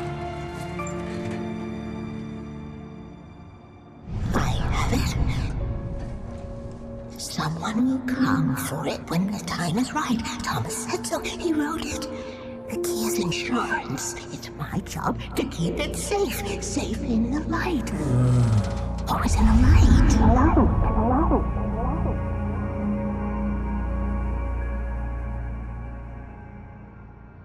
Manuscript pages were gone. The FBI agent had taken them. I think my tongue just took a crap in my mouth. Ugh. Oh, wait, we're in jail now? Oh, Al, this is not good. That about sums it up.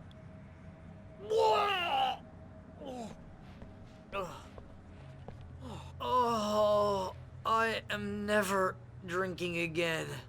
I need to talk to Weaver. She's the one in the song. The Lady of the Light. What, the crazy lady? Whatever you say, Al, but we're stuck here. They're not gonna... You haven't even interviewed Wake. I had some reading to do first, Sheriff, and let me tell you, it was an interesting read.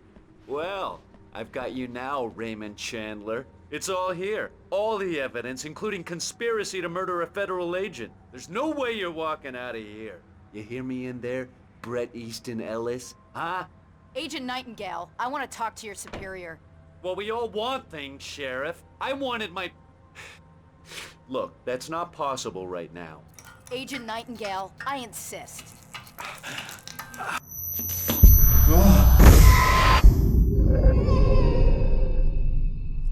Wake, what's wrong? Lady, are you stupid? It's a trick. It's an obvious trick. Okay, I've had enough of this crap. Wake, I'm gonna trust you with this. You're joking. Agent Nightingale, your opinion would matter more if you were sober and if I actually believed you were here on official business.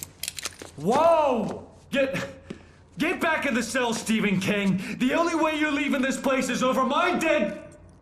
Wait a minute. I know...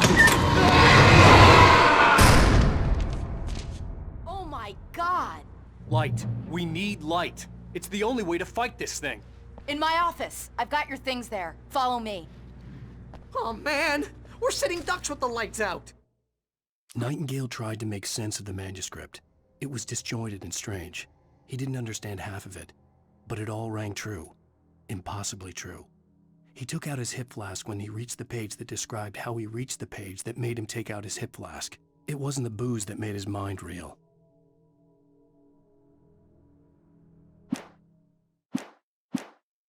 Stay cool. I can get the emergency power on. Nightingale felt the situation veering out of his control. but the gun at least felt steady in his hands. He was ready to fire, resolved that he would let this happen over his dead body. And yet he hesitated. He had seen this moment before, read it in the page. He was transfixed by the déjà vu and the horror that he was a character in a story someone had written. Then the monstrous presence burst in behind him and dragged him into the night.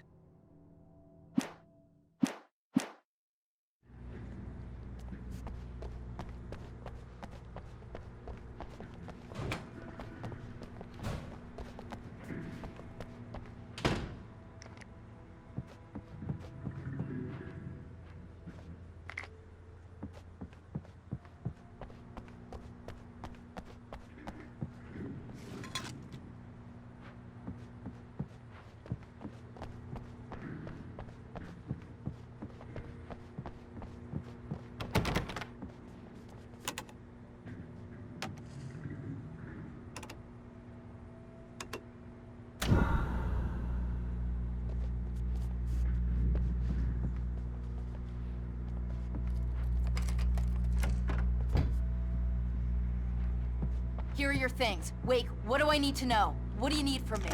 They can be hurt in the light, only in the light. And I need to find Cynthia Weaver. She can help me stop this. Light. Check. Cynthia. She lives in the old decommissioned power plant. I can get you there pretty quickly in the rescue chopper. Come on, let's get back to your friend. Wheeler, I need you to stay here. What? No! We're going to fetch our ride, but I have friends who need to be warned about this, and I can't be in 2 places at once. I need your help. Well, okay. Here's a list of people and phone numbers. I need you to call them and tell them you have a message from me. Night Springs, okay? They'll know what to do. Night Springs? Like the TV show? Gotcha. Oh, hey, that radio guy is on the list, Maine. Who's Frank Breaker? He related to you? My dad. Hey, is this like a secret society? Can you do this? You'll be safe here. The backup power's on. These guys need to be alerted, just in case we don't come back. You'll come back for me though, right? As soon as we get the chopper ready. Thanks, Wheeler. I owe you one. Okay, let's go, Wake. Through the back. My hangover wants a pizza. You think there's any way I could order one, Al?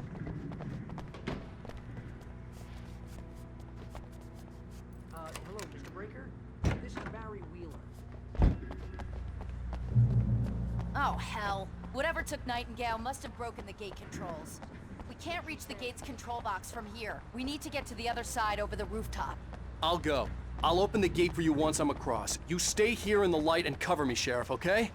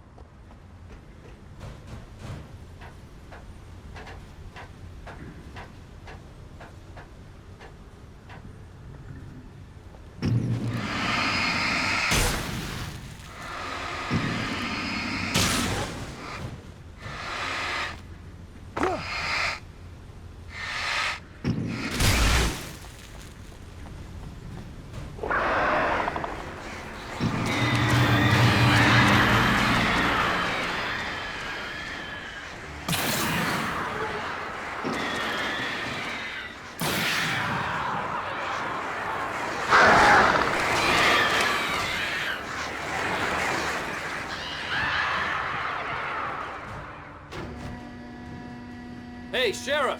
Your password. Night Springs? What's that all about? It's a stupid joke we have. That Bright Falls is the original inspiration for the TV show. This town can get weird at times. Never this weird, though. You need to bypass the damaged control box. What am I, an electrician? Hold on!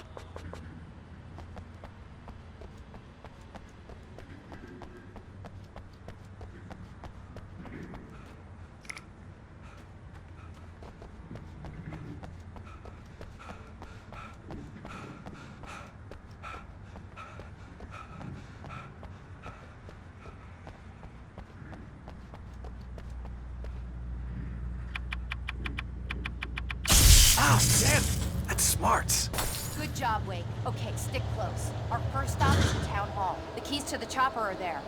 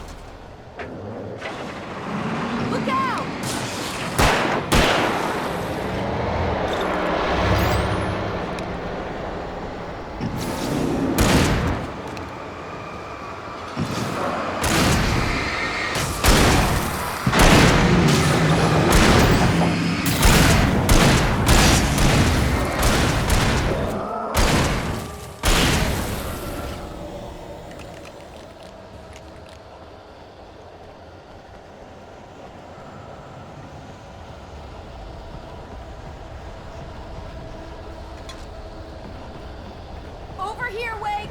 The chopper's in the other direction!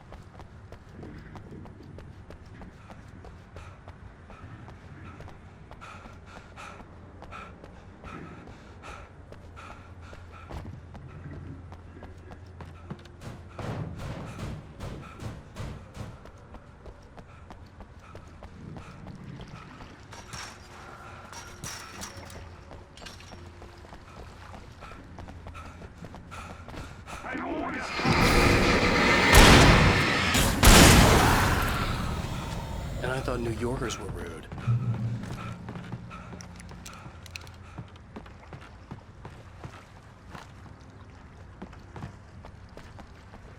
You have the right to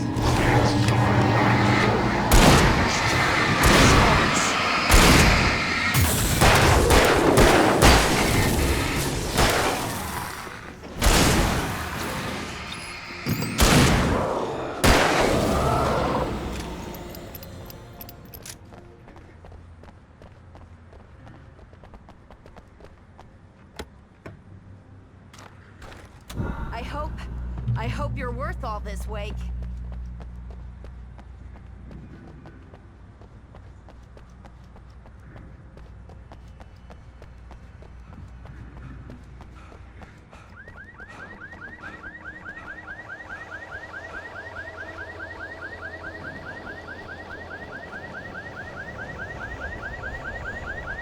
Wake, over here! There's light!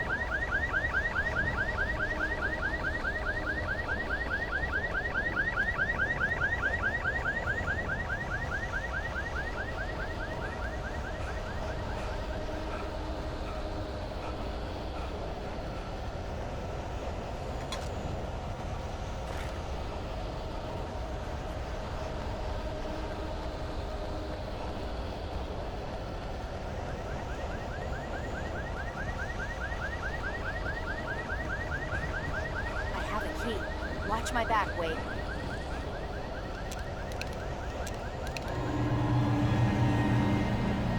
It's an ambush.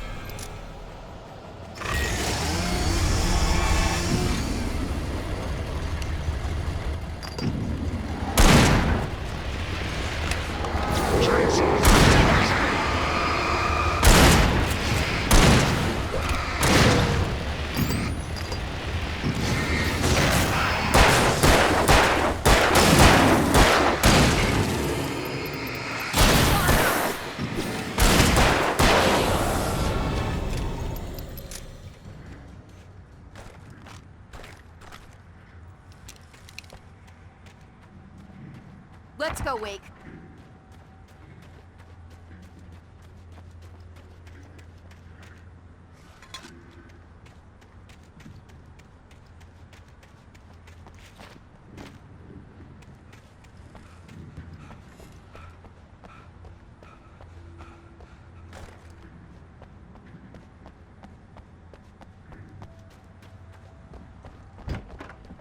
Okay, someone's messed with the fuse box here, but you should be able to jury-rig it while I find the keys.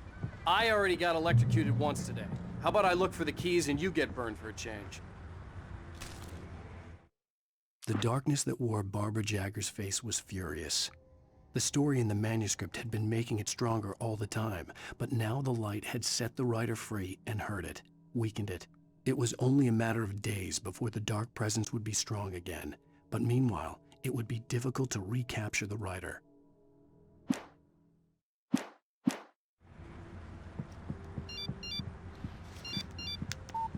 The message was from Barry.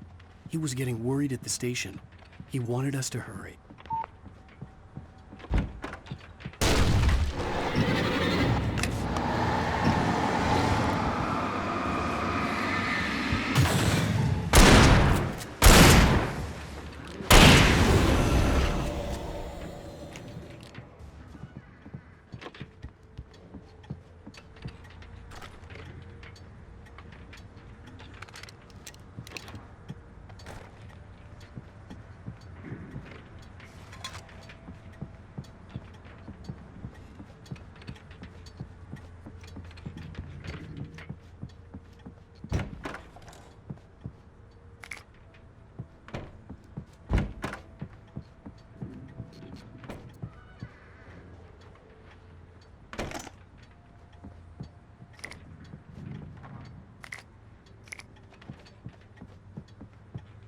Okay, Sheriff, I got the keys.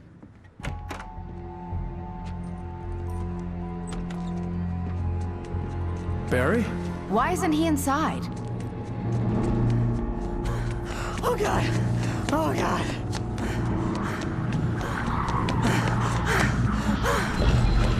Barry! Look out! Barry, move!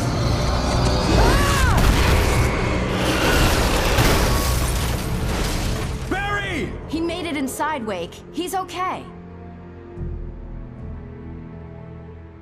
The storefront's blocked. Come on, Wake. Let's go around. We can meet him in the back.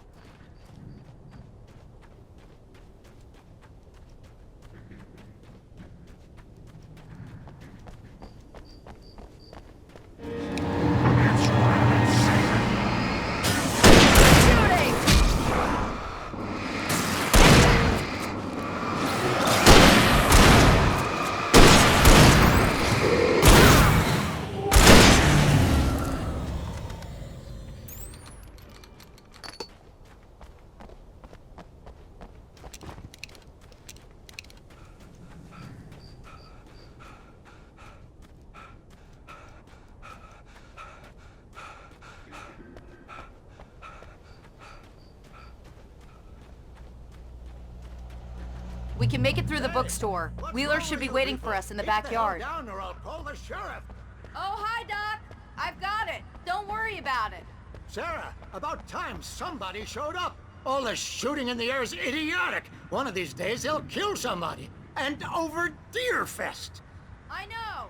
Go back to bed. He's got a point, Wake. Look, this town can't take this. It's me they want. The sooner I get out of here, the sooner you can all get back to life as usual. I hope you're right. Come on, let me get this door open. Wait, you got the keys to the bookstore? Perks of being the sheriff. A girl needs to get around.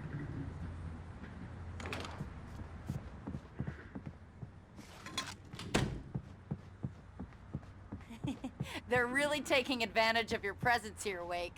I heard they're selling a lot of your Alex Casey books. Right now, I'm not...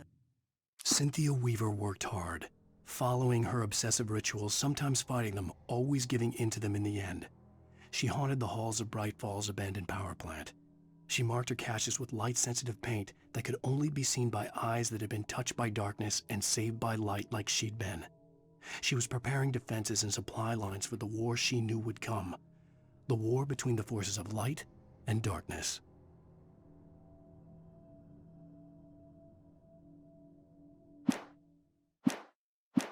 Big fan of my own writing.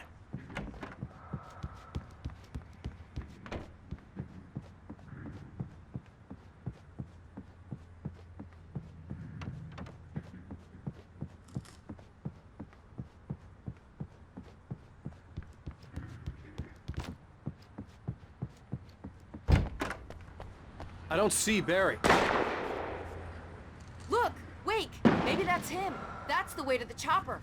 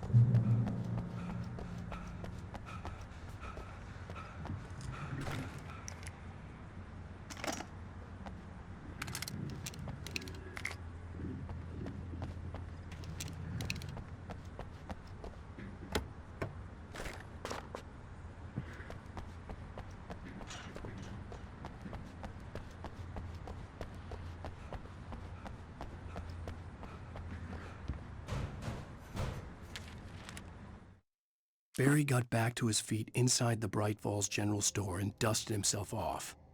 Right next to the cans of baked beans was a locked case filled with flare guns, and yet here was a conveniently placed barrel of crowbars.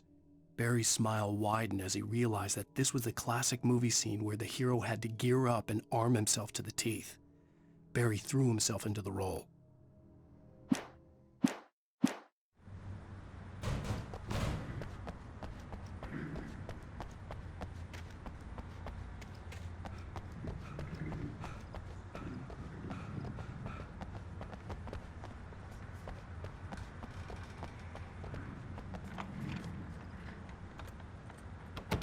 I'm gonna give Pastor Howard a piece of my mind about this lock. Ugh! I told him to get it fixed.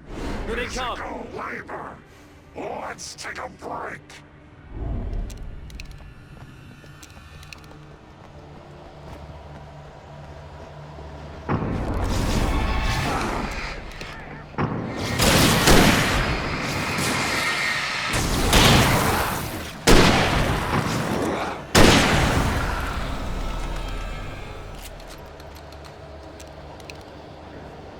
Omega-3 fatty acids are good for your heart.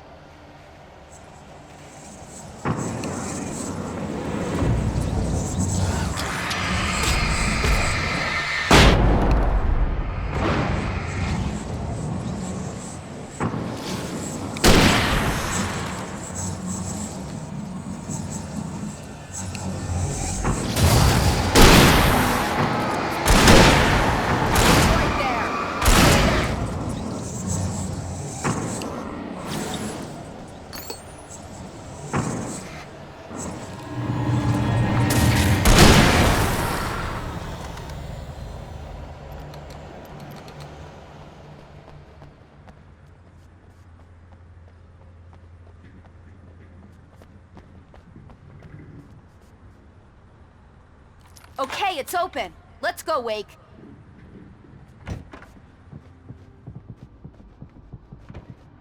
Wow.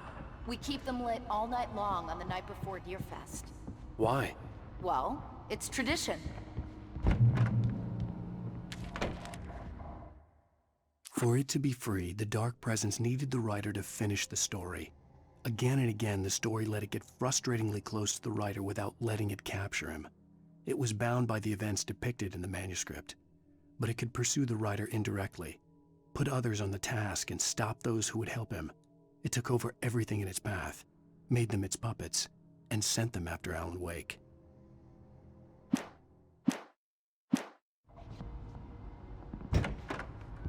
We're almost there. We'll have to go through the basement to get to the parking lot. Yeah, there's no way going through the crypt will turn out to be a bad idea.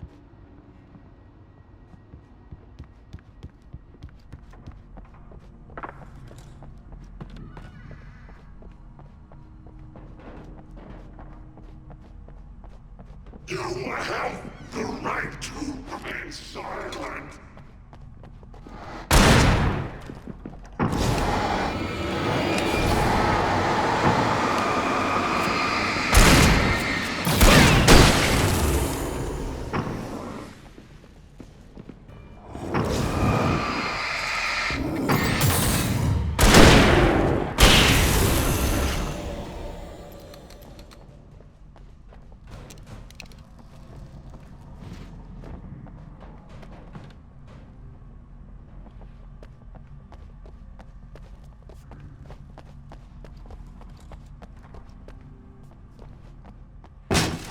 Did you call 911? Guess that one saw the light, huh? You didn't like that one? A tough audience. Well, I got plenty more. What are the Christmas lights for? Protection, man. Like garlic against vampires. Vampires. The helicopter's just across the parking lot and up the hill. Come on! The Bright Falls General Store is now my favorite place in the entire world.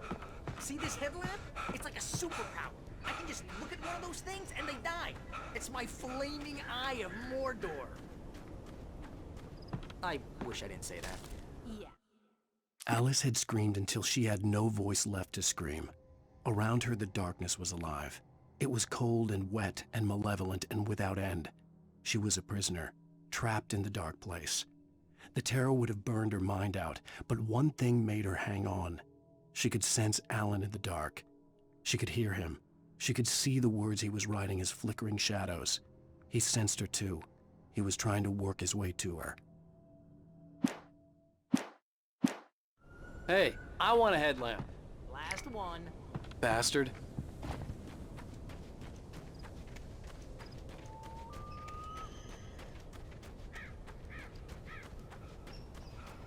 Someone throws a damn school bus at your head and you're about to take a helicopter ride with someone who may or may not have a pilot's license. You're clear for departure to Springs. God, no offense, Sheriff.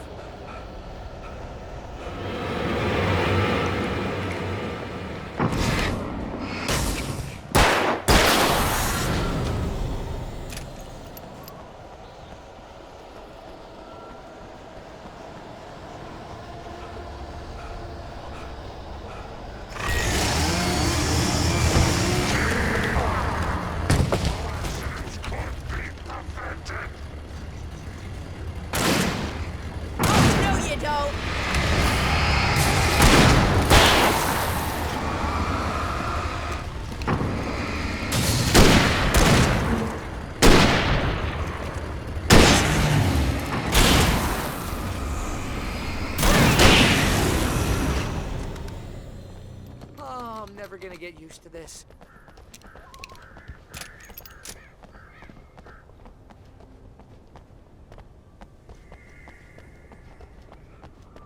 The helicopter's just up ahead. I'll need a while to prep for takeoff. Don't take too long. I want to get out of here.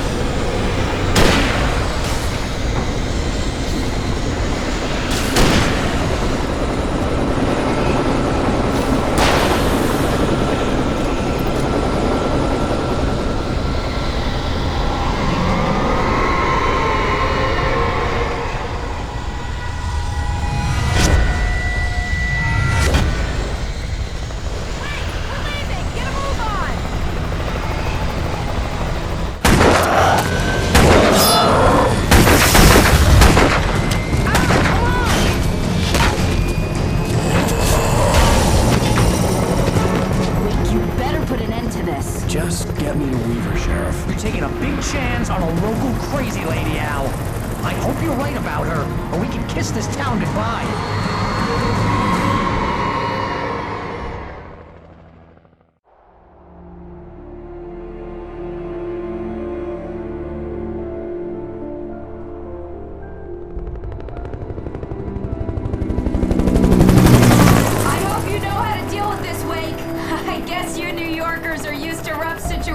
Like this. Right, the city's a war zone. King Kong, mutant alligators, and Alex Casey shoots the place up every weekend. Look, I never even carried a gun until a couple of days ago. Well, my dad used to be a cop there. Tells some pretty wild stories. Stuff like this? No, just normal bad stuff. Kinda like your books, Wake. I used to tease Dad that he was just like Alex Casey. You've read me. Oh, sure. You're a pretty good writer. A little heavy on the metaphors, maybe. Nobody's ever said that before. We're coming up on the power plant. See the lit building over there? And that's the dam further up the river. I can't land here. I'll take her down the road across the river. Just get me there, Sheriff.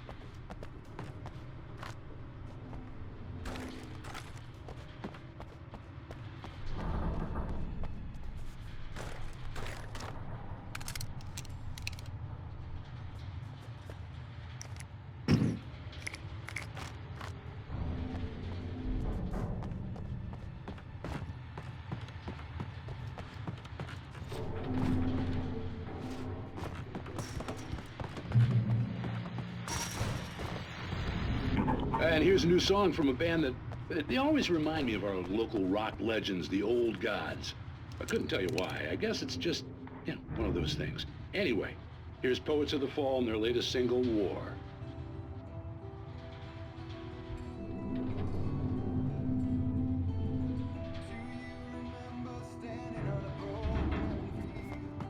This is good work. Right.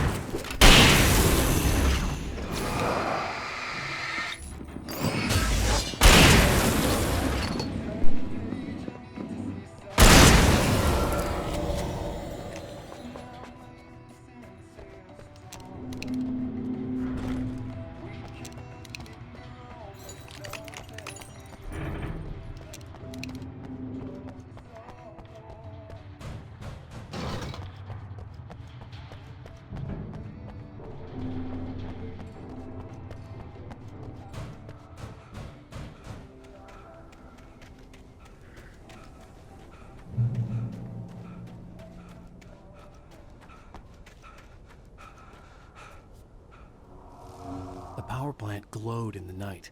It was close, but I had to find a way across.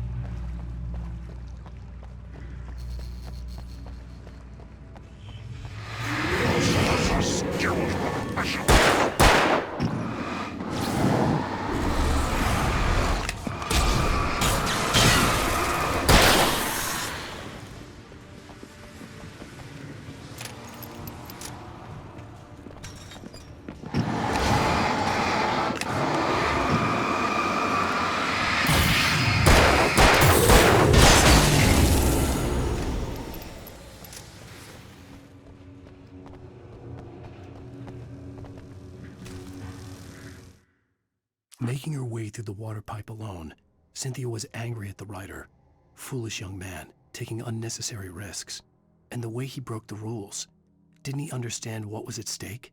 Since the terrible days in the 70s, she hadn't wavered once, as hard as it had been. She was tired of protecting the town all these long years, and now only wanted to rest.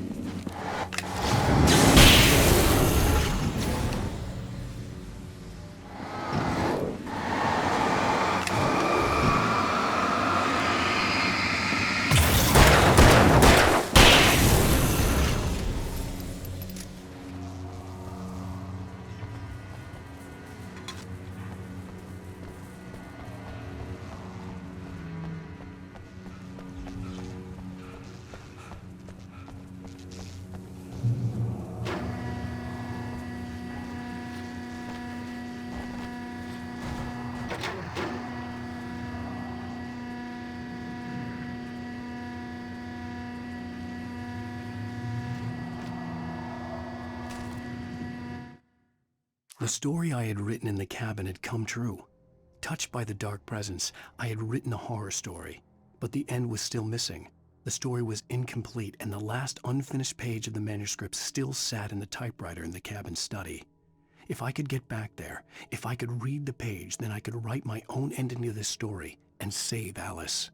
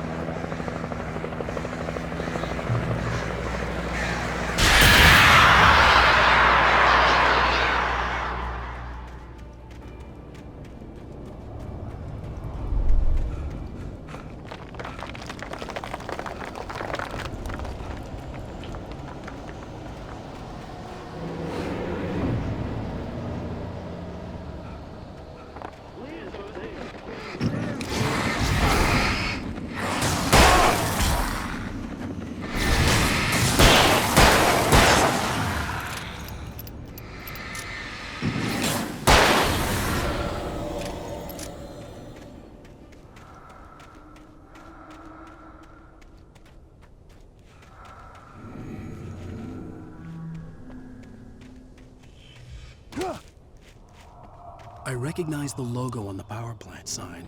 I'd seen a version of it painted all over the area, signifying hidden caches of supplies.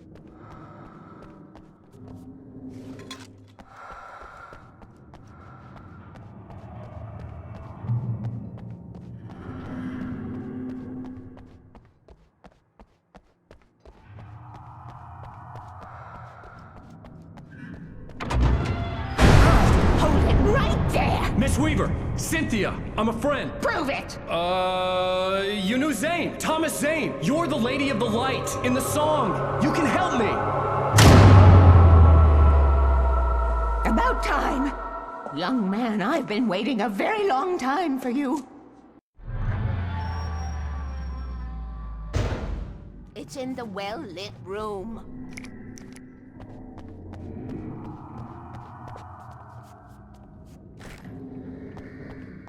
Excuse me?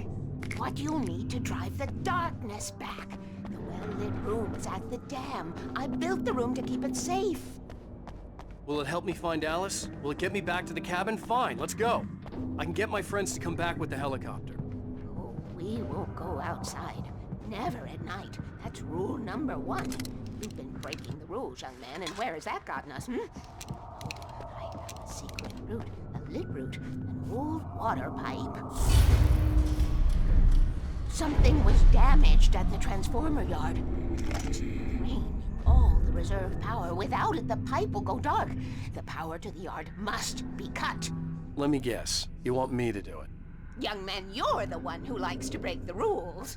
I can't be outside in the dark. The kill switch is outside.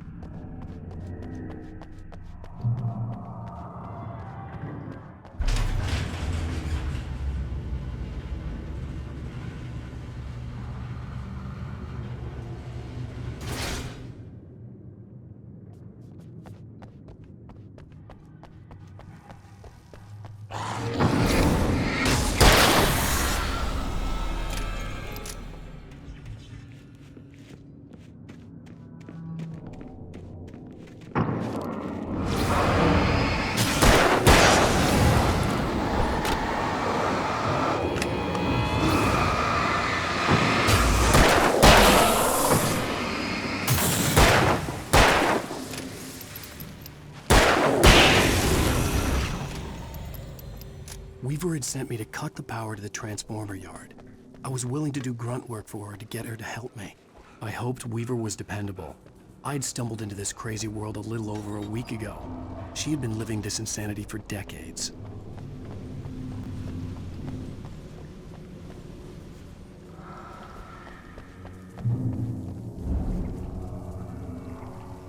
I could see the kill switch that would cut the power to the transformer yard. Now I had to find a way to reach it.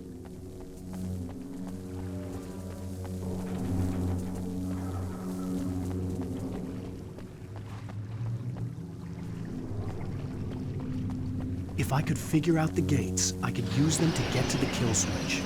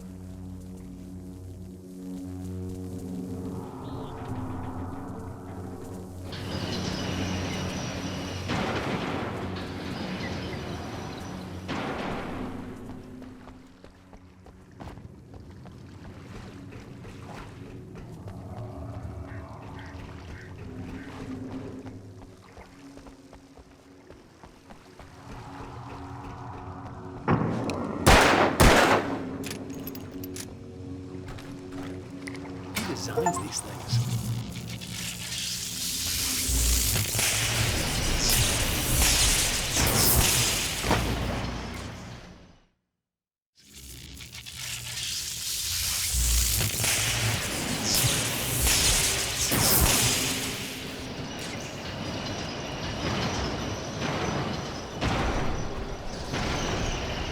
The transponder yard went dark and dead.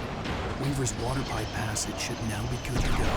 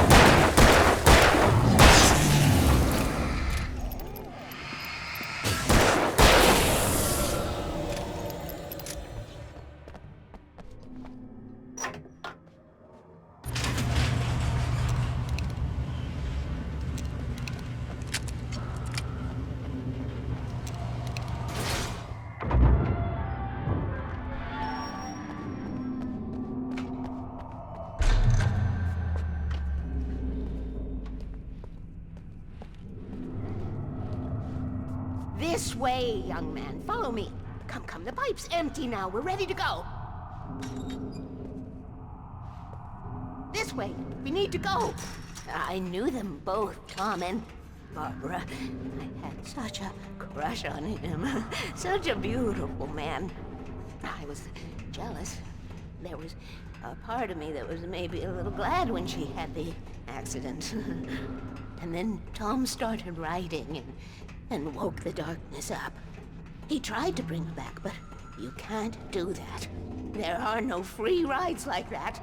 I'm starting to realize that.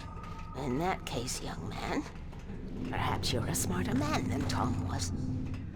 The witch looked like her, but it wasn't. Barbara was sweet. He didn't understand until it was too late. He tried to undo it, wrote himself, her, everything he'd ever written out of the world. Oh, he was so famous. And afterward, no one knew.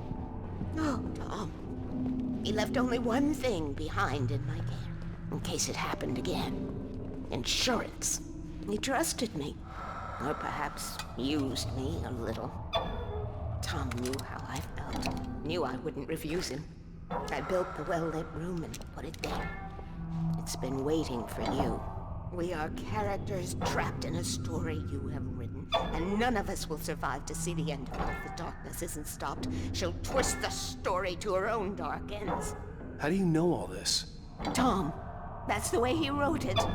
He still talks to me, you know, in television, from beyond, from below. We have both been touched by the darkness, young man. He saved us both with light, but the darkness stays with you. Leaves a stain.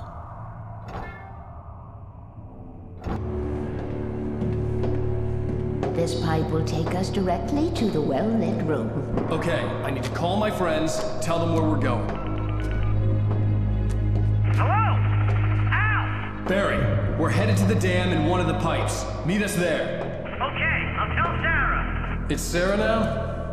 Whoa! No! For the sweet love of... Barry! Barry! We gotta go see if they're okay. They're probably dead. You must reach the well-lit room. This is no time to be a selfish idiot. That's my best friend!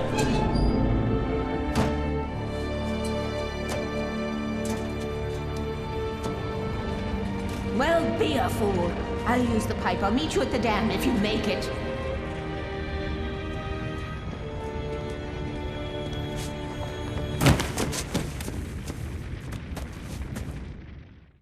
At least I didn't have to worry about her. She knew how to stay safe.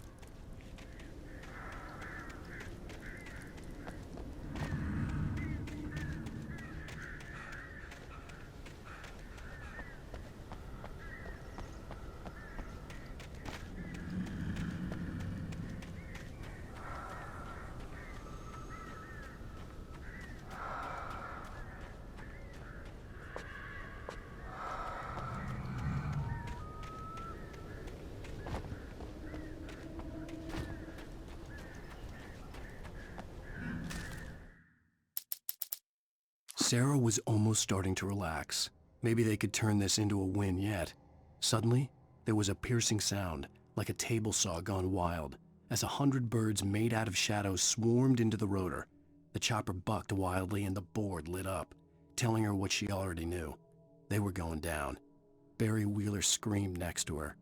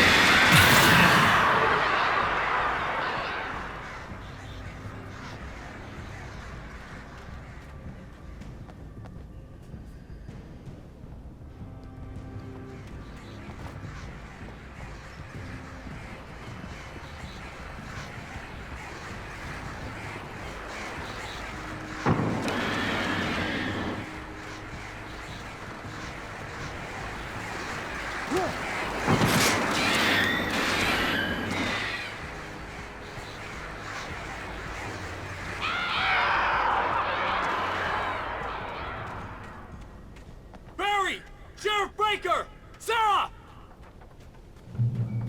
The crash site looked bad, but as far as I could tell, the wreck was empty.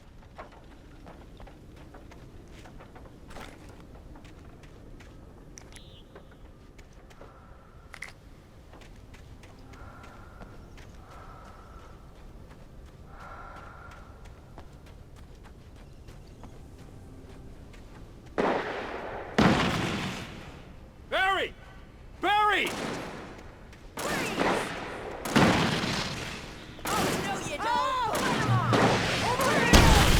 Hang in there, I'm coming! Get the hell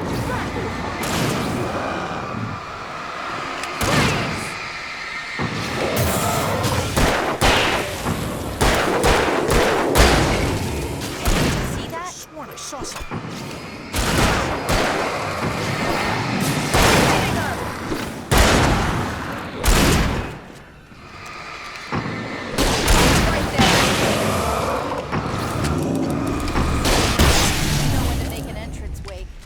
ready to make like Butch Cassidy and the Sundance Kid.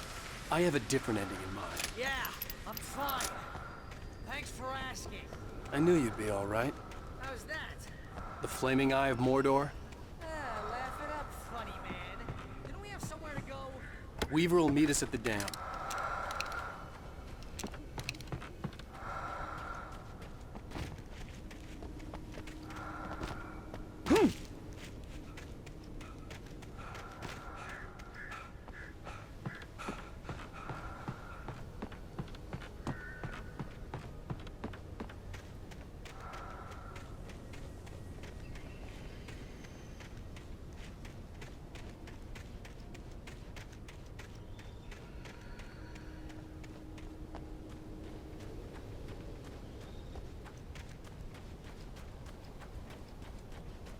you, Smith. Most of your night running uphill while the crazy bunch of demon hicks try to take your head off with an axe. You know your helicopter crash landed in Night Springs. Oh, I should have kept that gym membership. Oh, I should have kept that You gym see those membership. lights? That's the elevator we need to take.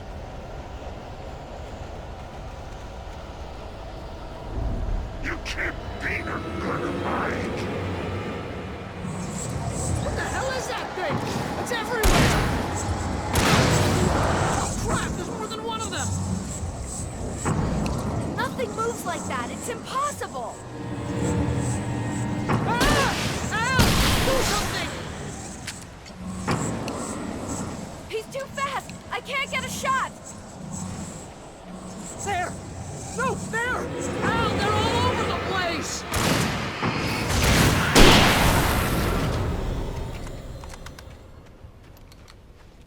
Was that it? Are we safe? That was... wow. I think we're okay. Hey, Al, I got a bad feeling. Let's keep our eyes open. Oh, I should have kept that gym membership. Wait, call the elevator. I'm keeping watch. I think I hear something moving around.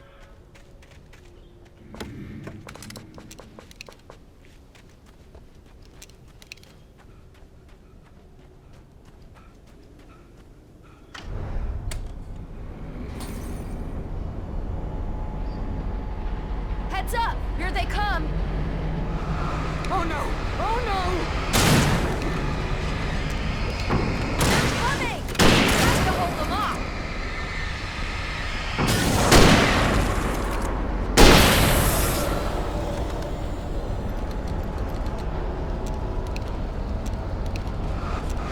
Oh no! Oh no! Far enough!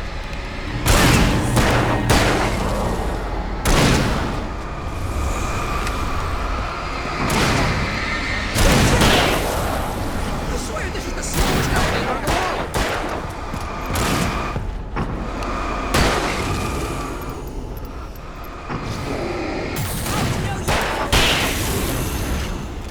It's almost here, Wake. Just hold on.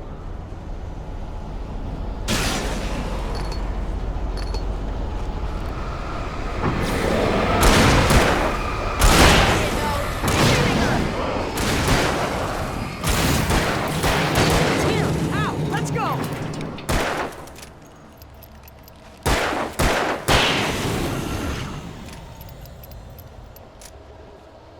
Al, hit the button!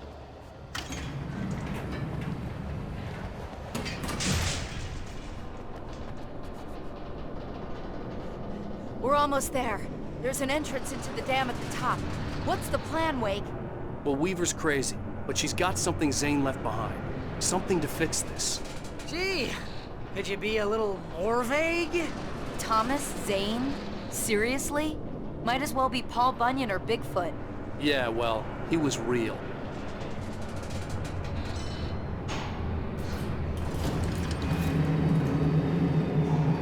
Let's be careful, okay? Oh, jeez, I hate this.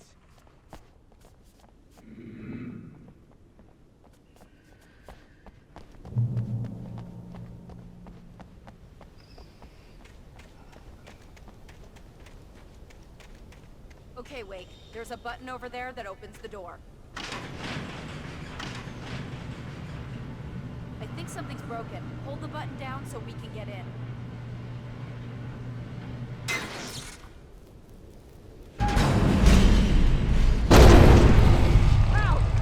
What's going on? We can get to the dam through here. What's happening out there? You guys go ahead and find Weaver. She should be in the dam now. I'll have to make it alone through the top. Okay, Wake. Good luck. Don't get yourself killed. Please, be careful. I'll take good care of Barry, Wake. You just look after yourself.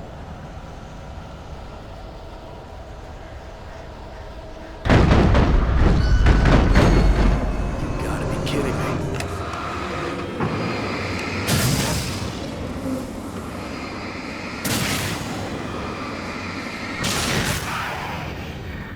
Down, boy.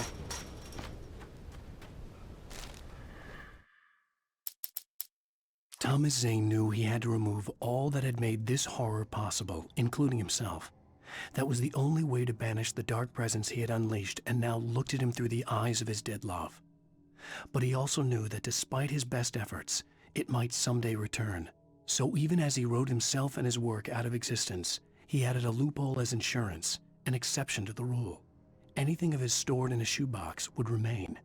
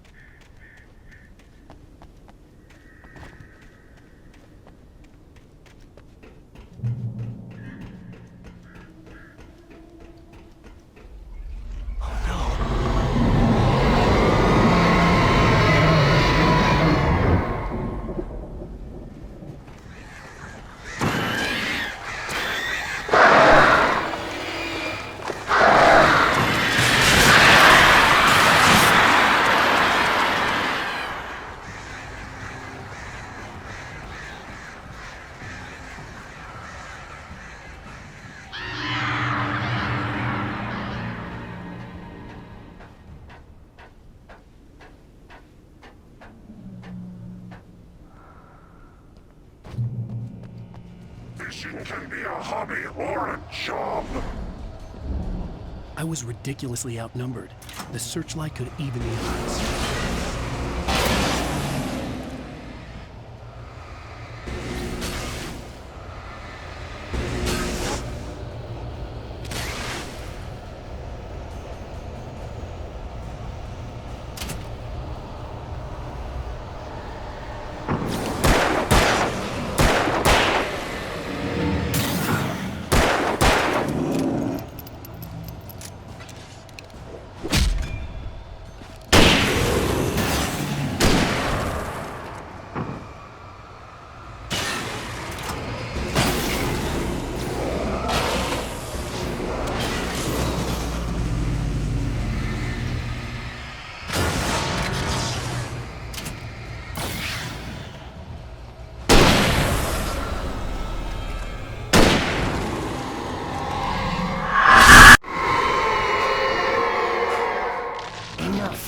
You will go no further.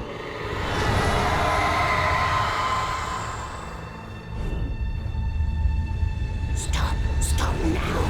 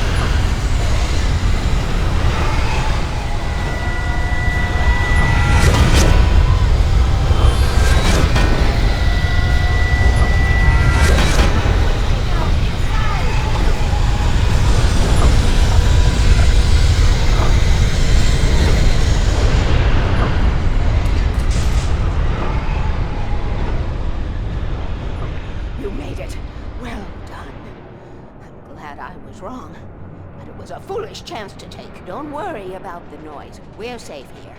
I have looked after the well-lit room for many, many years now. There is no shadow in the well-lit room. The power is fail-safe, and all the bulbs are numbered and changed regularly based on their make and model. Right.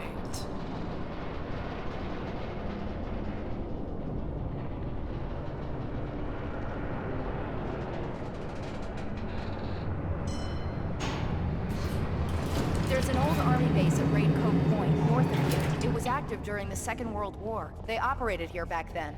They must have built this. Yes, they did. It's my place now.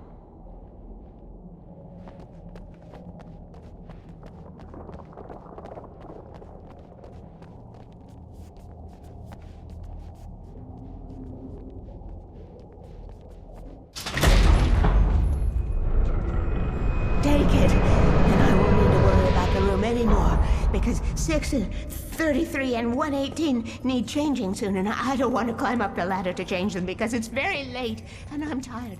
And if you take it, I won't have to do that anymore. The page was autobiographical, a memory from my childhood. But I didn't write this. It was a page written by Thomas Zane. None of them were supposed to exist anymore. Alan, 7 years old, would fight sleep to the bitter end. When he did sleep, he soon woke up, screaming, the nightmares fresh in his mind. One evening, his mother, sitting by his bed, offered him an old light switch. She called it the clicker, and flicking the switch would turn on a magical light that would drive the beast away. To imbue the talisman with all possible power, she added that it had been given to her by Alan's father. Alan never knew him, and anything of his took on mythical proportions in his mind. With the clicker firmly in his hand, Alan finally slept like a baby. Now, almost 30 years later, Alan thought of this as he stood on the rim of Cauldron Lake, the clicker in his hand. He took a deep breath and jumped. My mind swirled. I'd given the clicker to Alice, yet it was here. Zane had written it into existence in a story I had written. A horror story that has come true. Thomas Zane did the same in the 70s. You will go no further. If I continue like the Dark Presence wants me to, the story I'm writing won't save Alice. It's a horror story. No one will survive. You knew Zane! Thomas Zane! You're the Lady of the Light in the song! He left something behind to help me. The clicker. Alan thought of this as he stood on the rim of Cauldron Lake, the clicker in his hand. He took a deep breath and jumped. I can get to her now. I can finish this.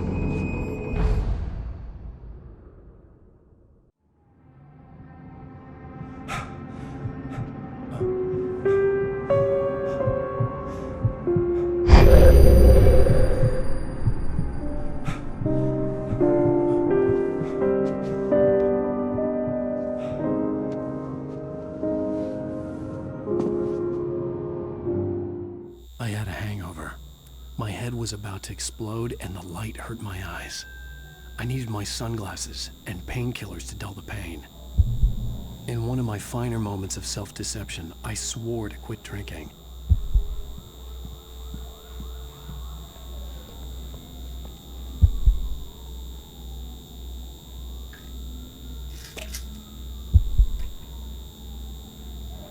The pills worked fast. The prospect of being awake started to seem bearable again. The lights were like needles in my eyes. I needed my sunglasses.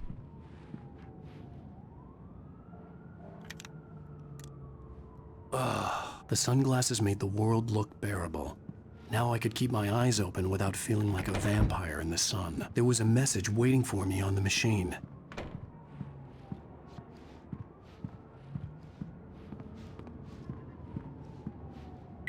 You have one new message. Al!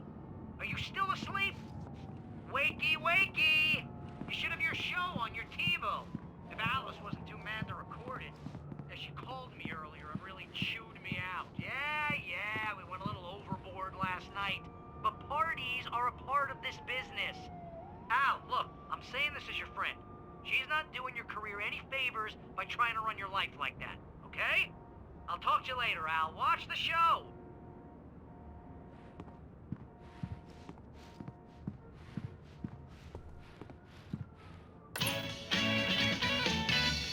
Ladies and gentlemen, welcome back to the Harry Gallic Show. Thank you. Thank you, everybody. We have a great show tonight. I've been talking with the best-selling author Alan Wake about his new book, The Sudden Stop. Yeah, good read. Go buy it.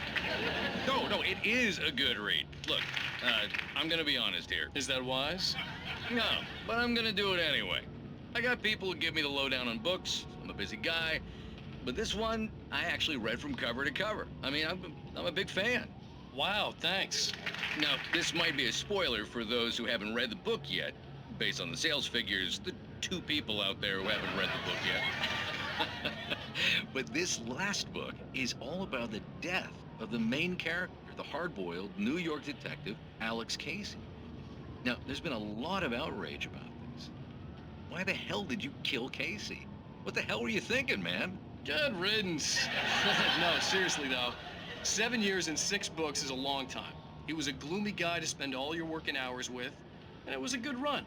But it's time to explore new things. My next book will be a departure from the old for me. You selfish bastard, always thinking of yourself. Well, you've certainly given us a lot of entertainment over the years. And now that you mention it, Casey was a gloomy guy. Never had much luck with his love life with the ladies. Was that autobiographical in any way? Yeah, no kidding. Casey's lady friends tended to die on him. With Casey, it was all about his pain. No, nothing autobiographical about that. I'm a happily married man. My wife is my muse. Well, congratulations. That's great to hear. So, how's the publicity tour been treating you? Good, great. But I gotta say, I'm glad to be back home in New York. Well, you've certainly been on the news a lot lately. Lots of parties and, you got into a fight with some paparazzi. Oh, man. Well, that guy was really in my face. I lost my temper. I know that wasn't cool. You are famous for that temper. Well, I did also write several books. Well, your latest novel is called The Sudden Stop, and it's in bookstores now. Go get it. That means the 2 of you out there who haven't bought it yet. Ladies and gentlemen, that's all we have for you tonight. I want to thank all our guests for the evening. Alan Wake, Sam Lake. Once more, do the face for Sam. There it is. And our musical guests, Poets of the Fall. Thank you, and good night. At least I'd been funny. I told myself I could live with that. Hey, honey. Did you watch the show? I didn't say anything stupid if that's what you want to know. Okay, Grumpy. You want an aspirin or something? Are you going to start with me about drinking now? You know what? Go back to sleep, Alan.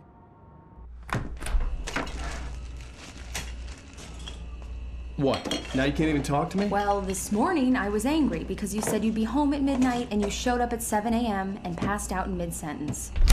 Now I'm over it. Are you angry? This goddamn tour. It's gotten out of hand.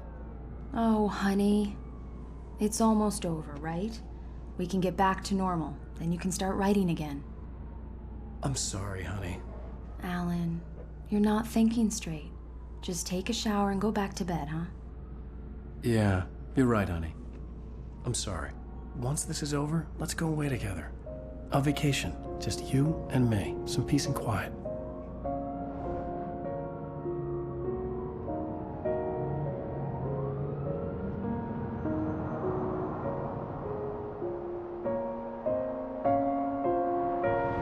Somehow, the clicker was the key to the cabin. I had to return to Cauldron Lake to save Alice.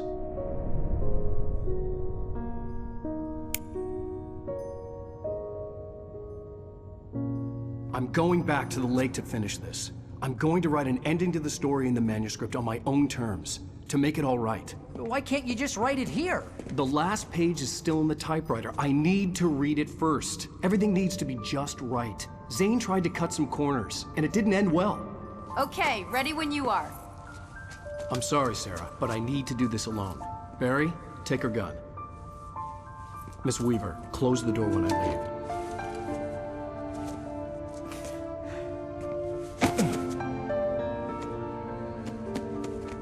Good luck, Al. See you later.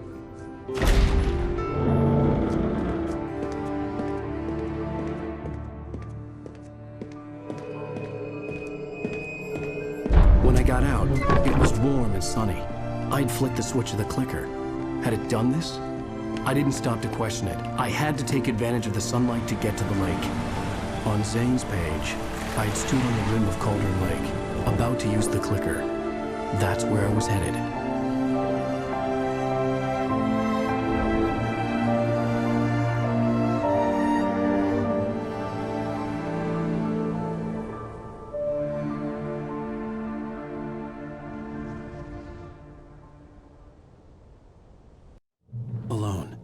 in daylight, surrounded by the beauty of the Pacific Northwest landscape. It was hard not to let doubt creep in one last time. I could still chalk everything up to a dream, a delusion. I had enough imagination to make up something like this, having been in the cabin all this time, trapped in a story inside my head, gone mad from grief over Alice's death like Hartman had claimed. There would be no way of knowing. I told myself it didn't really matter. My course was set.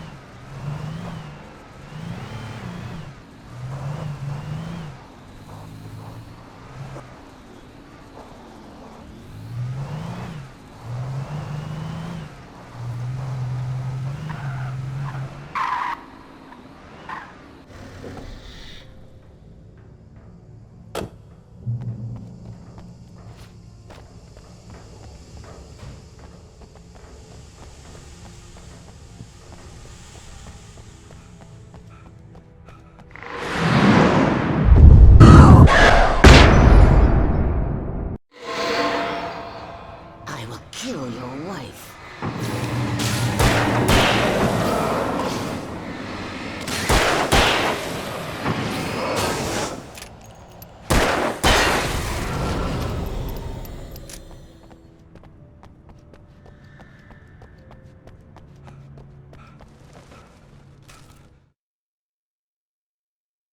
The Dark Presence was no longer trying to capture the writer so he could create the ending it wanted. The writer knew too much. He was too strong. And he carried a weapon left behind by Thomas Zane, something that could hurt it. Now, the darkness was doing everything in its power to simply stop the writer from ever reaching Cauldron Lake and the dark place it came from.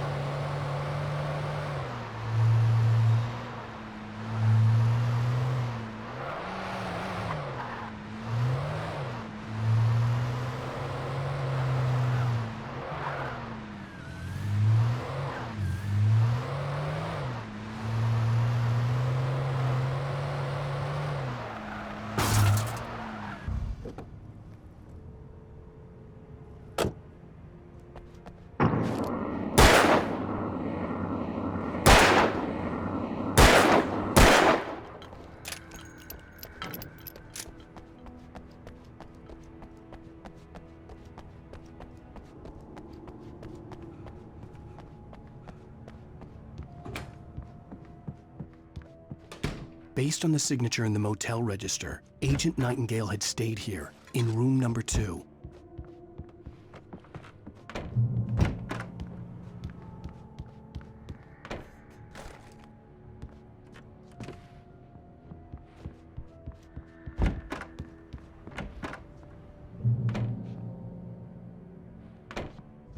Look after yourself and your co-workers! Could have fooled me.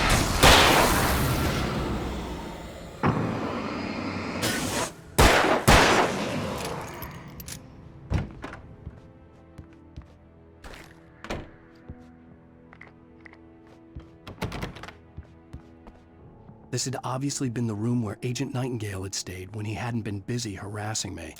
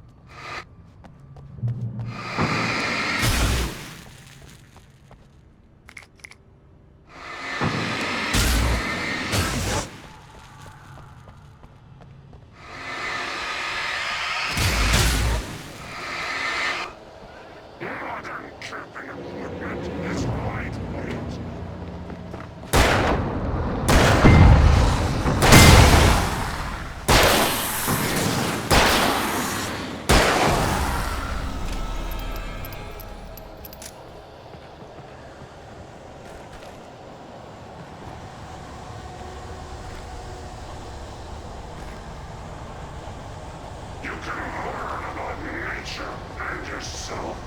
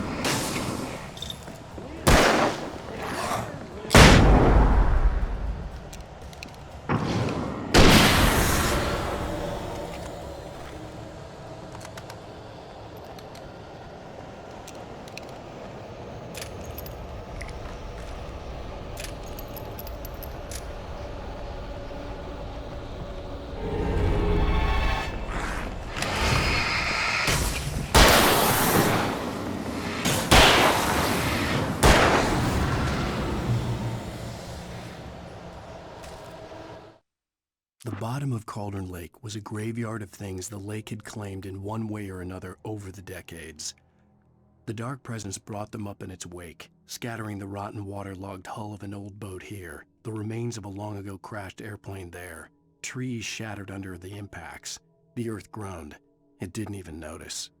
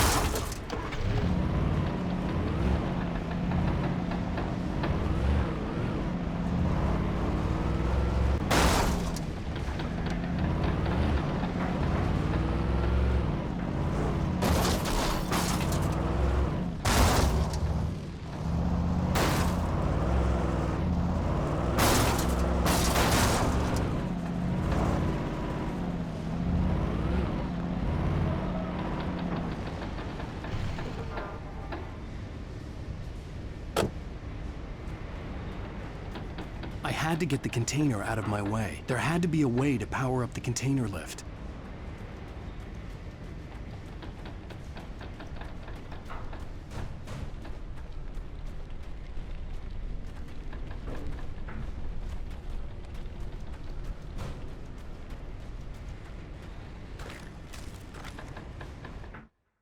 Zane cut its heart out, but it didn't die.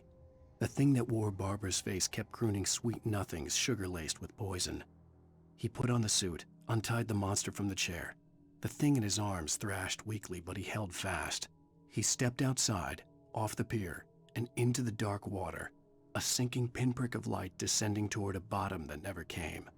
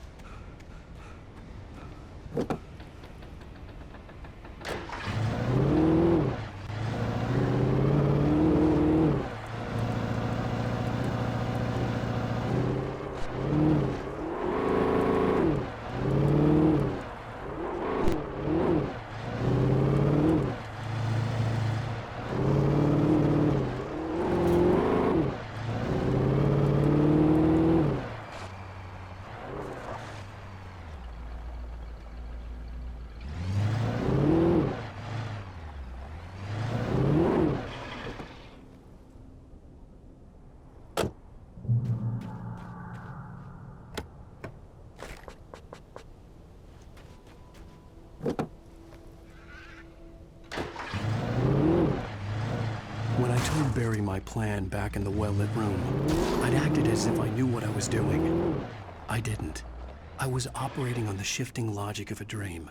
I had to fight my way to the lake through the horrors of the night. I had to flick an old battered light switch imbued with childhood magic. I had to write a happy ending to a horror story. I had to save my wife from the dark prison she was being held in.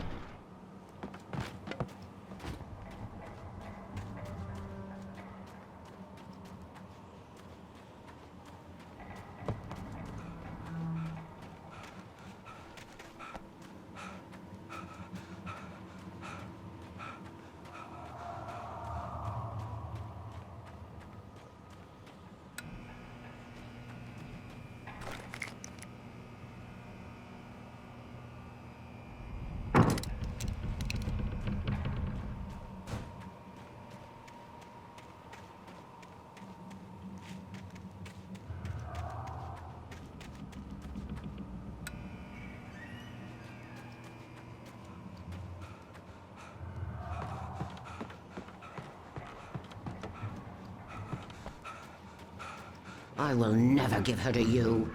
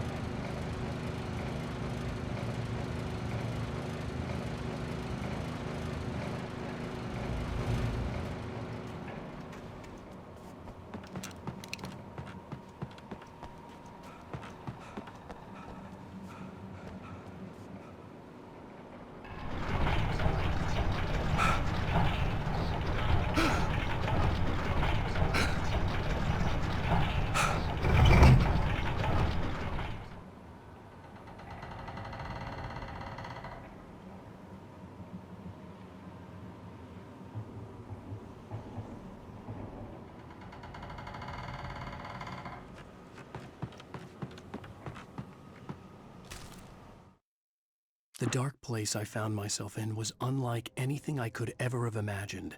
It wasn't solid. It flowed. It was conceptual and subjective. For someone else, an artist in another field, it would have been very different. I could sense the story of the manuscript all around me, the words and ideas floating in the air, poised to become real.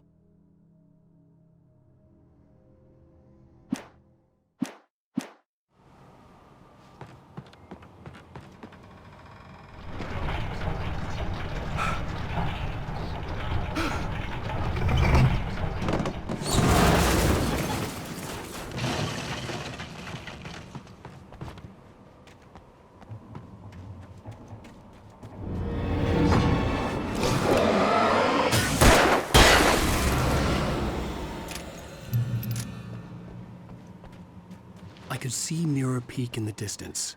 That's where Cauldron Lake was.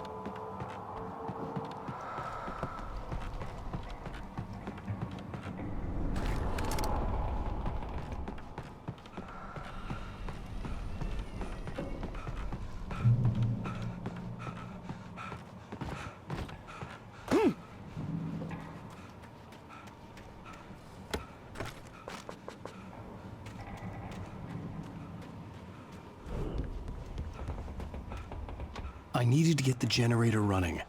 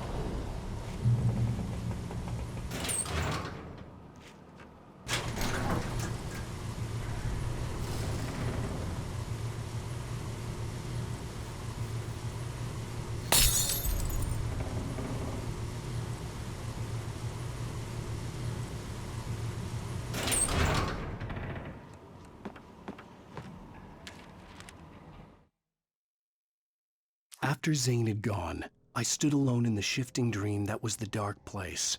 I had to find a way to the cabin. I'd written myself a way through this place in the manuscript. I followed the idea of a path. I'd written myself across the ocean that blocked my way, and with that, there was a bridge to the island beyond. The idea of the cabin flickered in the underwater darkness. I willed the cabin to be real, and it was.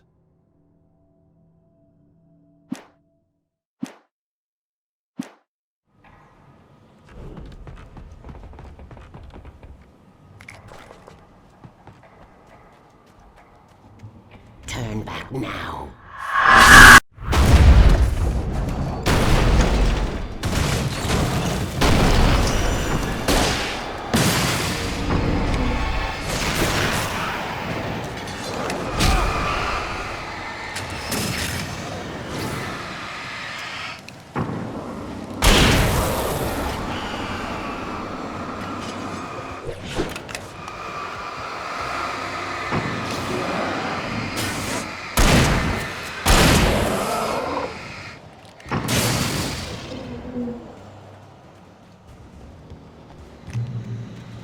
Do as you're told.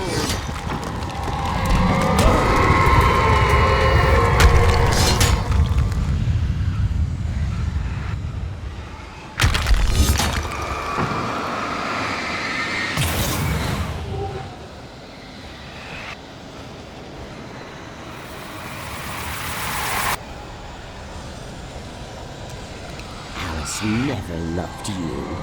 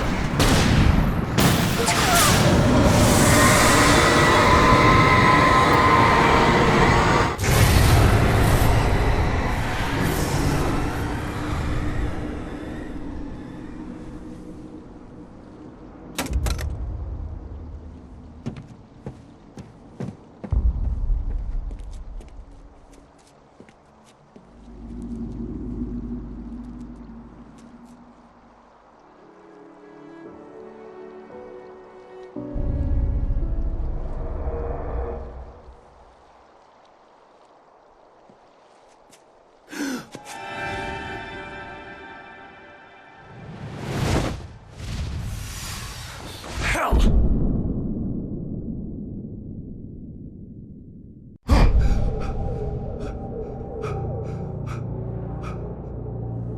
Shh, baby. You were having a bad dream. It was just another nightmare. No. Everything's fine. You're home. It wasn't a dream. Everything's fine. Turn the lights on. Turn the lights on! Shh, baby. The power's out. There's no light. Come back to bed and I'll make you forget all about your fear in the dark. My fear? It's your fear. Why aren't you afraid? You're not Alice. Turn the lights on now. Where's the clicker? What did you do with it? Alan, honey, you're still 1 foot in a dream. You're not making any sense. Come back to bed. Alan, you're scaring me now. Come back to bed. Have you taken your pills? Do you want me to call Dr. Hartman? Come back to bed, Alan. Come back to bed, Tom.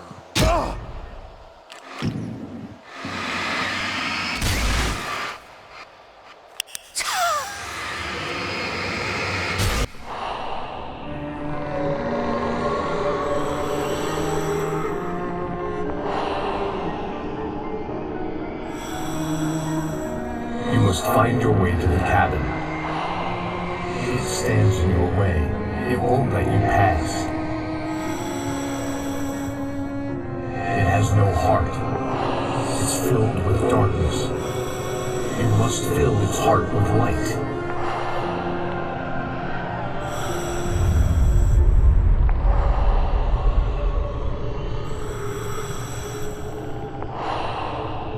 Don't mind him. He's Mr. Scott. Your friends will meet him when you're gone.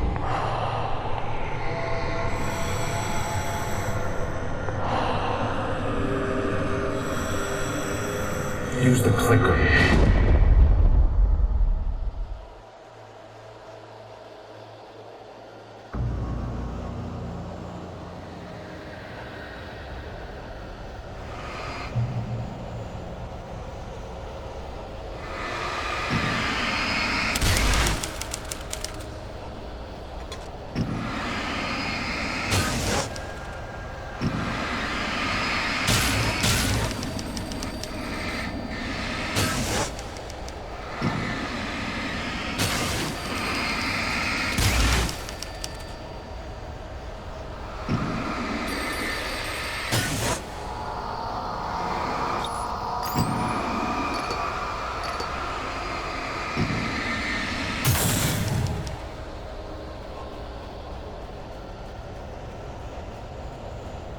I'm leaving you. What? I'm leaving you, Alan. I met someone. I'm in love with someone else. Alice? No, what do you say? You can't. You don't love me. How could you? You don't even love yourself. All you do is torture yourself with work you can't do anymore. No, I love you more than anything in the world. You're my muse. Who are you? What have you done with my Alice? Alan? What are you doing? Put the light back on. What are you doing, Alan? Stop! Put the light back on! It wasn't true. Nothing like that had ever happened. You're not my Barbara. Tom, let me go. I promise to be good. Please, untie me, you naughty boy. I will have you as your masterpiece. I will love you forever. No, you're not Barbara Jagger. I made a terrible mistake. I should have never written you back. You came back wrong. Your heart is filled with darkness. Put that knife away, Thomas. Put it down. My heart is filled with darkness. I cut it out. Take me back to the depths of cave life.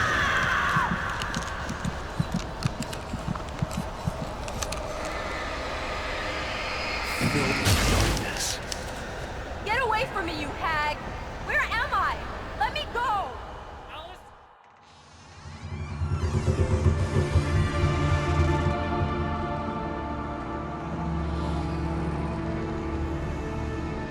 Now you will never get her back.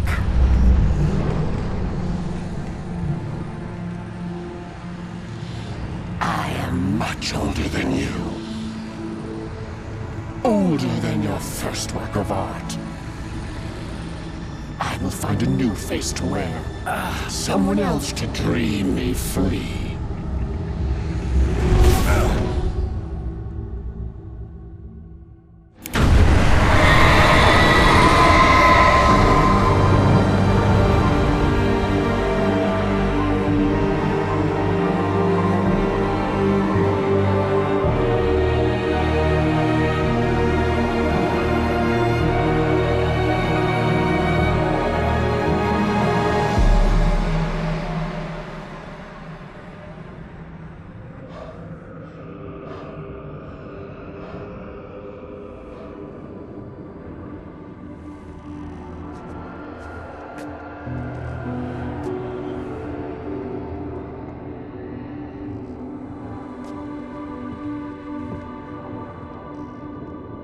I could feel Alice's presence close by.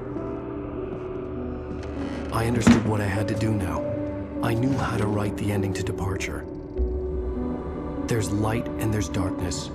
Cause and effect. There's guilt and there's atonement. But the scales always need to balance. Everything has a price. That's where Zane had gone wrong. There's a long journey through the night back into the light. Alice? Alice?